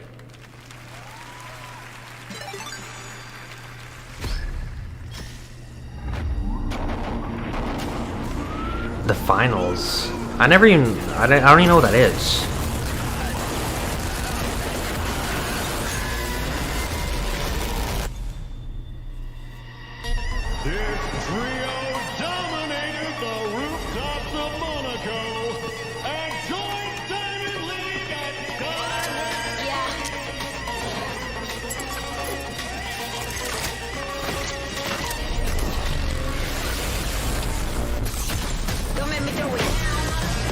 I'm still holding out for Baldur's Gate 3 winning Game of the Year. I think that's the Game of the Year, you know? Dude, that's an adventure, bro. Baldur's Gate 3? I want Dragon Quest 12 to be like Baldur's Gate 3. I know people always get mad when I say that, but I'm like, dude, imagine if Dragon Quest was kind of like this, you know? It would be insane. Yeah, I don't know, man. The announcements have all been kind of shit so far. Like, it's all just kind of the same thing. Nothing really amazing, you know. I think the times where we get like hype announcements that are just holy shit, those times are just gone, you know. Dude, can we get like From Software to announce something like Elden Ring DLC? I want to see that, you know.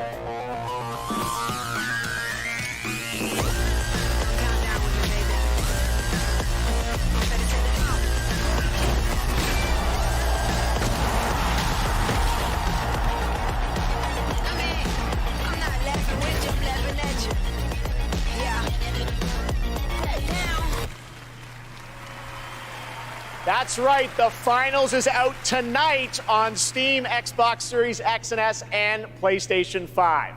After the show, make sure to check out the Game Awards in Fortnite as well. All month, fans have been voting for their favorite user-created island of the year, and the winner is Fort Who. Congratulations. You can portal to the winning island from our TGA map, and while you're there, collect all the TGA trophies for an XP boost. We want to help you unlock those Peter Griffin skins. The island code is below.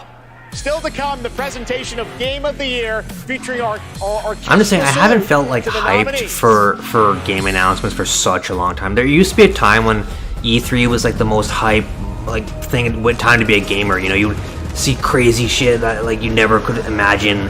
And nowadays, it's always just the same thing over and over again, like the samey looking games. You know, nothing amazing looking or crazy or anything. It's just sad, you know. I think the craziest thing we saw this week was the GTA 6 trailer, which is coming in 2 years. In 2025, we're gonna get to see GTA 6. So it's like, dude, it's sad. Oh, Larian, what are they making?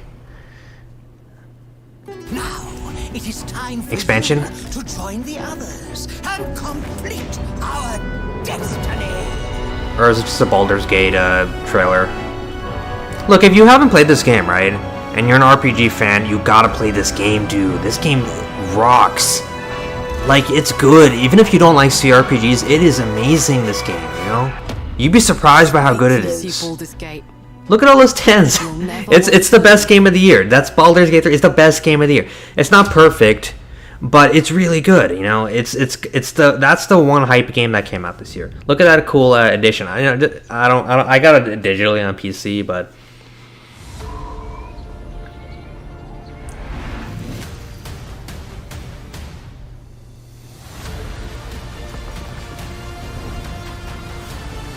I don't think they're gonna show Silk Song.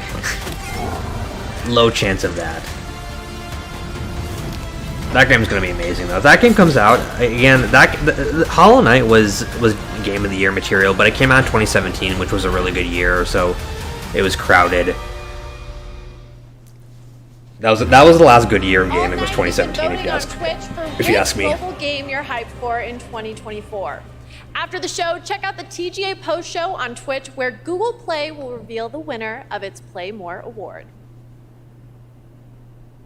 Awesome. Thanks, Sydney. Well, now it's time for tonight's final world premiere. That's right, we're getting towards the end of the show. All right, and final this one, I will let speak for itself. Let's see how good this one is. Let's see how good it is.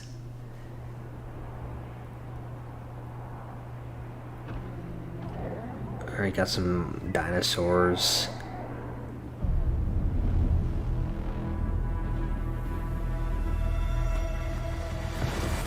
It's Final Fantasy? What is this, Final Fantasy 7 or what is this?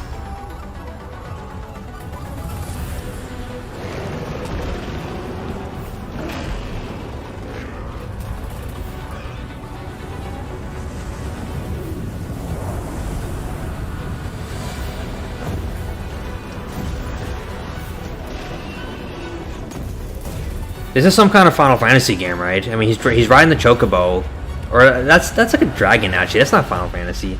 What is this? This is Capcom. This is freaking Monster Hunter, right? Yeah, I thought it was a chocobo he was riding. Why did they rip off the goddamn chocobo? That was a chocobo he was riding, right? Like 100%. It had feathers. Monster Hunter Wilds, that's what they ended the Game Awards with? Monster Hunter? 2025. Dude, this is the weakest freaking award show. Monster Hunter game coming out in 2025. Please welcome to the stage Monster Hunter series producer Ryozo Tujimoto. It's so great to have you here at the Game Awards. We got to hang out in Osaka earlier this fall where you showed me the gameplay. You gave me a demo of the game, and wow, I gotta tell you guys, it looks incredible. Everyone wants to know, we saw 2025. When do we get to play this? はい、ようやく、発表することができました。モンスターハンターの新作です。こちらですね、9月に、ゼフさんにも見ていただきましたタイトルなんですが、現状ですね、2025年、リリースを目指して開発しています。Thank you, Jeff. I'm very happy to finally be able to announce this title to everyone.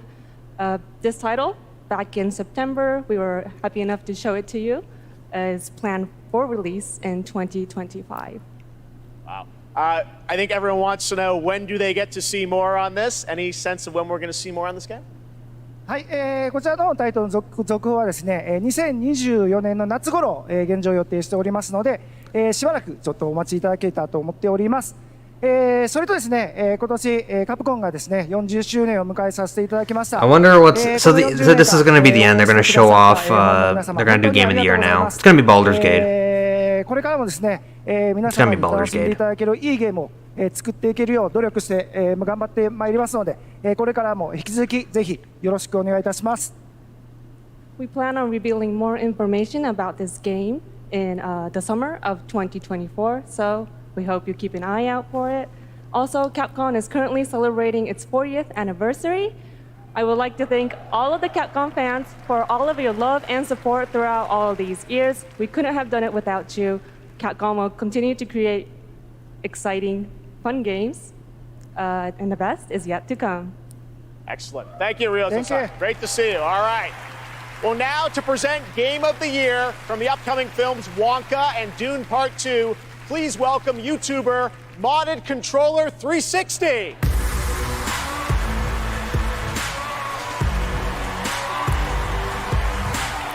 Hey, look, it's a young man with a black suit and wavy black hair at the end of the Game Awards. Huh. And technical brilliance. That's the second time that's happened. For the Game of the Year were truly inspiring.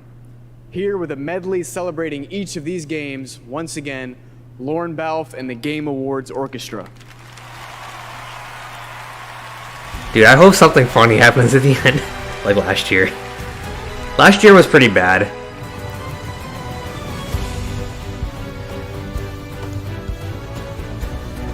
What do you guys think's gonna win? Final bets, final call.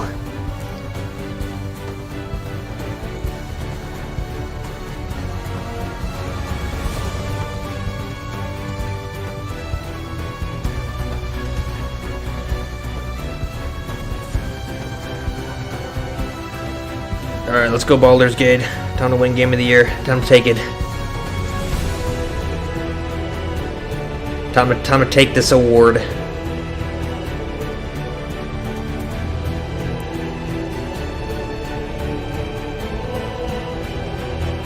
Dude, I don't. It's gonna be Baldur's Gate. I doubt Tears of the Kingdom or anything else could win.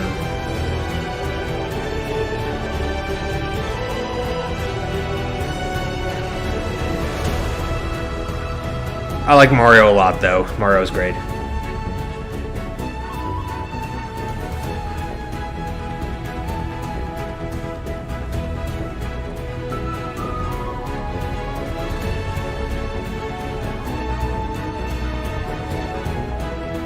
Mario Wonder was a fantastic game. It sucks because this is a very competitive year, so a lot of these good games didn't get any awards. Like, dude, Resident Evil 4 didn't get any awards at all. Tears of the Kingdom got one award, right? It won one award. It's crazy that, like, you know, such good games didn't win anything just because there's so much competition. You know, Dead Space didn't get nominated for anything. I don't think that Dead Space... it got nominated for Best Sound Design. It didn't win anything, though.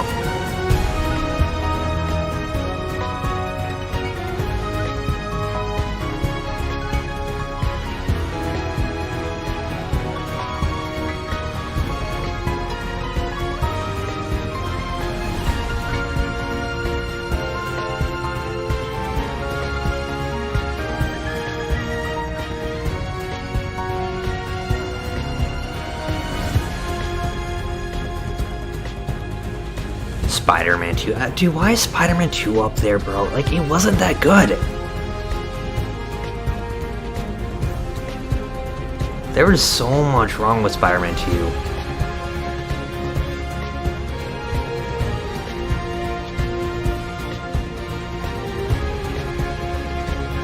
Oh yeah, Red Dead 2 did lose the year it came out. That was bullshit too. Red Dead 2 should have won.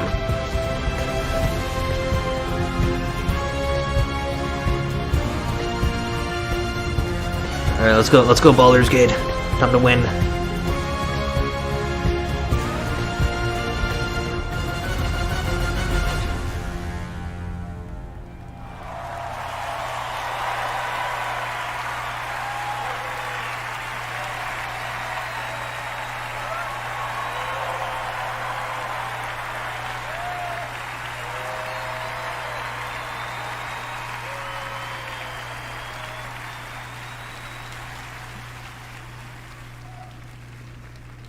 He has the same hair as that kid from the Game of the Year last year.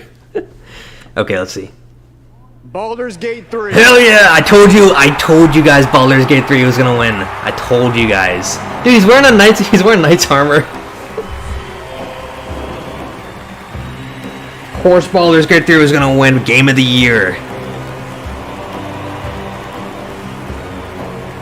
There was no way that wasn't gonna happen. That's awesome. Dude, Baldur's Gate 3 rocks, dude. That game has been in development so long.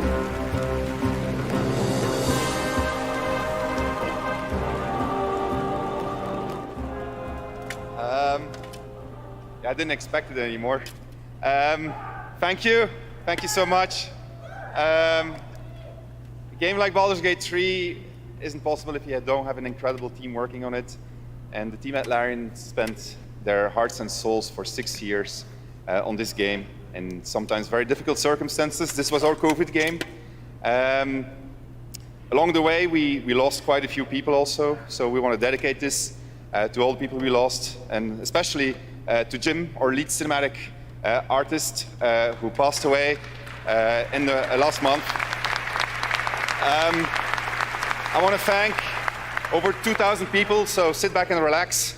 But I also want to thank everybody that supported us throughout this entire effort. Our families, our friends, our partners, you were the best, and without you, we couldn't have done it. Thank you very much. Thank you.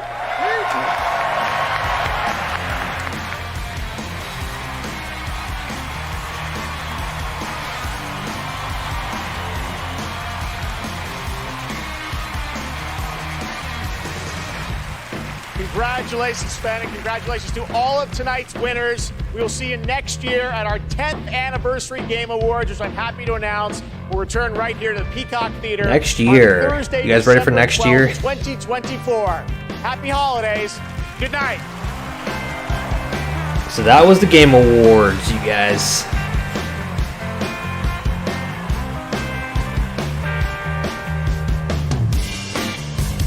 Well, that was quite something, I guess.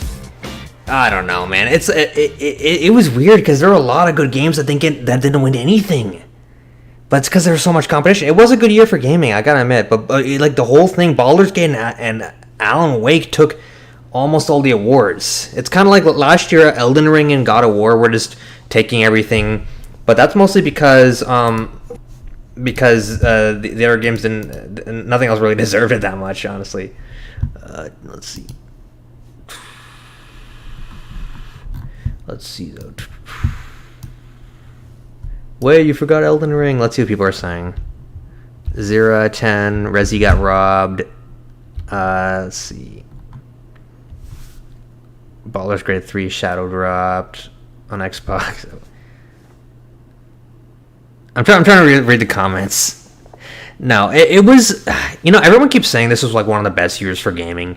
I don't know if it really was. I think it was a good year with a lot of good stuff, but it wasn't like almost all the big games that came out this year I had a problem with. I didn't like Spider-Man. I didn't like Starfield. Tears of the Kingdom I enjoyed, but I don't think it's like a great game. The only games I liked were Mario, Baldur's Gate, what else? I like Hi-Fi Rush, and I like this weird game that nobody's ever heard of called Paranormal Site, which nobody's ever talked about. Completely got snubbed from the Game Awards because nobody's ever going to talk about a Japanese visual novel, that Square Enix themselves didn't even talk about. There was another game called Raincode Master Detective Archives that I liked a lot by the creator of Danganronpa. That nobody talked about that either because it didn't sell or it didn't get any sort of recognition of any kind, unfortunately. There are a lot of just good indie games, this was a good year for games that kind of fell under the radar. You know what I mean? But yeah, it was kind of a bad award show. The announcements, dude, the announcements were shit this year. They were not very good. I just gotta say, I don't think I enjoyed a single announcement aside. Yeah, I don't think I enjoyed a single announcement that they showed off this year. It wasn't very interesting, Not a lot of interesting stuff. Oh, well, though, we still got the Direct. We still got May, Dragon Quest Day, whatever, a lot of cool stuff. Yeah, the Raincode, right? That game rocks. That game's amazing, dude. A lot of the best games are these obscure Japanese games that nobody's ever heard of. At the Game Awards 2014, right? I think Dragon Age Inquisition was taking all the awards. That was the first Game Awards show that Jeff Keighley ever made. Dragon Age Inquisition won Game of the Year. My favorite games that year was Danganronpa 2. I thought that was the best game I played that whole year, 2014, because 2014 was a really slow year for games, right? The South Park game came out that year. I liked that one. Then there was Dragon Age, which I didn't think was a very good game, and then you had Danganronpa, which was like the best game that year, but of course it didn't get nominated because it's a weird Japanese game, and nobody cares about those kinds of games, Pizza Tower won an award. Dude, everyone forgot Raincode existed. You guys were like, oh, I forgot Raincode existed. Dude, as soon as Raincode came out, it just went away immediately. Like, nobody talked about it. Nobody said anything about it. Or, remember that it even existed. It came out at a really weird time. It came out, right around the time Baldur's Gate 3 was coming out. I think Raincode came out, so everyone just completely forgot about it. That game was amazing. Paranormal Site was one of my favorite games this whole year. It was an absolutely incredible game. You guys never heard of it because Square Enix never even marketed the damn thing. It's a Square Enix game that they shadow dropped. They shadow dropped a whole ass game. Look it up if you have a chance. Look up Paranormal Site. Okay, it's really good. It's a really good game. But yeah, the Mana series. I'm surprised. That was Square Enix's big reveal, was a new Mana game, and it looked okay. It didn't look bad. It looked like they put more effort into it than the new Dragon Quest games, for sure. Look, if you guys want Dragon Quest, they're going to make a new Dragon Quest, show off the new Dragon Quest in May, probably. And I hope it's 12 and 3 and not just 3, because if it's just 3, I'm going to be disappointed. But yeah, honestly, dude, it was. What more could you ask for them Game Awards? But the thing is, it kind of sucks. It really does suck that Alan Wake and Baldur's Gate really just took all the attention from every other game. Nobody mentioned Resident Evil. Nobody mentioned Zelda. Hi-Fi Rush they threw a bone to Hi-Fi Rush a couple times, but aside from that, dude, none of the other games got, even some really great games got, they didn't really get much. We really got a year where Zelda got one award at the Game Awards. It's crazy. I think 2024 is probably going to be a decent year. We'll see, though. My most anticipated game of next year is Metaphor ReFantazio. I think that's going to be the best game of next year, hands down. That game looks amazing, That game looks awesome. So I can't wait for that to come out. Persona 3 Remake's going to come out the same week as Yakuza, as Like a Dragon Infinite Wealth, so I have to decide which one I have to play, which sucks. I can't believe they're doing that. It's awful,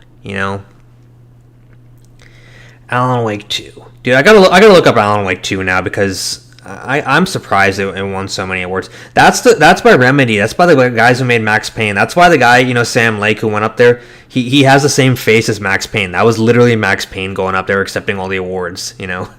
I've never seen the guy actually show up to the award show before because they've been waiting for Alan Wake for so long.